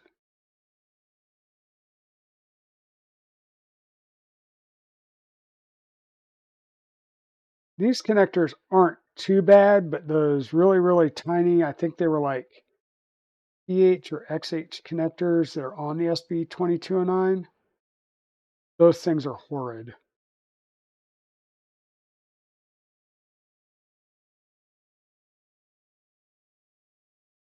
Okay. The pins are good. Let me grab that other SB2209, or sorry, other UTC.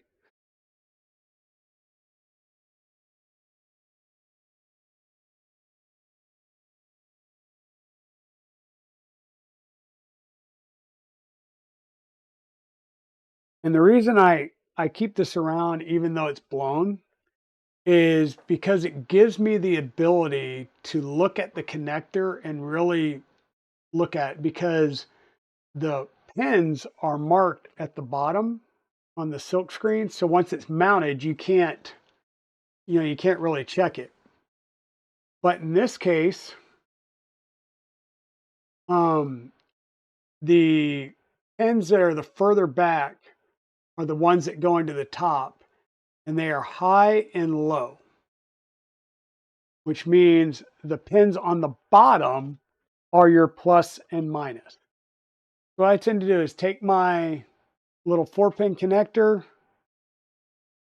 drop it on there, and then I go, okay, so my positive is in location blah, and my negative is the one right next to it. So my positive will go here. So as I'm looking at where I'm putting my pins, my positive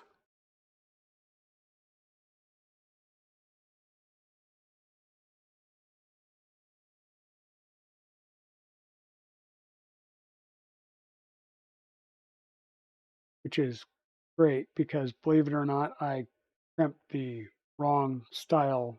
No, I didn't. No, I didn't. Just the positive one got mangled. So I got to redo the positive one.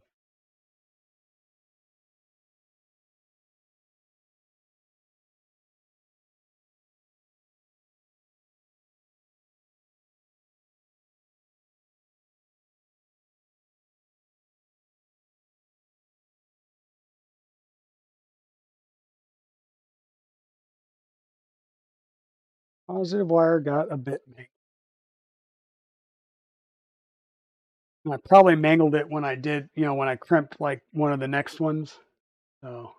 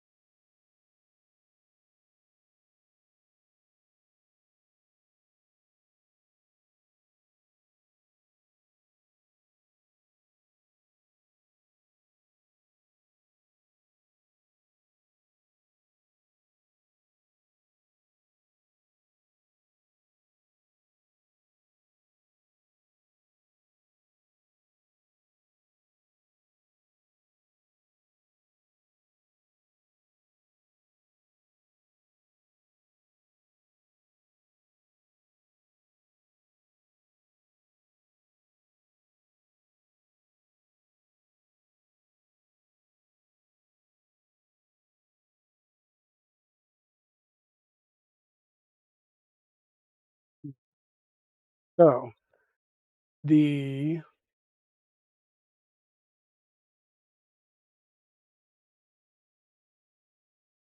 4-pin connector, when looking at it from the back, right, it's going to be the bottom right is going to be the positive,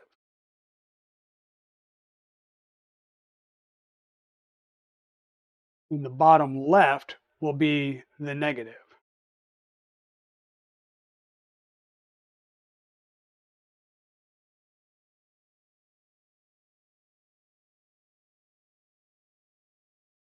Both these are in there all the way and seated.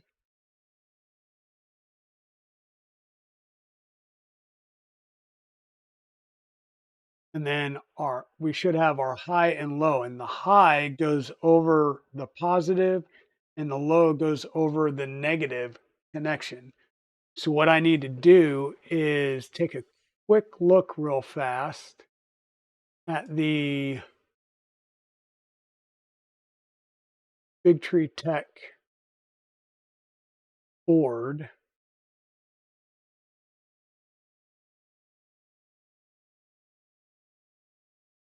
Configuration. Hmm.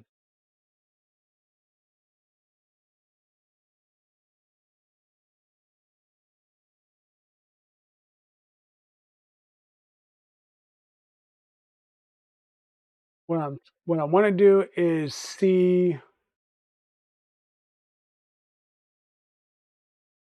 if it mentions the wire.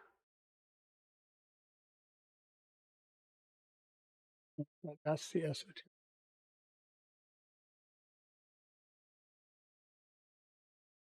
Where was my Big Tree Tech?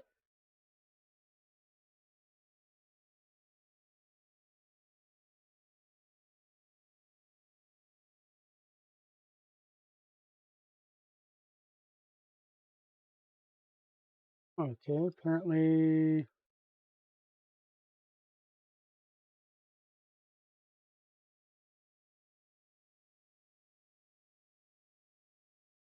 uh, Big Tree Tech.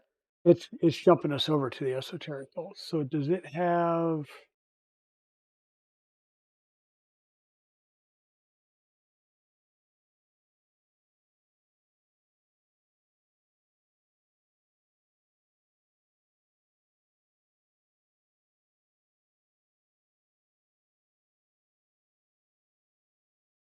I'm hoping it would tell me which color cable is high and which is low. That's all I'm trying to do is figure out which is high and which is low. Because if I push these in and it's in the wrong order, then it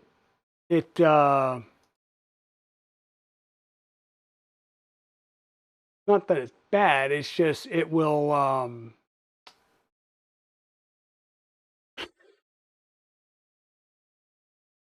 language sometimes is so hard. Um, Trying to get these pins back out to swap them is what will be a pain in the butt.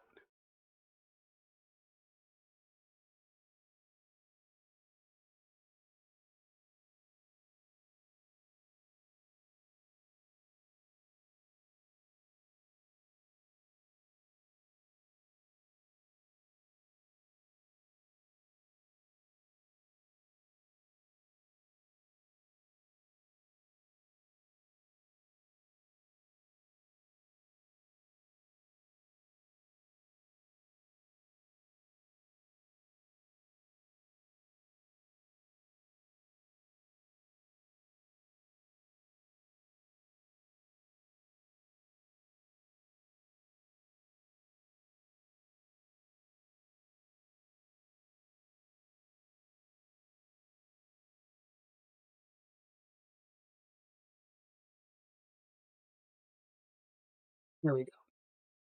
So looking at the SB2209 manual, and the can high is the yellow, can low is the green.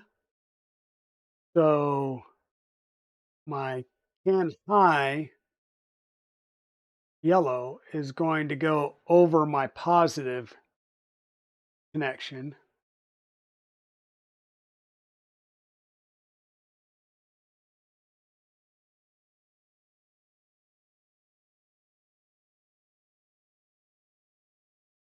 And can low will go over the negative connection.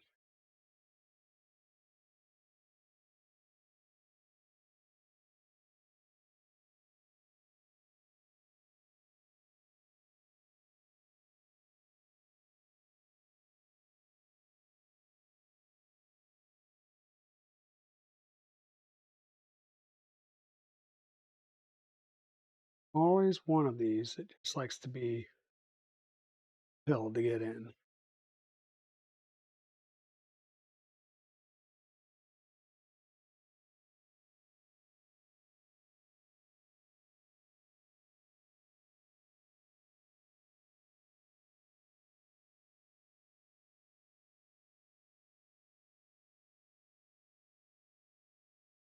There we go.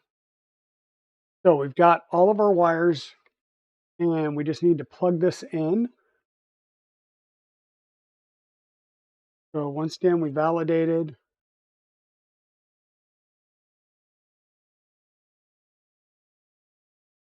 Positive, negative, high, low. Now always look at these numerous times.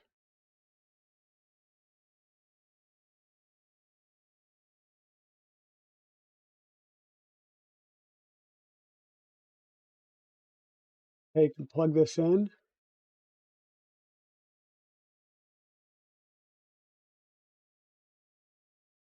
We've got a light on our SB2209, which means that we are good. This does go through the process as well. I didn't realize it, but it does have some stuff for setting up your flash and can boot and things like that, though the esoterical manual will be a little bit better.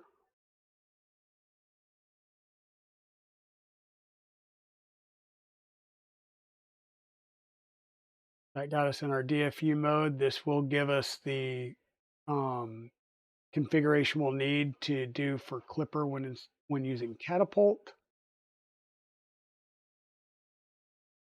So we come back over here, we have Catapult installed. Now we've wired up the tool head with the 24 volt and ground and the can high and low wires. And we're going to run a script to see if we can see that connection now that we've connected it via CAN bus. So what we're going to do is we're actually going to use the flash tool to query the CAN bus. And it did detect the UUID with an application of Catapult. So what that tells me is my UTC is working right and I do not need to flash my UTC. Okay. Now next up is installing Clipper. We're going to need to CD into the Clipper folder. So we're in the Clipper folder. We're going to once again do a make clean because we've done a Clipper build on this Raspberry Pi before. Make menu config. And we're going to step through the necessary pieces. So we'll come back over to our SB2209 settings. And once again, we're doing the Clipper when using Catapult. So the enable extra low level config option should be checked. Our microcontroller is a STEM32. We are doing a G0B1. We do have a 8 kilobit bootloader offset, 8 kilobit crystal, so we'll need to change this.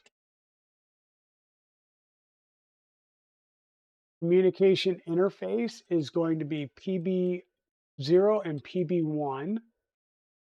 That's Papa Bravo, not Papa Delta. Our CAN bus speed will be 1 million. We want to verify that because that's what we set up. Now, the big difference here is if we weren't installing using Catapult, then our bootloader offset would be no bootloader. But that is what Catapult is doing, is providing a bootloader so that we can do this update over the CAN bus wire in the future if we ever need to. So we're good to go here. So we're going to do a quit, a yes. We're going to do a make to build that Clipper configuration.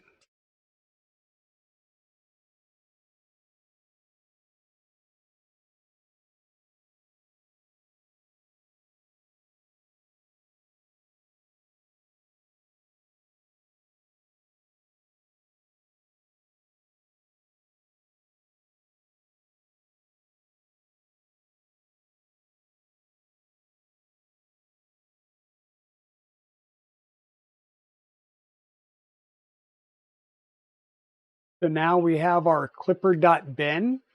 And because we're going to flash this over the CAN boot, it's now a simple matter of doing a command.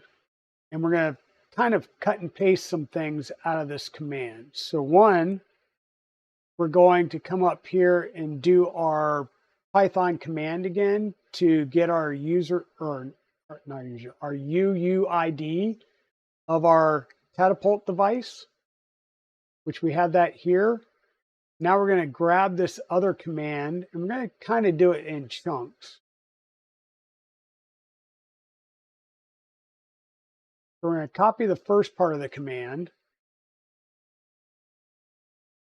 Then we want to come up here and copy our UUID.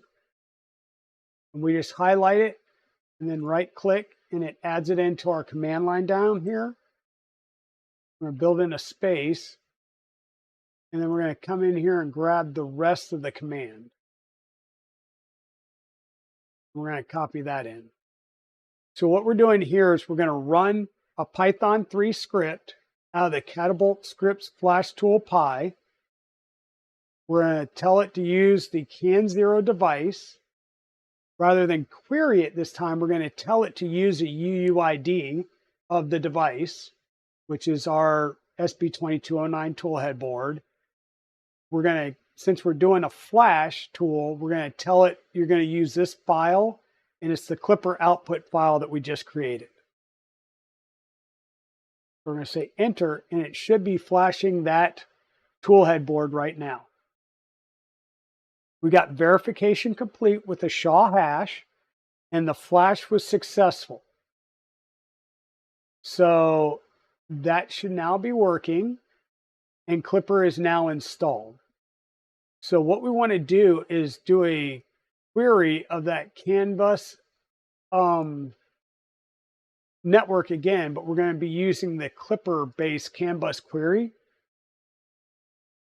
And we're going to see that we found a CAN bus UUID application, which is the same UUID we just used. And it now says that it's running Clipper versus Catapult. Okay, so that tells us everything is good.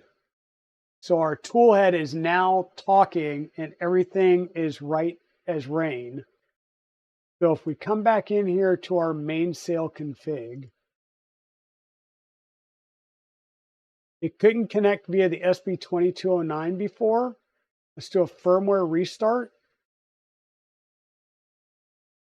Still probably not going to talk to it because we need to give it the right UUID, which means we need to take this UUID that we copied.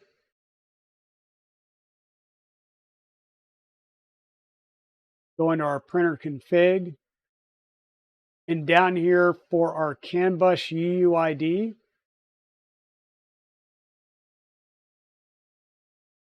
We paste that in there, do a save and restart.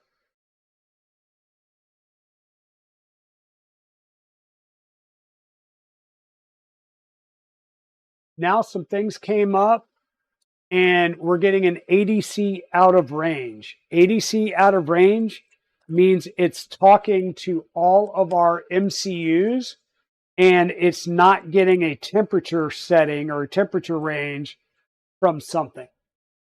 And in this case, it's going to be the bed because the bed's the only thing that is not, doesn't have a thermistor connected. So let's go ahead and I'm going to do a shutdown. Just to shut things down, give it a couple of seconds for the Raspberry Pi to finish its reading. The activities light is off. I'm going to power things down. Okay.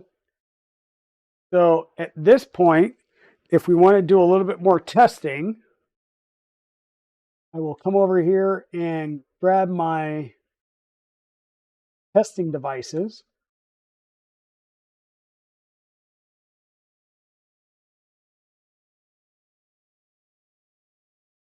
Said testing devices are a package of generic thermistors.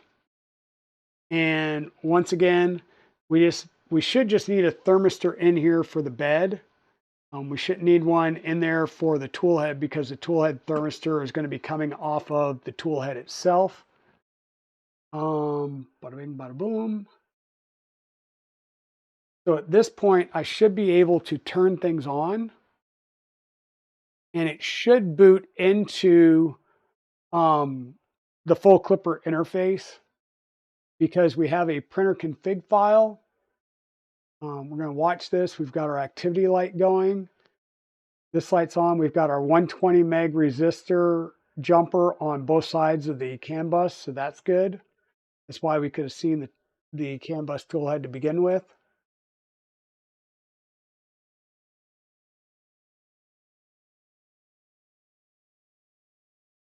Correct. So at this point, you'll notice that I've got A and B, or B and A, Z, Z1, Z2, Z3, and nothing else. So that there's no extruder plugged in here right now. It's just simply the gantry motors and the Z motors. I don't have the gantry motors installed yet. We still need to run those and do a couple of more things on the back side of the gantry, and we'll have that part done. But right now, it's just all about, is my config coming up? The clippers come up. We have the MCU. We have the SB2209. So the MCU is the octopus. So we're getting communication to the octopus. We're getting communication to the SB2209. And then host, of course, is our Raspberry Pi. We'll come back to the dashboard and everything came up. We're now getting an extruder temperature. This is off the SB2209 toolhead board. We're getting a heater bed, which is our thermistor bundle here plugged in. We're getting the EBB NTC. So this is the thermistor on the EBB board. Okay. We're getting the temperature reading off the octopus and a temperature reading off of our Raspberry Pi. So at this point, our configurations are good. We just need to physically continue wiring things up.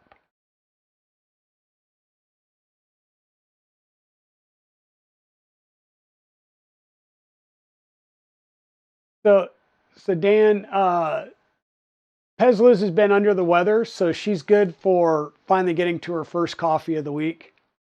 But yeah, I will say, I will agree, that is rookie numbers.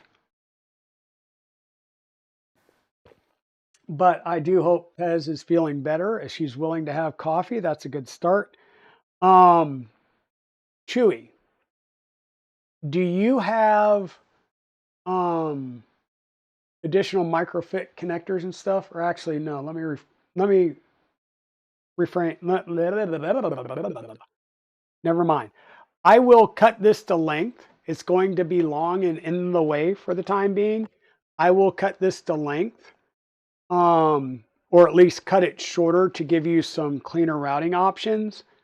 But right now, I'm just going to kind of bundle this up and we'll lay it in here and around here a few things. Um, because we still need to run some stuff, but I'm just going to bundle this up. I will cut this to length and re-terminate the end. Like I said, I will do that off stream. The blah, blah, blah, blah. Yeah, still going back to bed every half hour. Oh, well, that happens. So configuration wise and electrically, we are good for everything under the deck. We still need to run the AB motors and we still need to, excuse me, run our, install and run the Y in stop.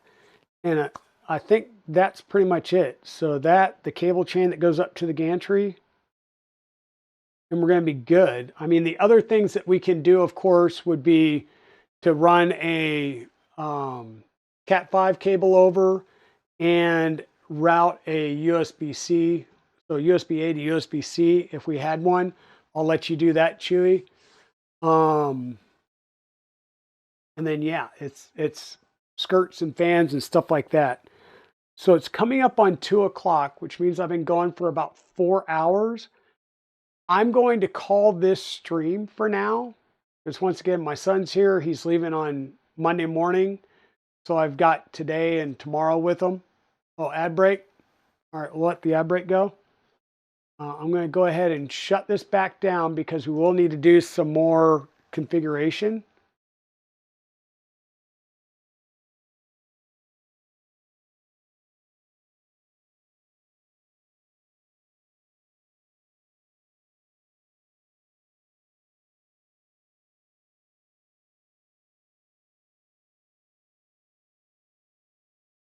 But yeah, definitely. Thanks everybody for being here. I'm not going to drop off immediately, but we're going to get close to it here.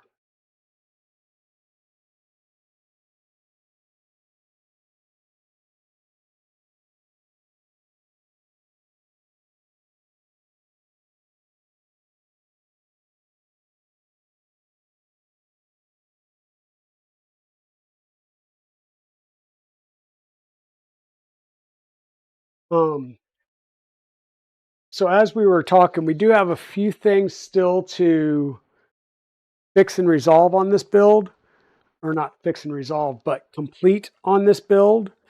Um, the main thing.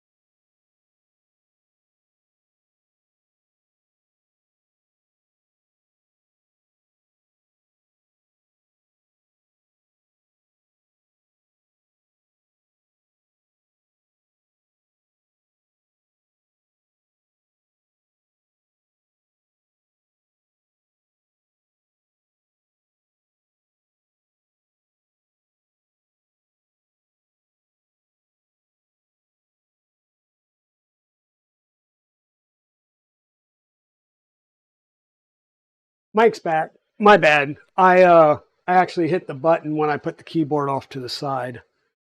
So a couple of other things to do.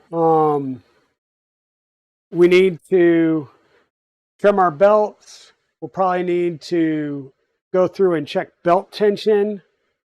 We need to route our A and B motors wiring up through the cable chain. In stop that we'll install over here on this side. And then I'll print off a little piece for a tube hanger that I can put on this side. So it's pre-wired for a Nevermore. So all you have to do is build your Nevermore Chewy, take the bed off, route your cable down, plug it in, and you'll be good. Yeah, no, I got it. I accidentally hit the switch on my box, but we're getting pretty close to done here. Like I said, I'll pre-wire a 2-pin JST on this side for your Nevermore. That'll make it easier to remove things if you need to.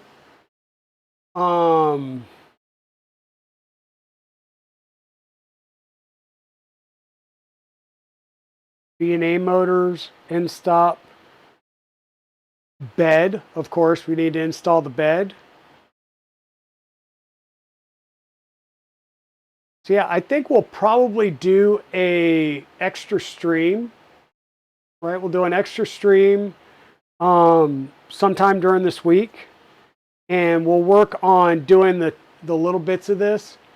I probably won't add all the panels, but I will add the back panel so I can put the piece back here to run the umbilical through. And that'll make that part easy. Yeah. Yep. That's kind of where we're at. I do have, like I said, the little Z in-stop brackets that just mount right at the top there. I can redo these in purple if you want me to, Chewy. Just let me know. I just didn't even think about it, but I still have plenty of purple that I can reprint these in.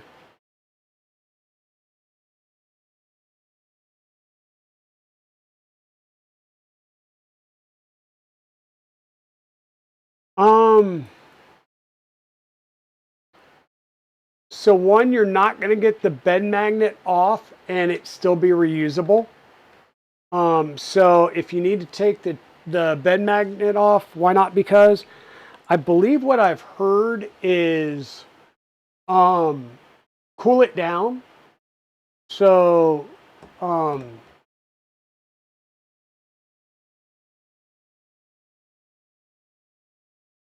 do you mean? What's the outside dimensions of it, Chewy?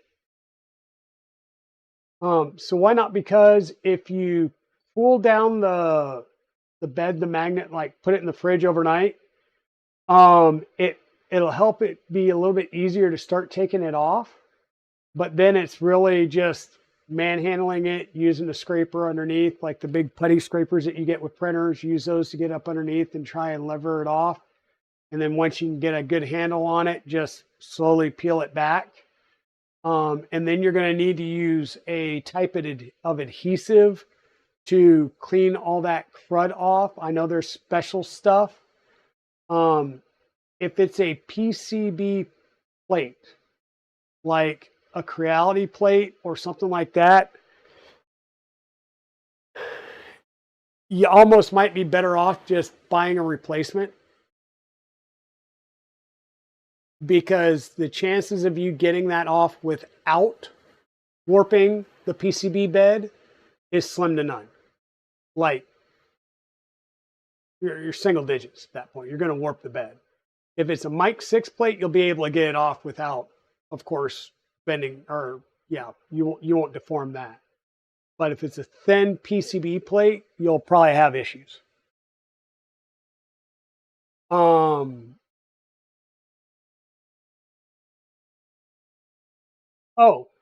In that case, Chewy, inches or millimeters.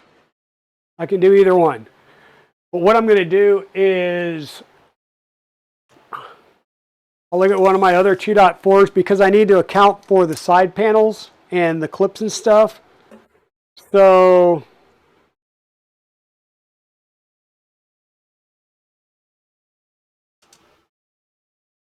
about 20 inches on each side. And then height wise, 20 by 20 by 24.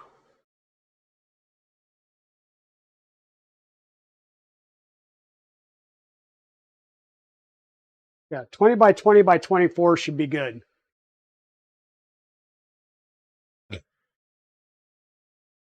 Yeah, if it's a thick Mike 6 bed, yeah, I believe what I have heard, I've never had to take one off, is cool it down overnight in the fridge. That should help it release a little bit, because it's a high temp tape or a high temp adhesive. Start working the edge off, and then once you can start, get a grip and start pulling, just continue to roll it back and peel it back. You're going to have to really clean that adhesive off, whether that's Goo Gone or I believe KB3D sells stuff to work specifically on that. I don't know if it's acetone based or whatnot to get you just want to get all of the old adhesive off and then clean it real good with either acetone or alcohol, let it flash off, and then put the new magnet sheet down.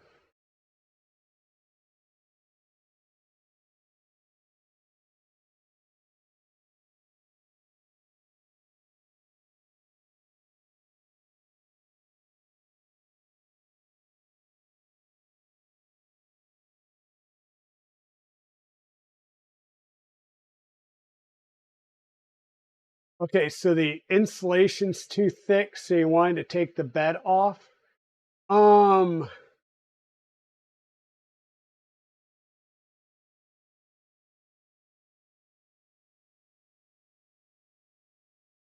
Yeah, you should have, if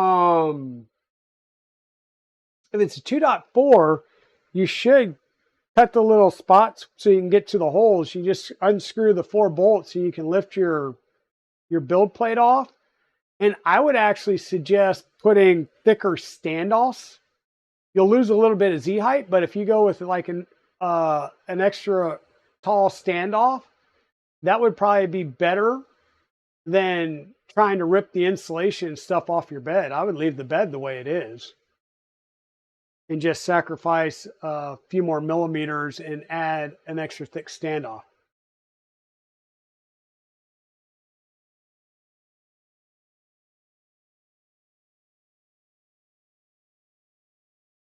Nope, you won't have a problem. Yeah, because the standard is to use the M4 thumb screws as spacers, right? So you're using a 3mm screw and into an M3 T-nut, right? But you're going through a M4 thumb screw that you would normally use as the bed screw for, say an Ender or a V0 or whatever. You're using that as a spacer. But then you're metal to metal to metal, so you're conducting that heat through the metal into your frame. I know KB3D sells Bakelite spacers. So you can do Bakelite or a silicone, like a high temp spacer, to add as the spacer, and that will probably get you a little bit more height, and it'll add a thermal break. So that might be something worth doing as well.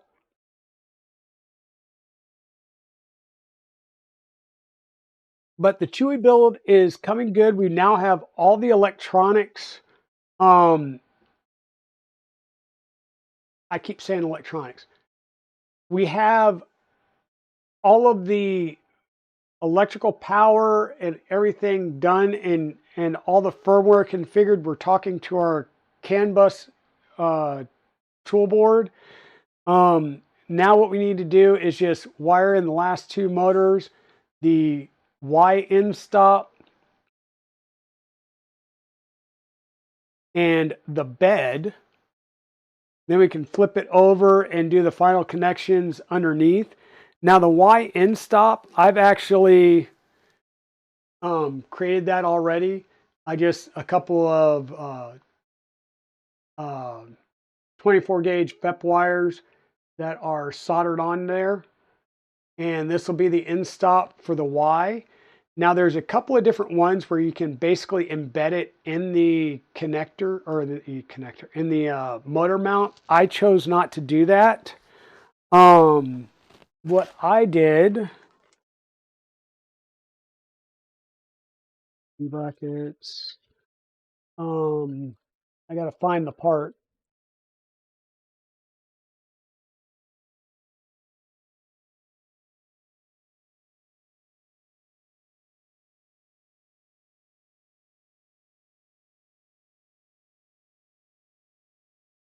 Where the heck is that part at? Um,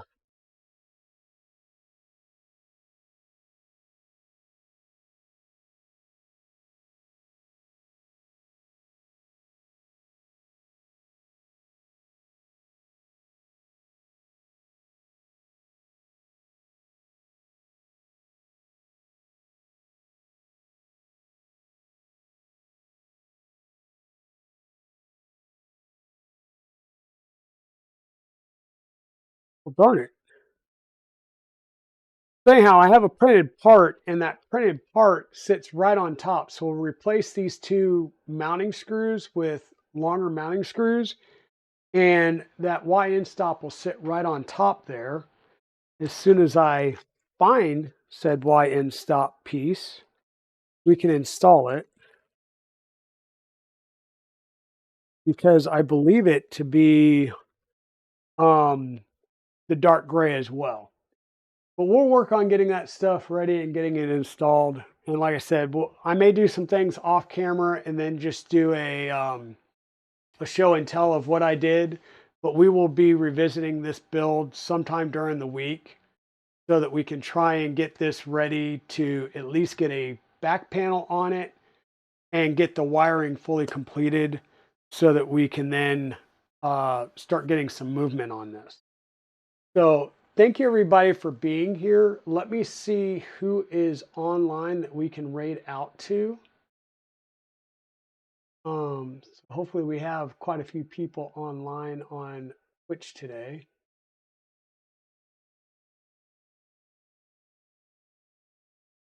Nothing negative. There's not really many people on Twitch at the moment, or at least people that I know.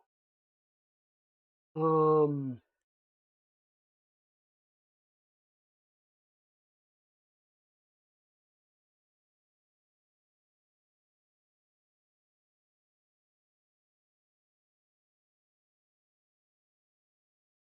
Let me just see what we've got going on. Stephen Poole's just printing. Chris Perillo is just printing Maker Deck. Foxen's playing game. Quick Stitch is working Legos, and then we have science. You know what? Science is not actually started just yet. So yeah, everybody's on vacation. It's like crap. I need to keep going. Um,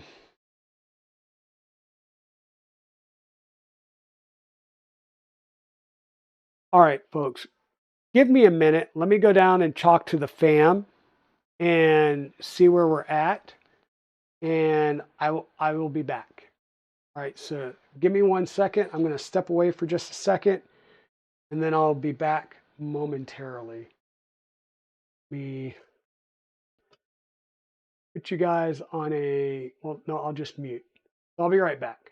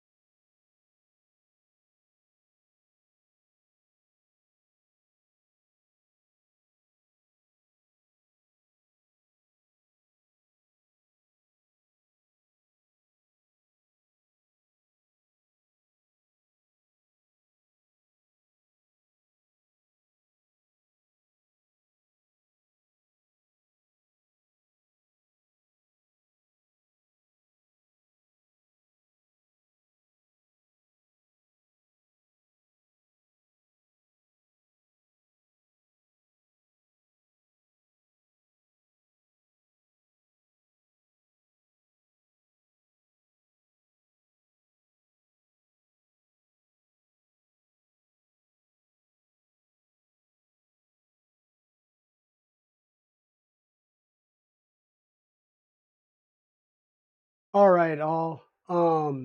Sorry about that being a little bit longer than anticipated.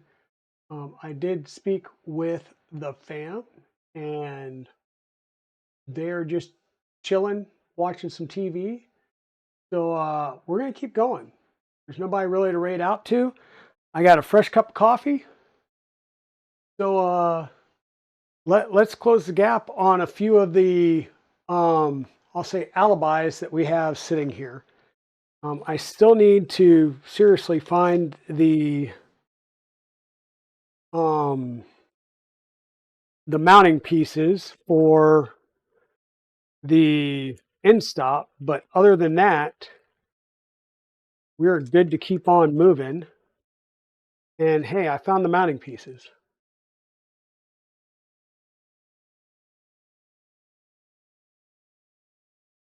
So I've got two different types.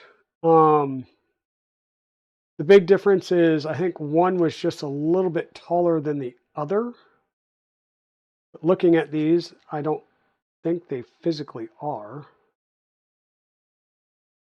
They don't appear to be. Well, maybe one's slightly taller than the other. Um, the way that this will work is our end stop is simply going to fit in here, come from the back like this.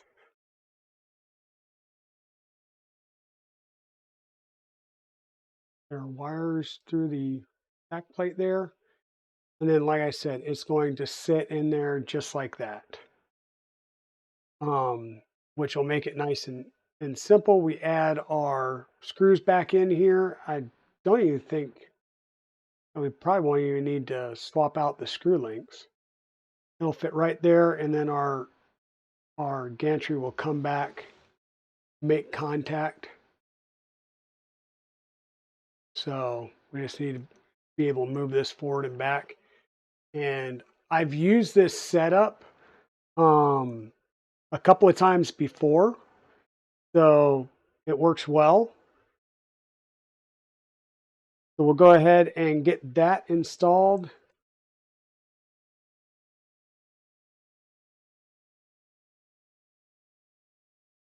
And it should be as simple as pulling these one by one.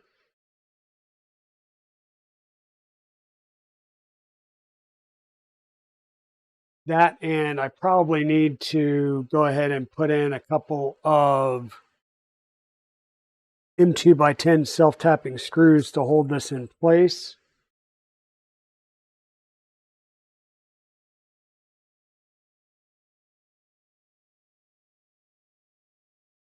Um, Not necessarily Mark H. I am just choosing to continue to go.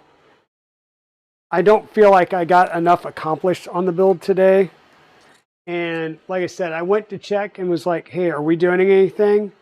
And they both looked at me and goes, no, not really. I was like, okay, well, we're just going to sit there and watch TV. I'll keep streaming for a little bit longer. They're watching a show I've already seen anyhow, so.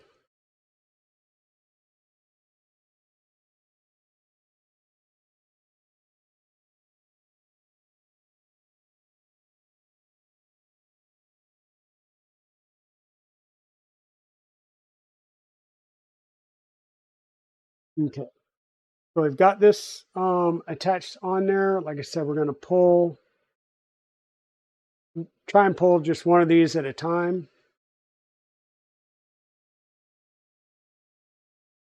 It was a pun. Yep, gotcha.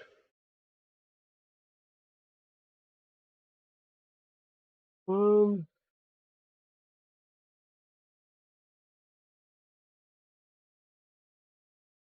Pull one, just rotate it out of the way. Get it started back in there.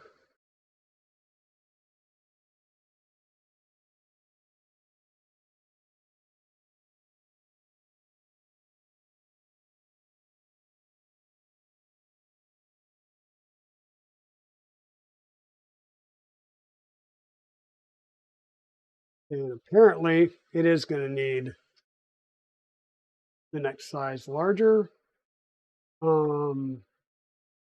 These are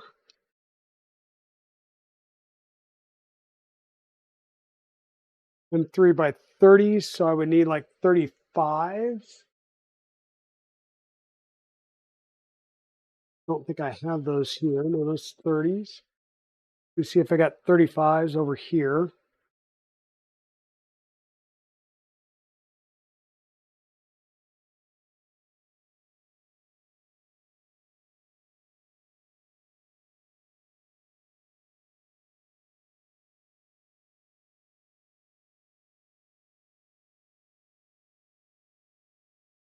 Okay. So I don't have 35s in socket heads. I've got M3 by 40s, which are then going to be way too long. So we'll take the M3 by 30 out of the socket head variety, and we'll grab a couple of 35 button heads. We'll just have to replace a couple of these with button head screws.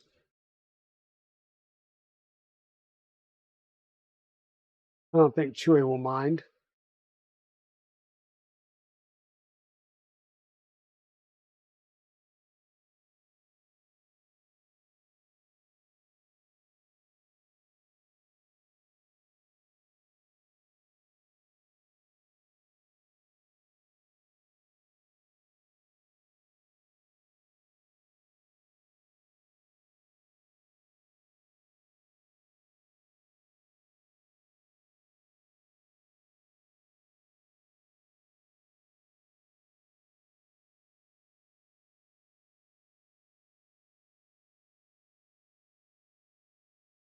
By popping these out one at a time, we don't have a chance of the motor falling down or anything like that.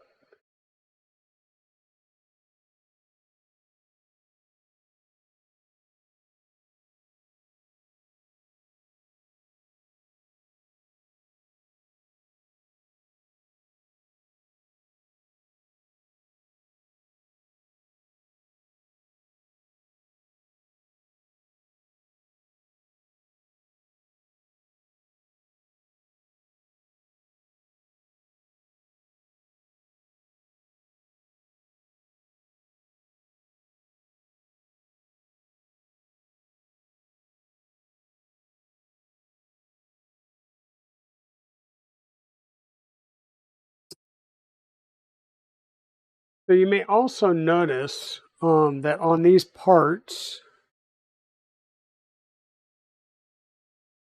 they're slotted. And they're slotted, so that gives you the ability to move this forward and back to make sure that it hits this part fully. So we'll take this and go all the way back. And if it's not hitting, then we loosen these slightly. And we move it forward until it clicks.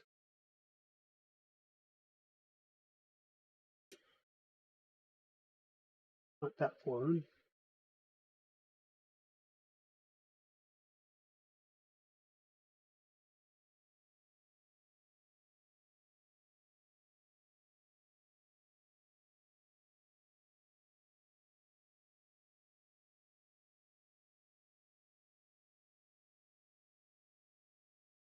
Then we'll lock these down.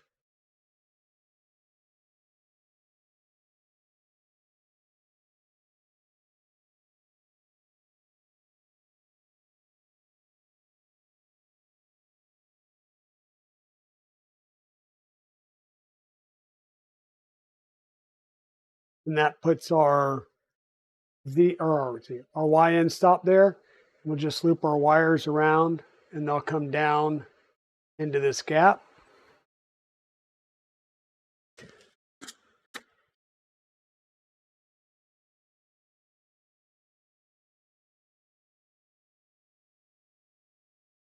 That part's done. So one more thing off the checklist. We'll have our wires dangling here for the time being. We do have a piece that covers this up, provides a gland or flange.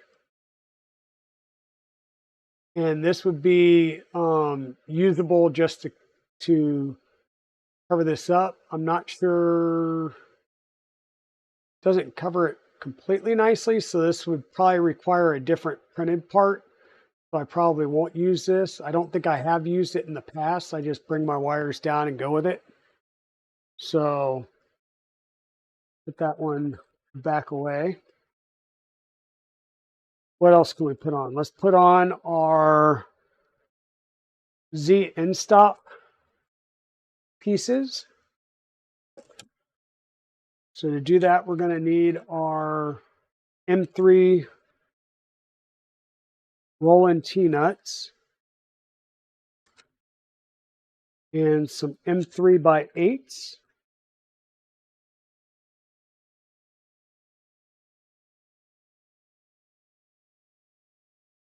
Get those out and get stuff prepped.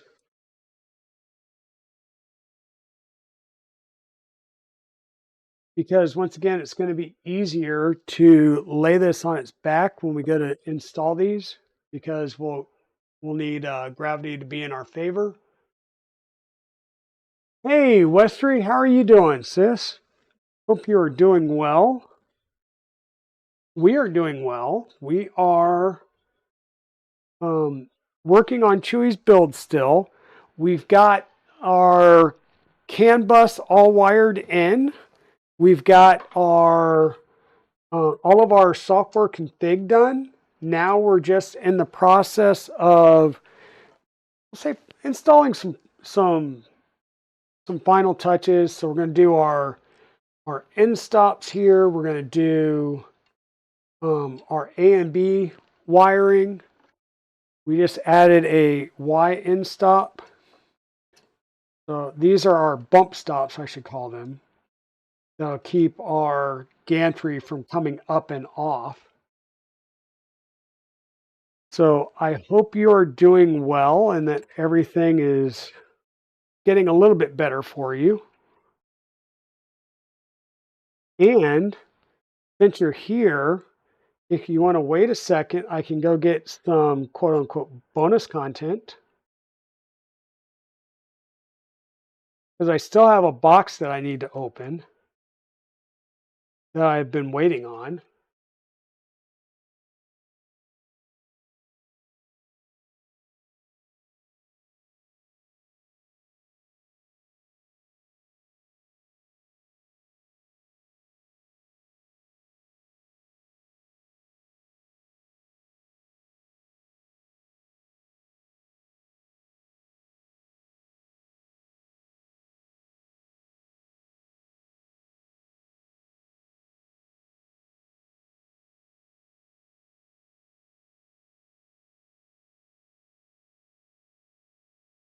Yeah, give me 1 second to get these other two in, and I will go grab that box so we can show off what you sent me.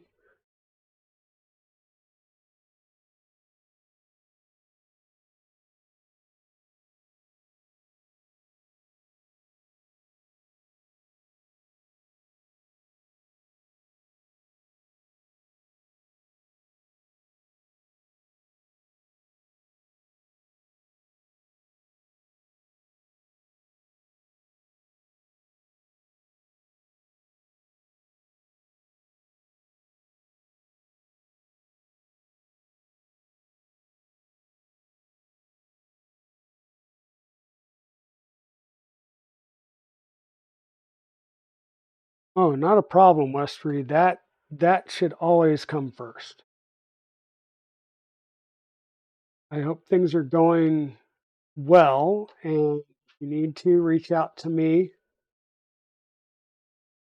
via Twitter or Discord or what have you, whatever you need. But let's see, I'm going to raise this up a bit, and I want to try and pull my gantry all the way up.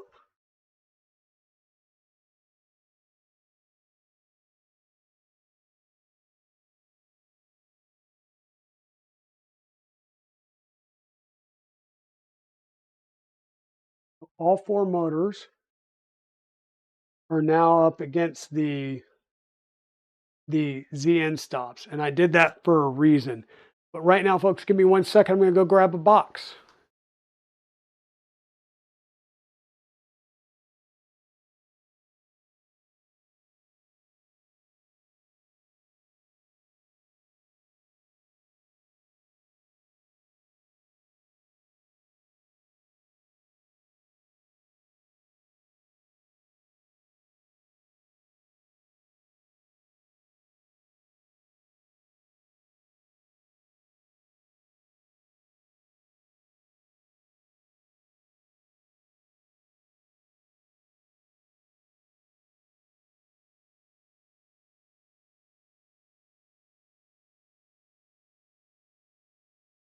Okay, everybody.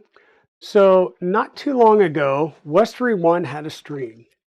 And on Westery One's stream, she did a giveaway of which I won. So we've got a box here. I'm going to set this down on the ground real fast. That we have not opened up yet on the stream because we were waiting for Westery One to be here for this. I did previously open it to make sure that nothing was busted up in here, because if it was, that would be a sad day. But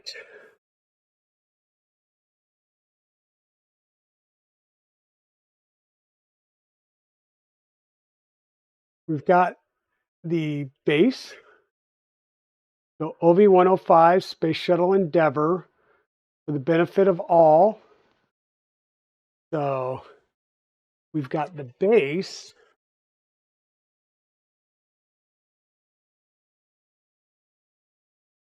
And then down in here, in a lot of wrapping,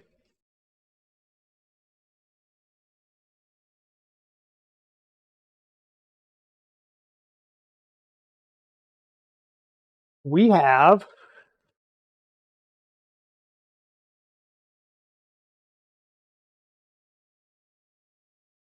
the actual Endeavour space shuttle. Now, this was 3D printed by Stephen Poole. The surfaces don't move. They're printed. They're printed fixed in place, so the surfaces don't move. But the bay doors do open. We have a satellite and the movable arm. Right? It does twist, does turn around. Now, the arm is not strong enough to support the weight of the satellite. But the satellite, and let me see if I can set this down on the base.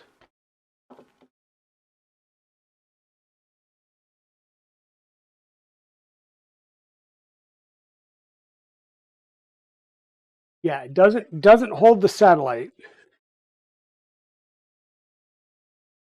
It does not hold the satellite, but the satellite does have the fold out solar arrays, and it does say Westery One Research. So I do have a Westery One Research satellite that is printed in all these multicolors and stuff by Stephen Poole.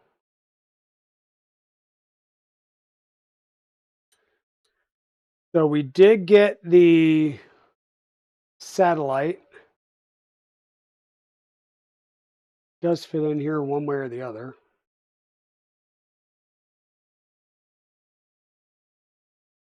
And it does still close up.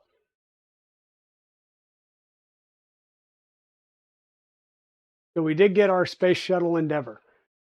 And this thing is awesome. And when Westery said it was heavy, yeah, like he printed this with an insane amount of infill because there is some heft here.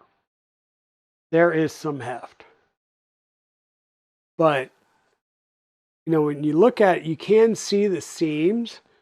So it looks like it was printed one section, two sections, three, four. The nose cones looks like the black's one piece. And you could, if you take a chance and look at it, you'll see that this is actually different prints, different colored prints, and then it was all glued together. This thing is amazing.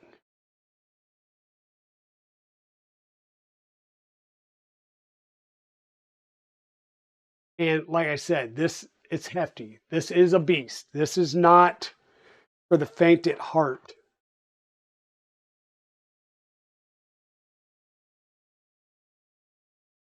But that is our space shuttle Endeavour that we recently got from Steve. Well, Stephen Poole printed it, and I won it on Westery Stream. Stephen Poole would know where he got the files from, and I don't know if they were paid files or free files. And I'm not sure if Westery knows where the files came from.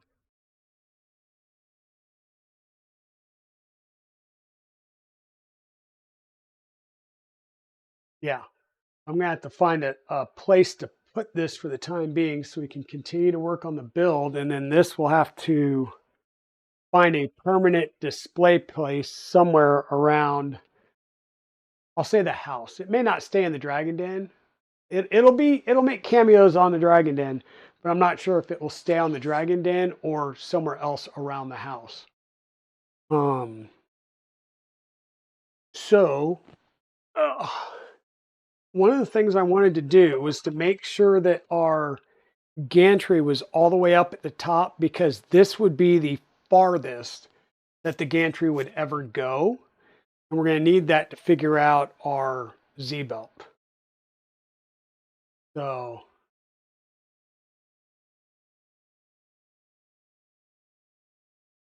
oh, you have the files for that, Westery?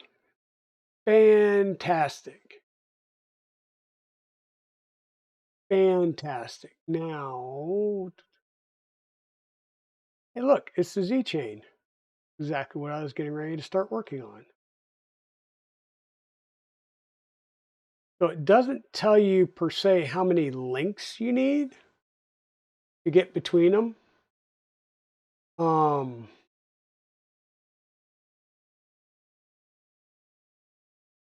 so we'll have to basically just figure that out. I will turn this somewhat sideways here. We did get some cable chain with a couple of ends. We got a couple of spare ends.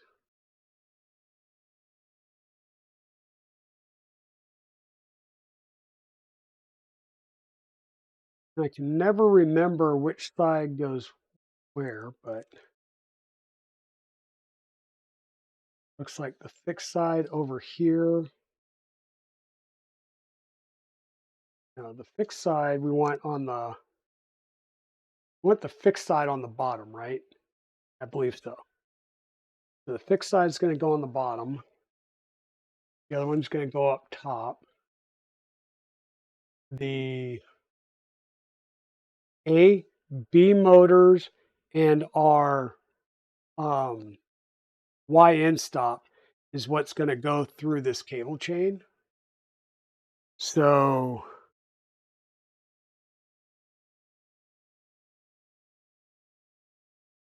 we'll want to try and figure out how much space we need.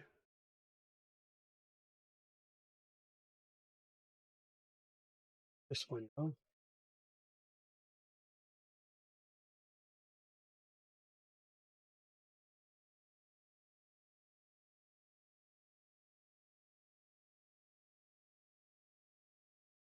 because it's looking at the cable chain routing as if we had a full set of cables, which we don't. So your A and B motor cables are going to route underneath and then join your cable chain.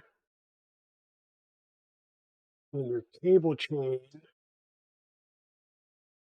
starts at bottom, comes up here and mounts to the side.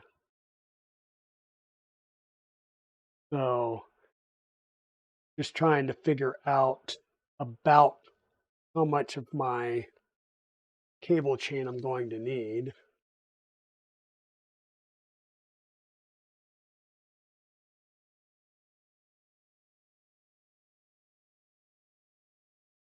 Which is always kind of the hard part.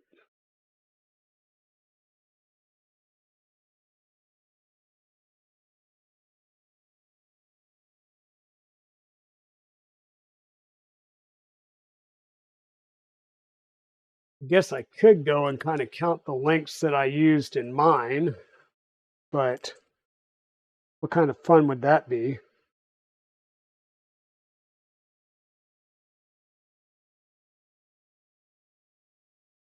Let me do a quick count.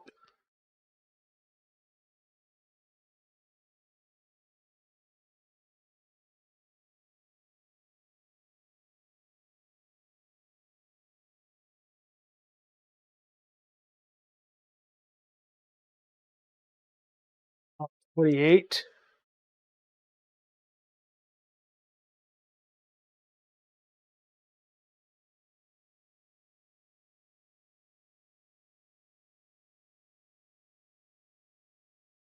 Got 29 here, so 28, 29 should be good. Um,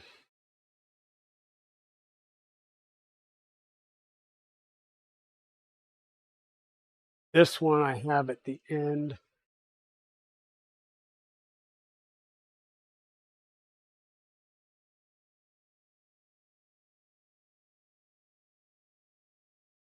So the short one was up here, and they're actually showing not using an end. How does that work?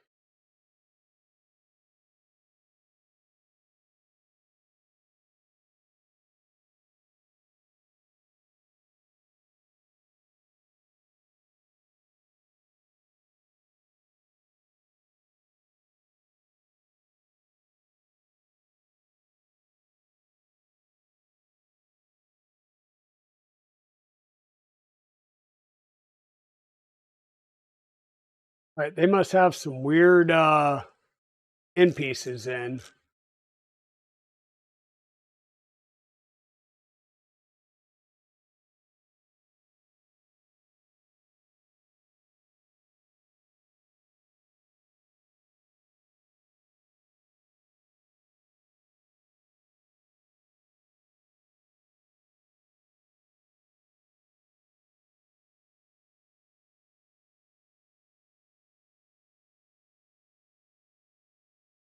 The way that would work is to kind of go right through there. I'm sorry. I know I'm blabbering and talking kind of incoherently. It's one of those things that I do occasionally. Cable chain stuff. We need the base, backstop,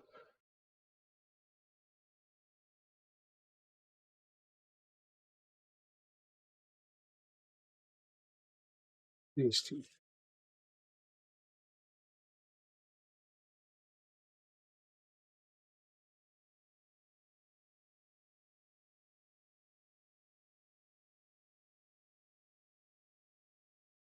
Okay, so at the top,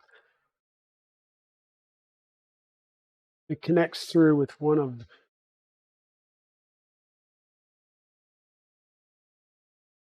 these. And like I said, I've never, hmm, could work. Um, So the way this goes is the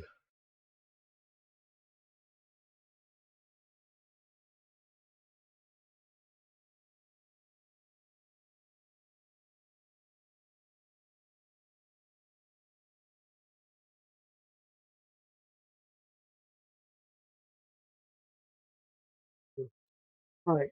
Sorry, folks. I'm just trying to think my thought process out loud, and it's not working cleanly for me.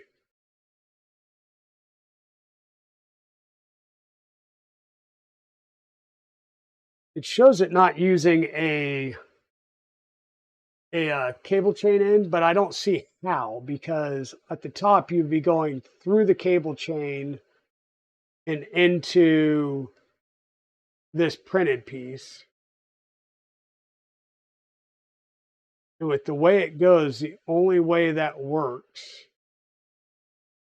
is if you've got something like this to go through. So I don't know. We'll throw an end on here. We'll pop the end off the other side and put it on here, and then we'll get this installed. So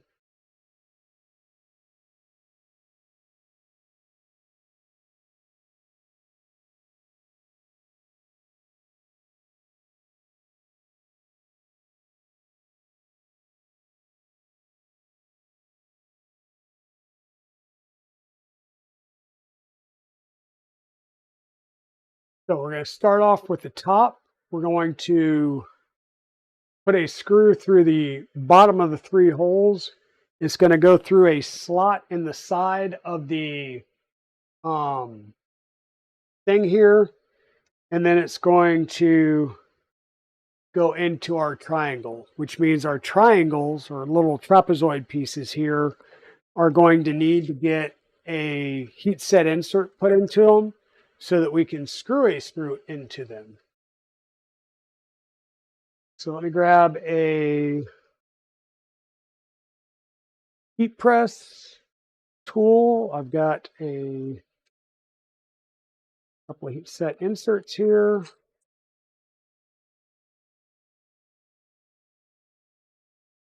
And we'll get these going.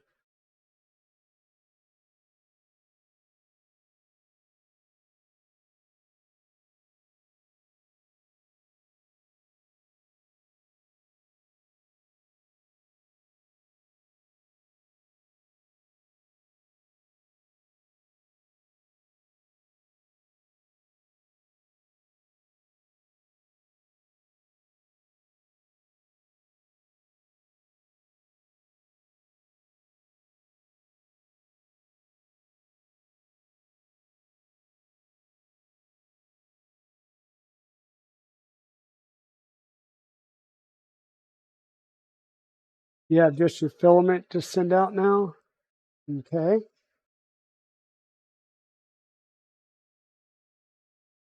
But are you holding up good, Westry? And is there anything that you need? Anything that we can do for you and your family?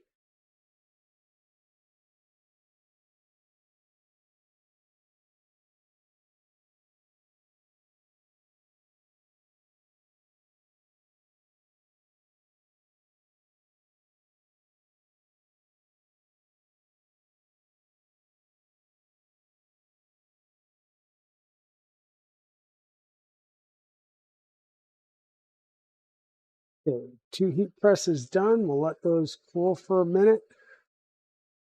Get that out of the way. We do need to run our other 2 motor wires. So let's get those over here started.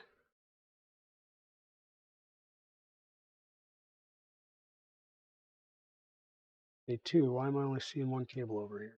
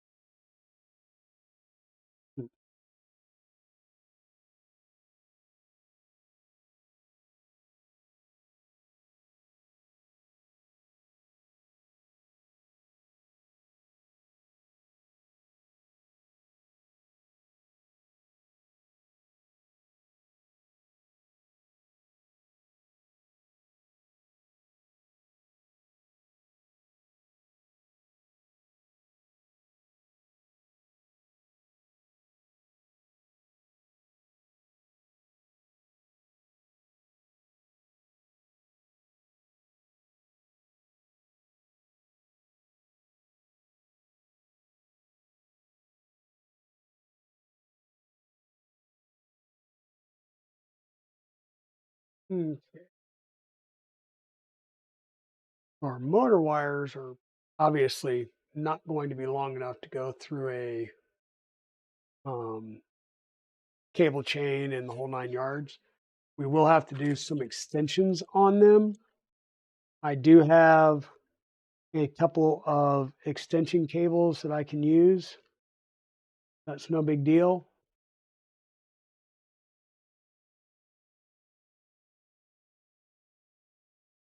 I do need to grab another cable as well. I believe the kit has 5. We've got 6 motors here, which means I grabbed one out of one of my other kits. So I just need to grab the cable that goes with it from said other kit.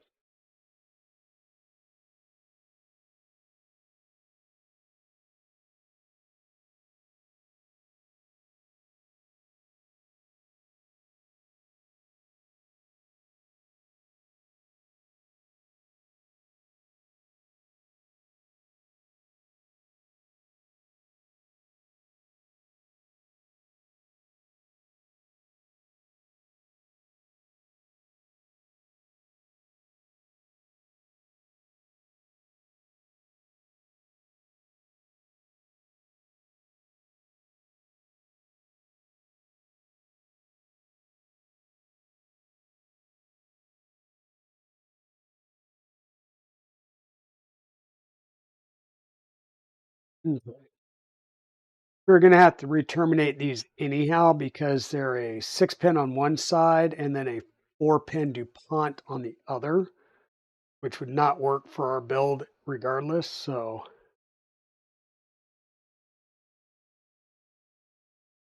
the DuPont side was going to have to be re-pinned regardless.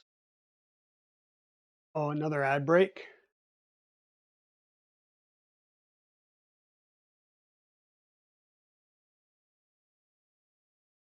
Well, it's good that she's awake and talking. That's really good news. And on these, we just so the way I've done this in the past is you can bring this up and put zip ties around it, but you got to be careful on how you set your zip ties up. You can bring this around and you can do oh, whatchamacallit, raceway covers. But the end result is this motor needs to be brought over here so you can bring them both in and then go down through your cable chain. Right. So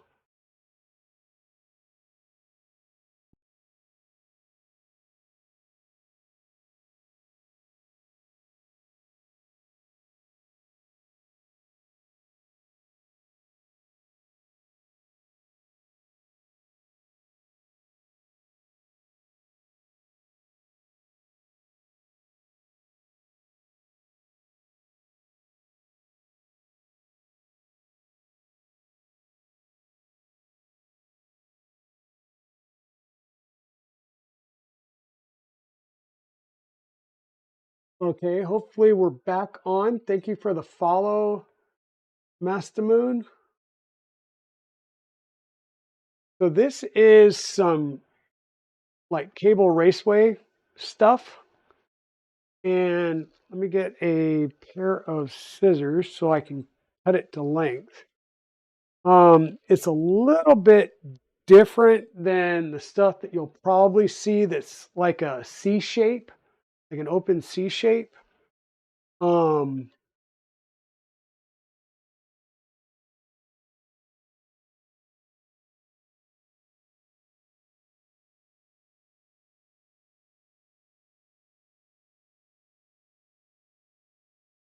um, and I'll show you what this looks like. Give me 1 second.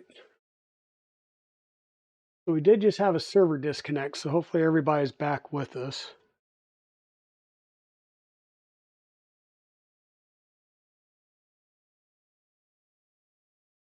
There we go. That'll hold our cable in place. But I grabbed some of this. So this is a kind of just a D shape or V shape weather stripping. but it'll fold in really nicely and fill that gap and push in to hold those wires in place.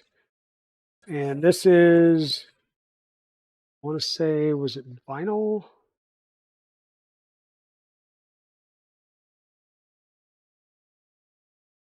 Doesn't say. But I got some of that off of Amazon specifically to do things like this where we need to hold our cables into the raceway nicely. And then, like I said, this is going to come out and go into this side of the cable chain. Now, with our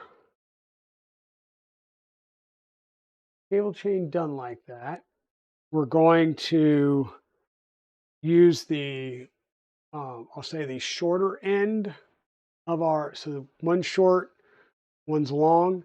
The shorter end is going to go up here at the top. And what you got to do is we're going to come through it with a M3 by 10 flathead cap screw.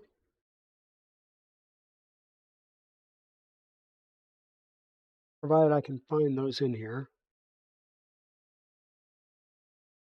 We have an M3 by 12, so that should still work. That shouldn't be, yeah, that'll work. So we're going to start by just putting that into our flat end, right?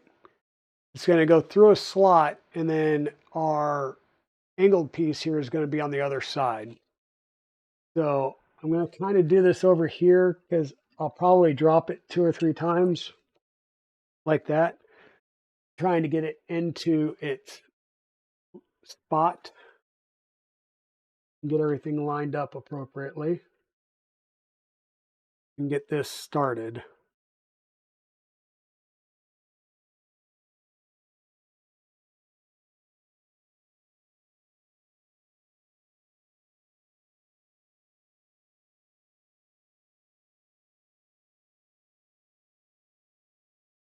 There's 2. How many more times can I drop it?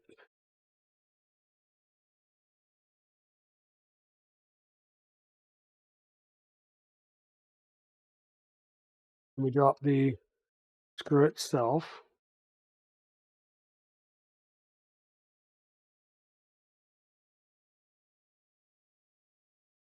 And I think if I remember right, it's so much easier to just do the end and then come back and clip it in. So let me pop the end off of this because it'll probably make it a lot easier than dealing with the weight of the full chain on there. There we go. Pop the end off, get our piece there, get our into there, finger behind that. What?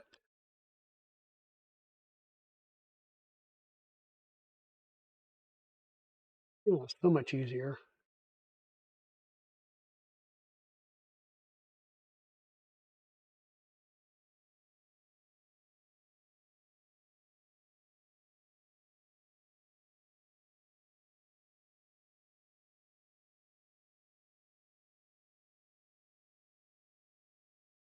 And you definitely want your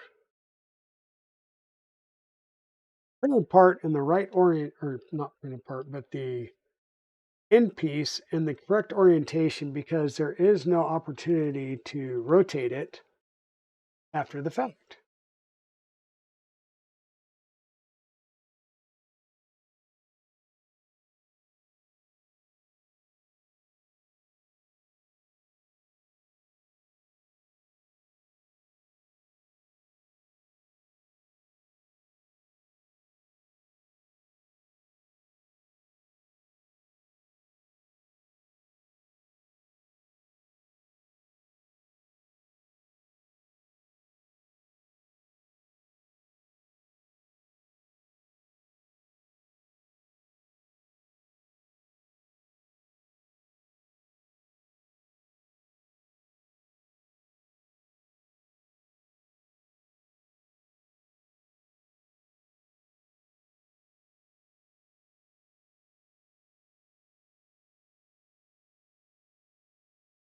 So that's one there. Okay. So now what we need to do is get our cables routed through our cable chain. We're going to pop the other end off the cable chain using whatever method works best for you to not leave skin particles and blood on there. And knowing which way it's going to go, we now need to pop open because hopefully you have your cable chain that you can just pop open. Makes life so much easier. And we'll lay our motor wires and um, wires for our end stop in here, and we'll bring them down that way.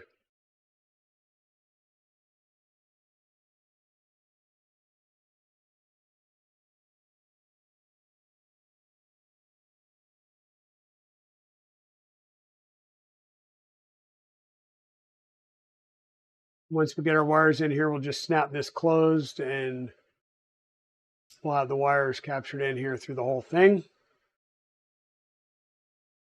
Thanks for the lurk, Westery.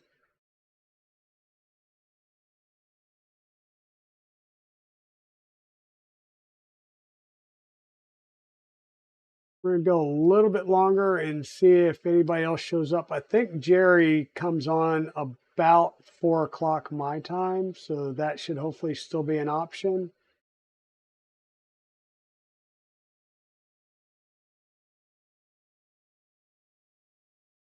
Okay, so our cable chain's open. I'm just going to lay it on there and hopefully it stays in place.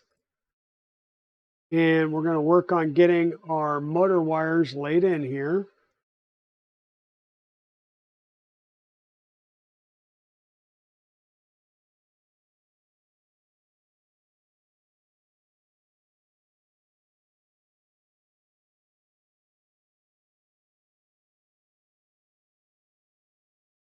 And there is going to be one key here as well. And that's you do not want any zip ties within your cable chains. So if they're loose enough that you can slide them down and out of the way. If not, you need to cut those off. You do not want zip ties in your cable chain. They will catch and they will cause additional rubbing and stuff. So carefully snip these and pop them off. Very, very careful not to snip a wire.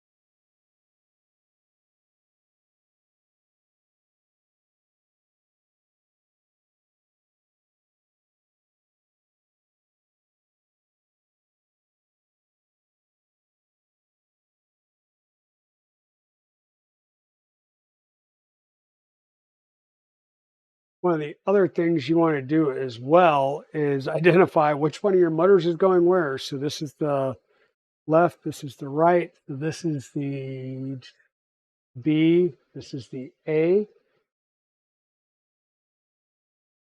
So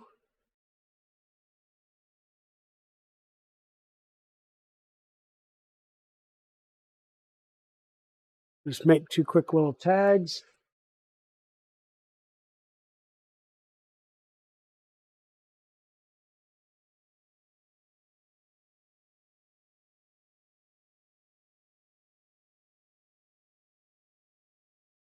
So B motor is the back left. A is the back right because a Core XY printer goes ba. Or at least that's what I've been told. We'll double check that later, but I know that I made this B, this A, so we need to change it later. We'll change it later. Again, we want our motor wires laid in here.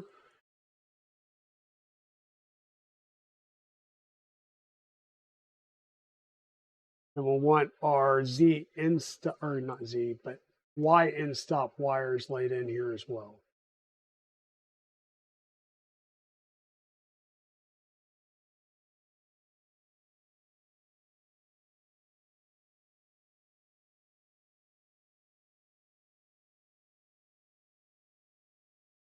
But you kind of get all of them in here, just close a couple of these because that'll keep at least the cable chain in there. It'll hold the wires in there. Just work your way down from top to bottom.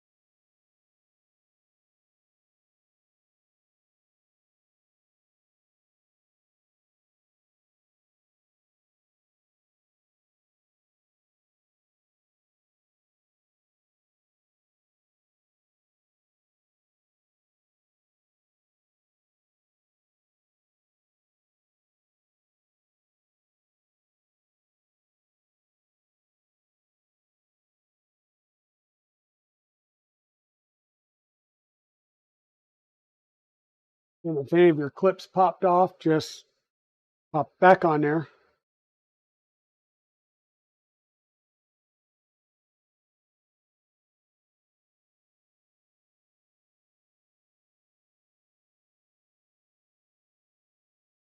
So now that we've got our top ready to go, we will bring this around and latch our top on.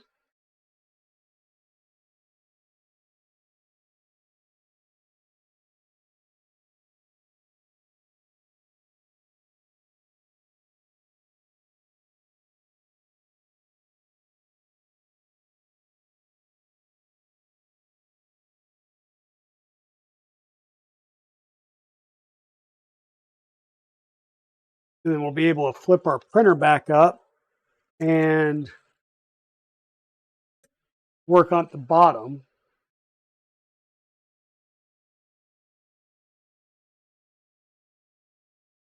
So once again, we've been using gravity to our for our assistance as much as possible. So there's our top piece in. We can work on zip tying our wires together up here right at the base before it goes into the cable chain, and that'll provide some strain relief to our cable chain. And then our base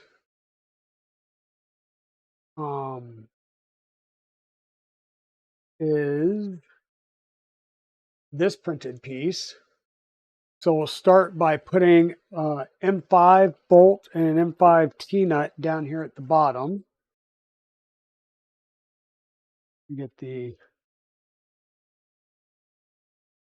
excess cable chain stuff put away.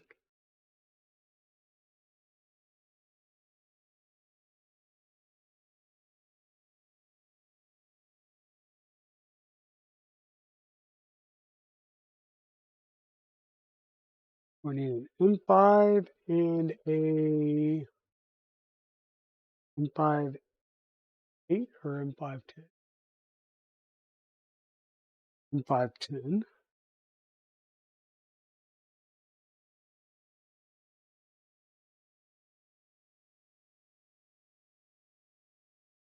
So you get the T-nut in there and you get your M5 bolt started, then you kind of slide your base onto it.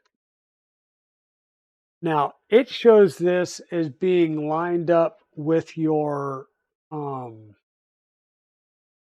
with your hole. I've gone so far as to line it up so it comes right out of the um your bottom plate and goes right into the hole.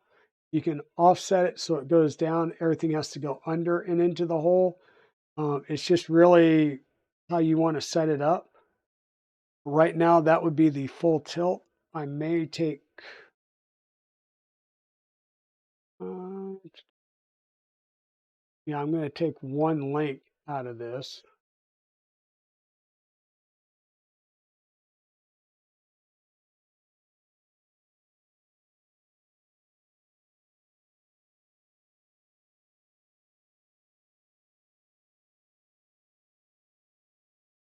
But this was fully on there and it's not. There we go.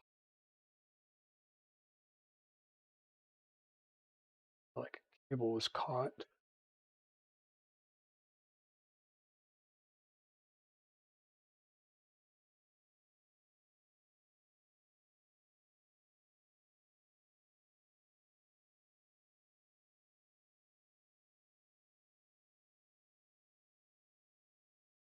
Um, M3 bolt, or excuse me, M3 screw. Move this over so that it'll line up directly with the hole. This will come over. Like I said, I'm going to take one link off here.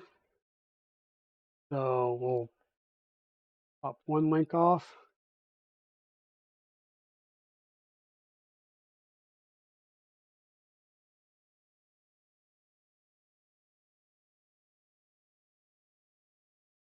Open it up just to make it easier to get off.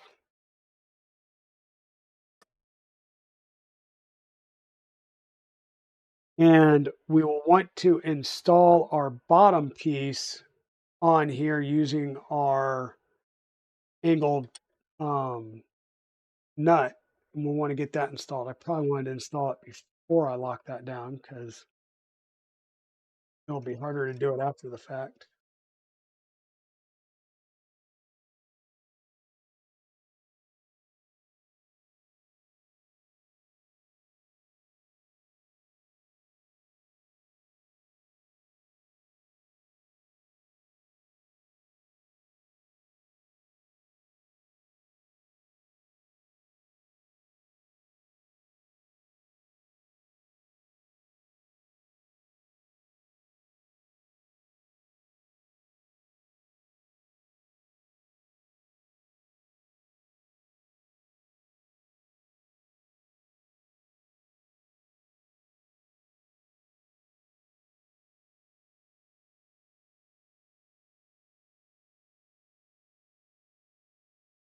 Yep, still making a little bit of progress, slowly but surely. We're getting our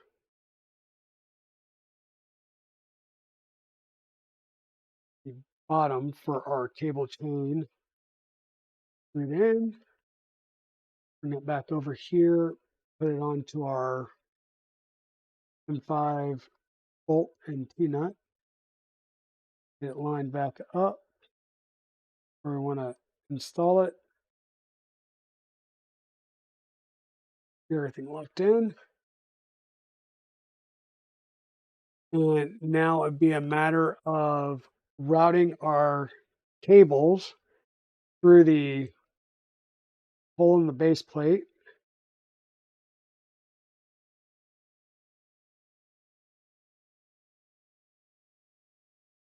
One motor, there's the other motor.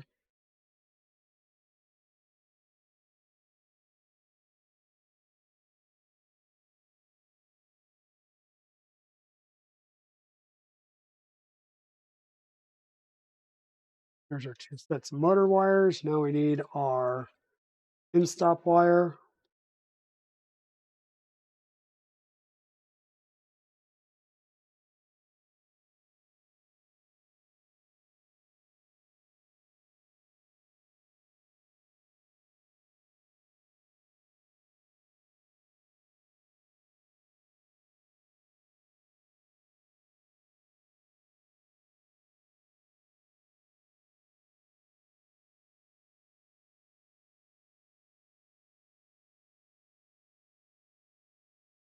Get all of our motor wires and our in-stop wires through there. Make sure that they're not caught up in between here.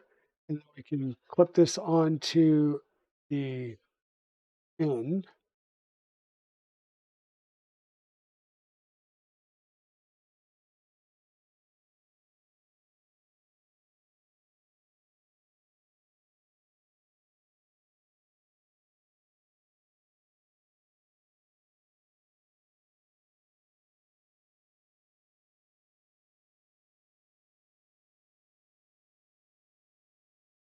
Come on.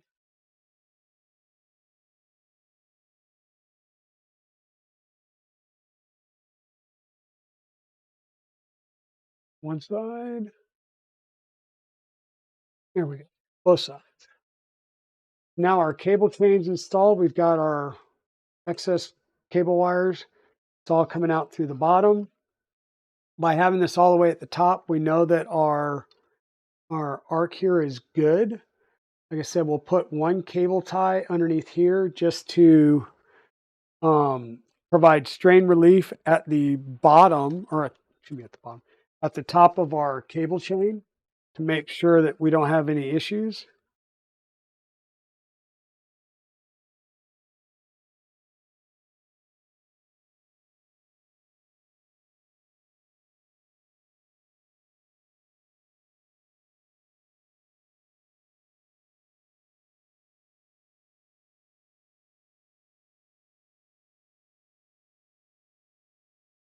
Keeps all of our wires from,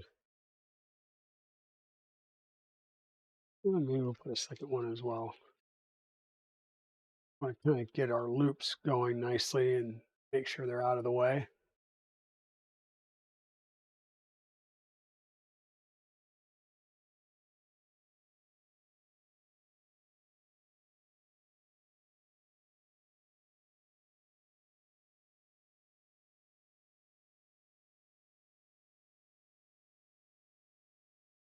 Some good strain relief on those cables.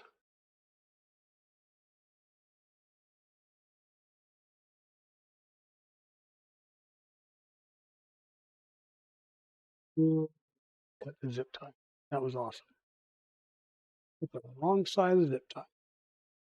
But that's good. That one holds it. Okay. So now the rest of the wiring for the A and B is going to be underneath on the underside of the printer. So we can flip this back over and work on the AB and the Y axis. All of this is already good to go. Pull this down slightly.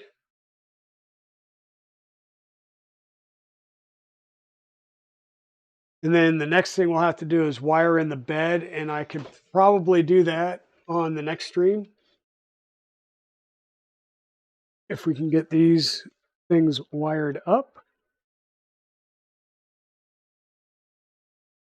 So probably the easiest of these to do is going to be the in-stop wires. So let me get our two in-stop wires. Now, what I tend to do is just run this directly. So I would tend to like run this directly underneath the power supply. But because I know he's going to want to do some cable sleeving, I'm going to kind of just look for an around the way type of routing. So we'll go around the edge. We'll figure out about what we need for our cable routing.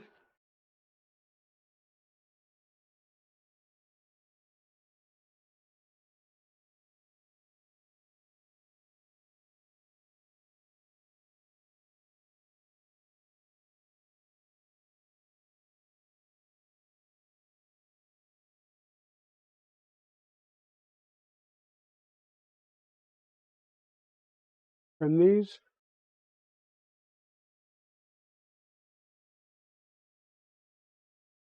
Now we'll be able to do our two JST10 connectors on here. to crimp and then install our end stop. Now we're doing 2 wires here. The end stop pin itself, or the end stop connector is going to be a 3-pin. So estimated build time on a 2.4.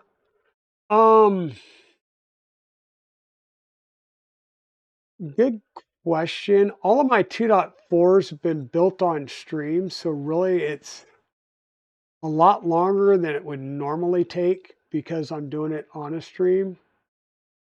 Um,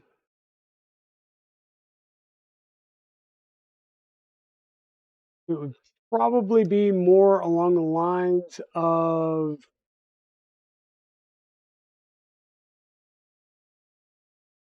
like 24 hours to do the straight build, get it configured and all of that good stuff. I mean, this is stream, what is it, stream 5? And since we're doing these on Saturdays, I normally go for anywhere from 4 to 6 hours. So,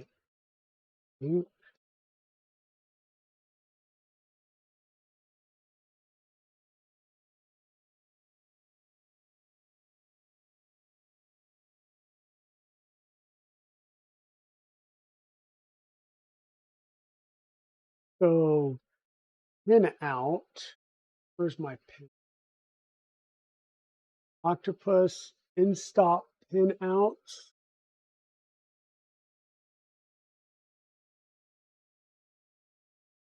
So you don't need the voltage, which would be the 3.3 or the 3V3.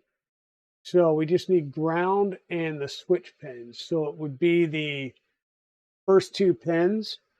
So that's something to be aware of. Let me grab some connectors and some JSTs. So these are going to be 3-pin and some JSTs to go with them.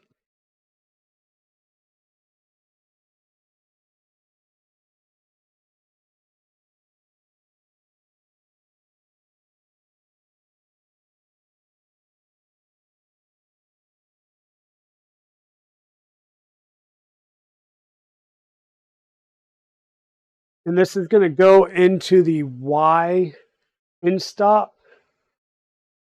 So what I'm going to do, since this printer is offline, is check my Bay Dragon right behind me, which is what we're building this off of. And I just want to see where our in-stop pin's plugged into, which actual port.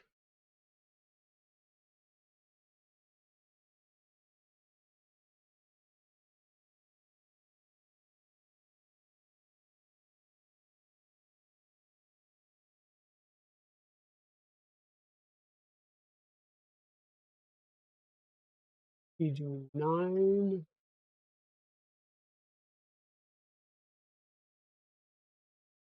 So that's into the Y max is what we'll call it.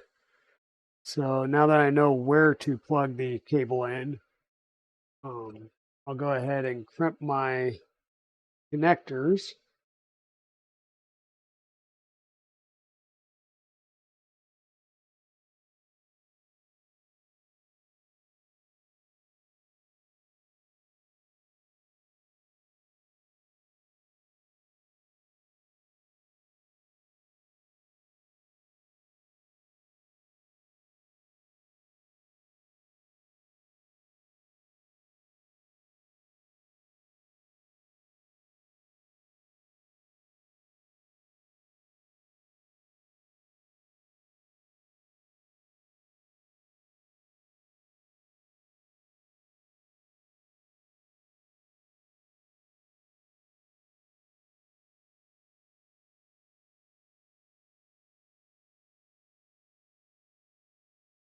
First one,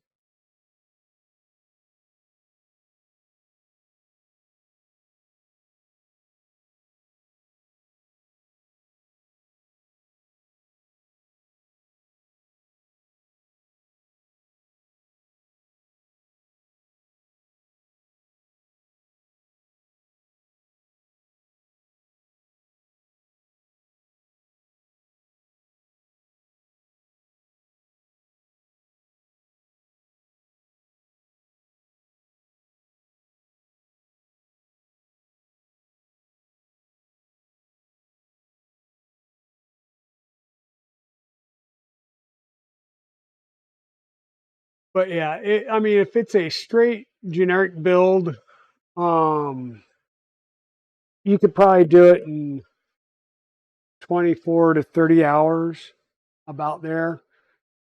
It's not that difficult, and it's it's really also based on how much time you've got building printers. Like I said, it's really not a difficult build.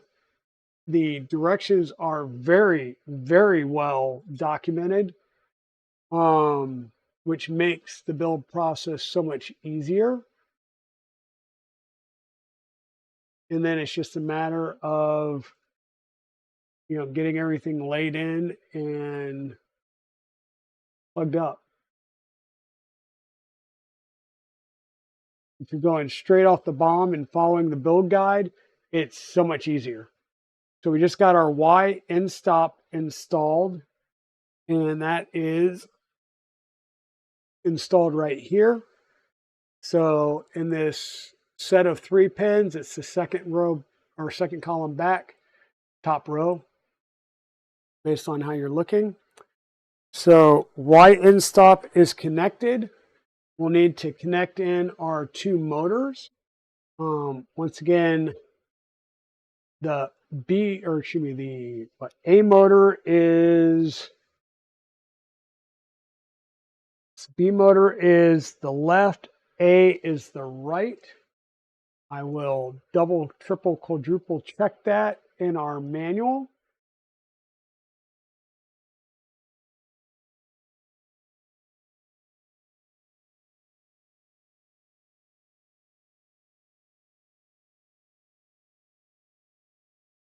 So B is considered your X motor, A is considered the Y.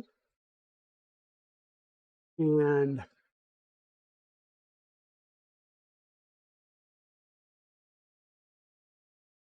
we're going to desk scroll a little bit here while I do this. So B is the left motor when you're looking at it from the front, or if you're looking at it from the back.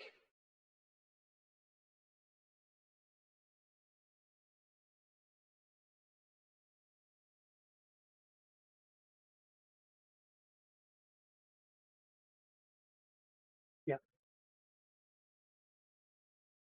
B is the left, A is the right. Yes. So your B motor would be your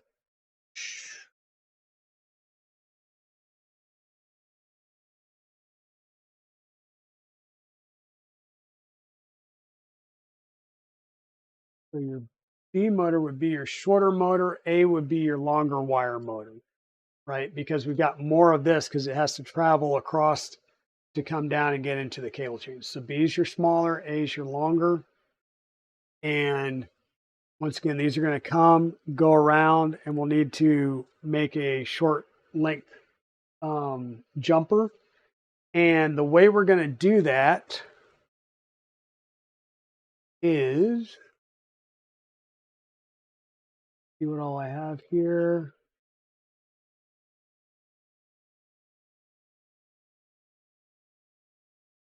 These end in, these end in DuPont. So I'm going to switch these from DuPonts to JSTs.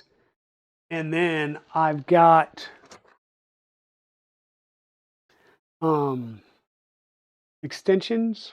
These are FEPwire extensions. So they're JST, what does this say? Always weird. This is believe it or not, a male plug because it's got the pins that go in to a female plug. And this will just plug into the existing cable.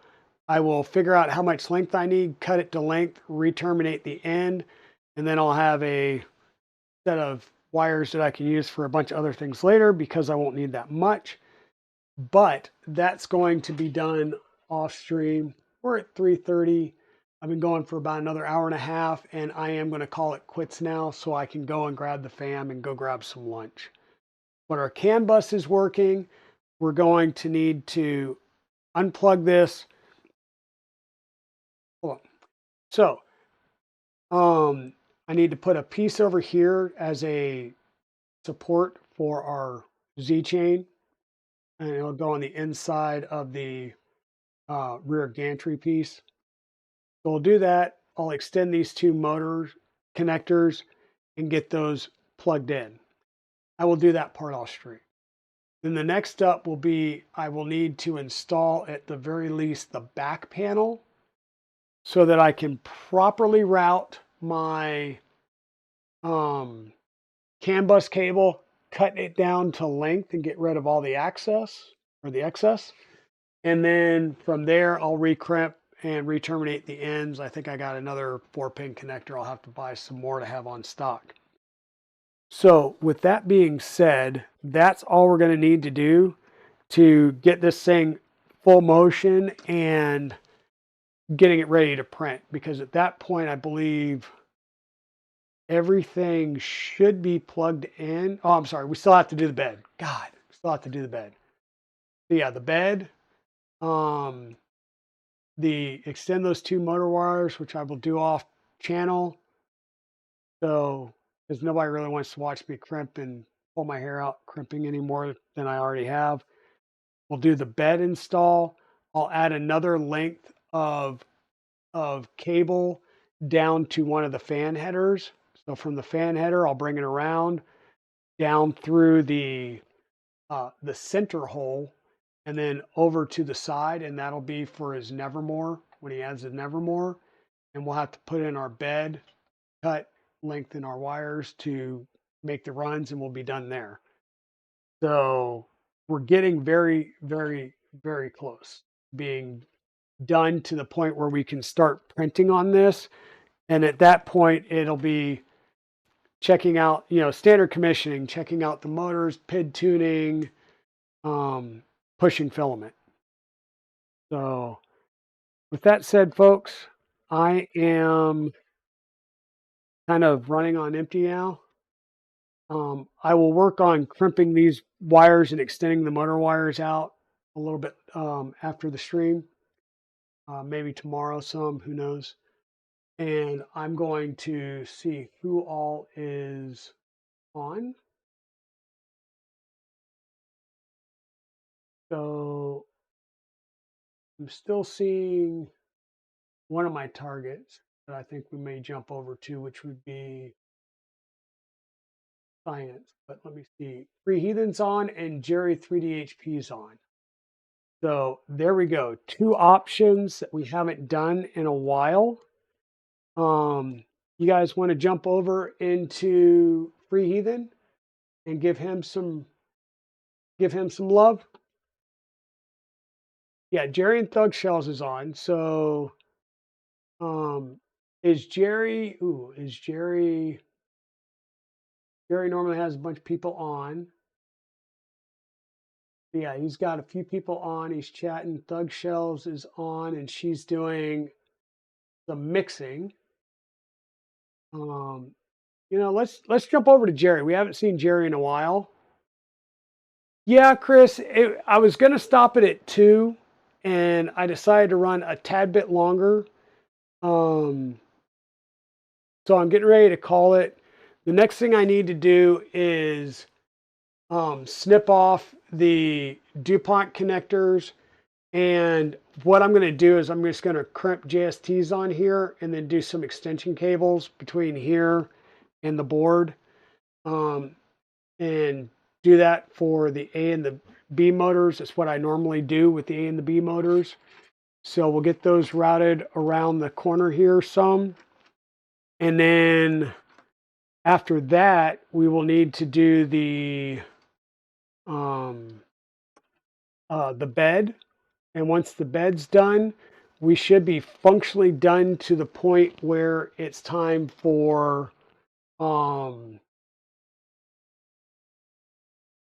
making movement. We also need to trim down our excess length on our umbilical. We'll do that as well. I'll probably do the 2 motor wires and Yeah, I still can't do the umbilical until I get the back panel on. So we'll have to redo the umbilical on the next stream because we'll have to add that. We'll get the motor installed. Once the motor's installed, we'll add the back panel so that we can get proper strain relief and base on our whatchamacallit cable. So with that, let's jump over to Jerry. When was it? Jerry 3DHP. Right? No. Yep. So thanks a lot, Chris. I will chat with you a little bit later. I got to do some running with the fam today and tomorrow. My son takes off Monday, so you may see some extra streams going on next week with either the K3 and or this build, or we may just build the new gantry, the carbon fiber gantry that we're going to put in the Fay Dragon, so we can get that all built up and ready to go before we actually just pull one out, put the next one in. Should make it a lot easier. So thanks a lot, everybody, for being here. I really appreciate, excuse me, I really appreciate everybody being here and spending your Saturday mornings with me for about the last year. So thank you very much for that. Thank you to everybody that subscribed, everybody that gave gift subscriptions, everybody that shared bits today. Thank you very much for the Gold Kappa hype train. You guys are awesome. Thank you. Have a good day, and we'll see you guys a little bit later. Bye now.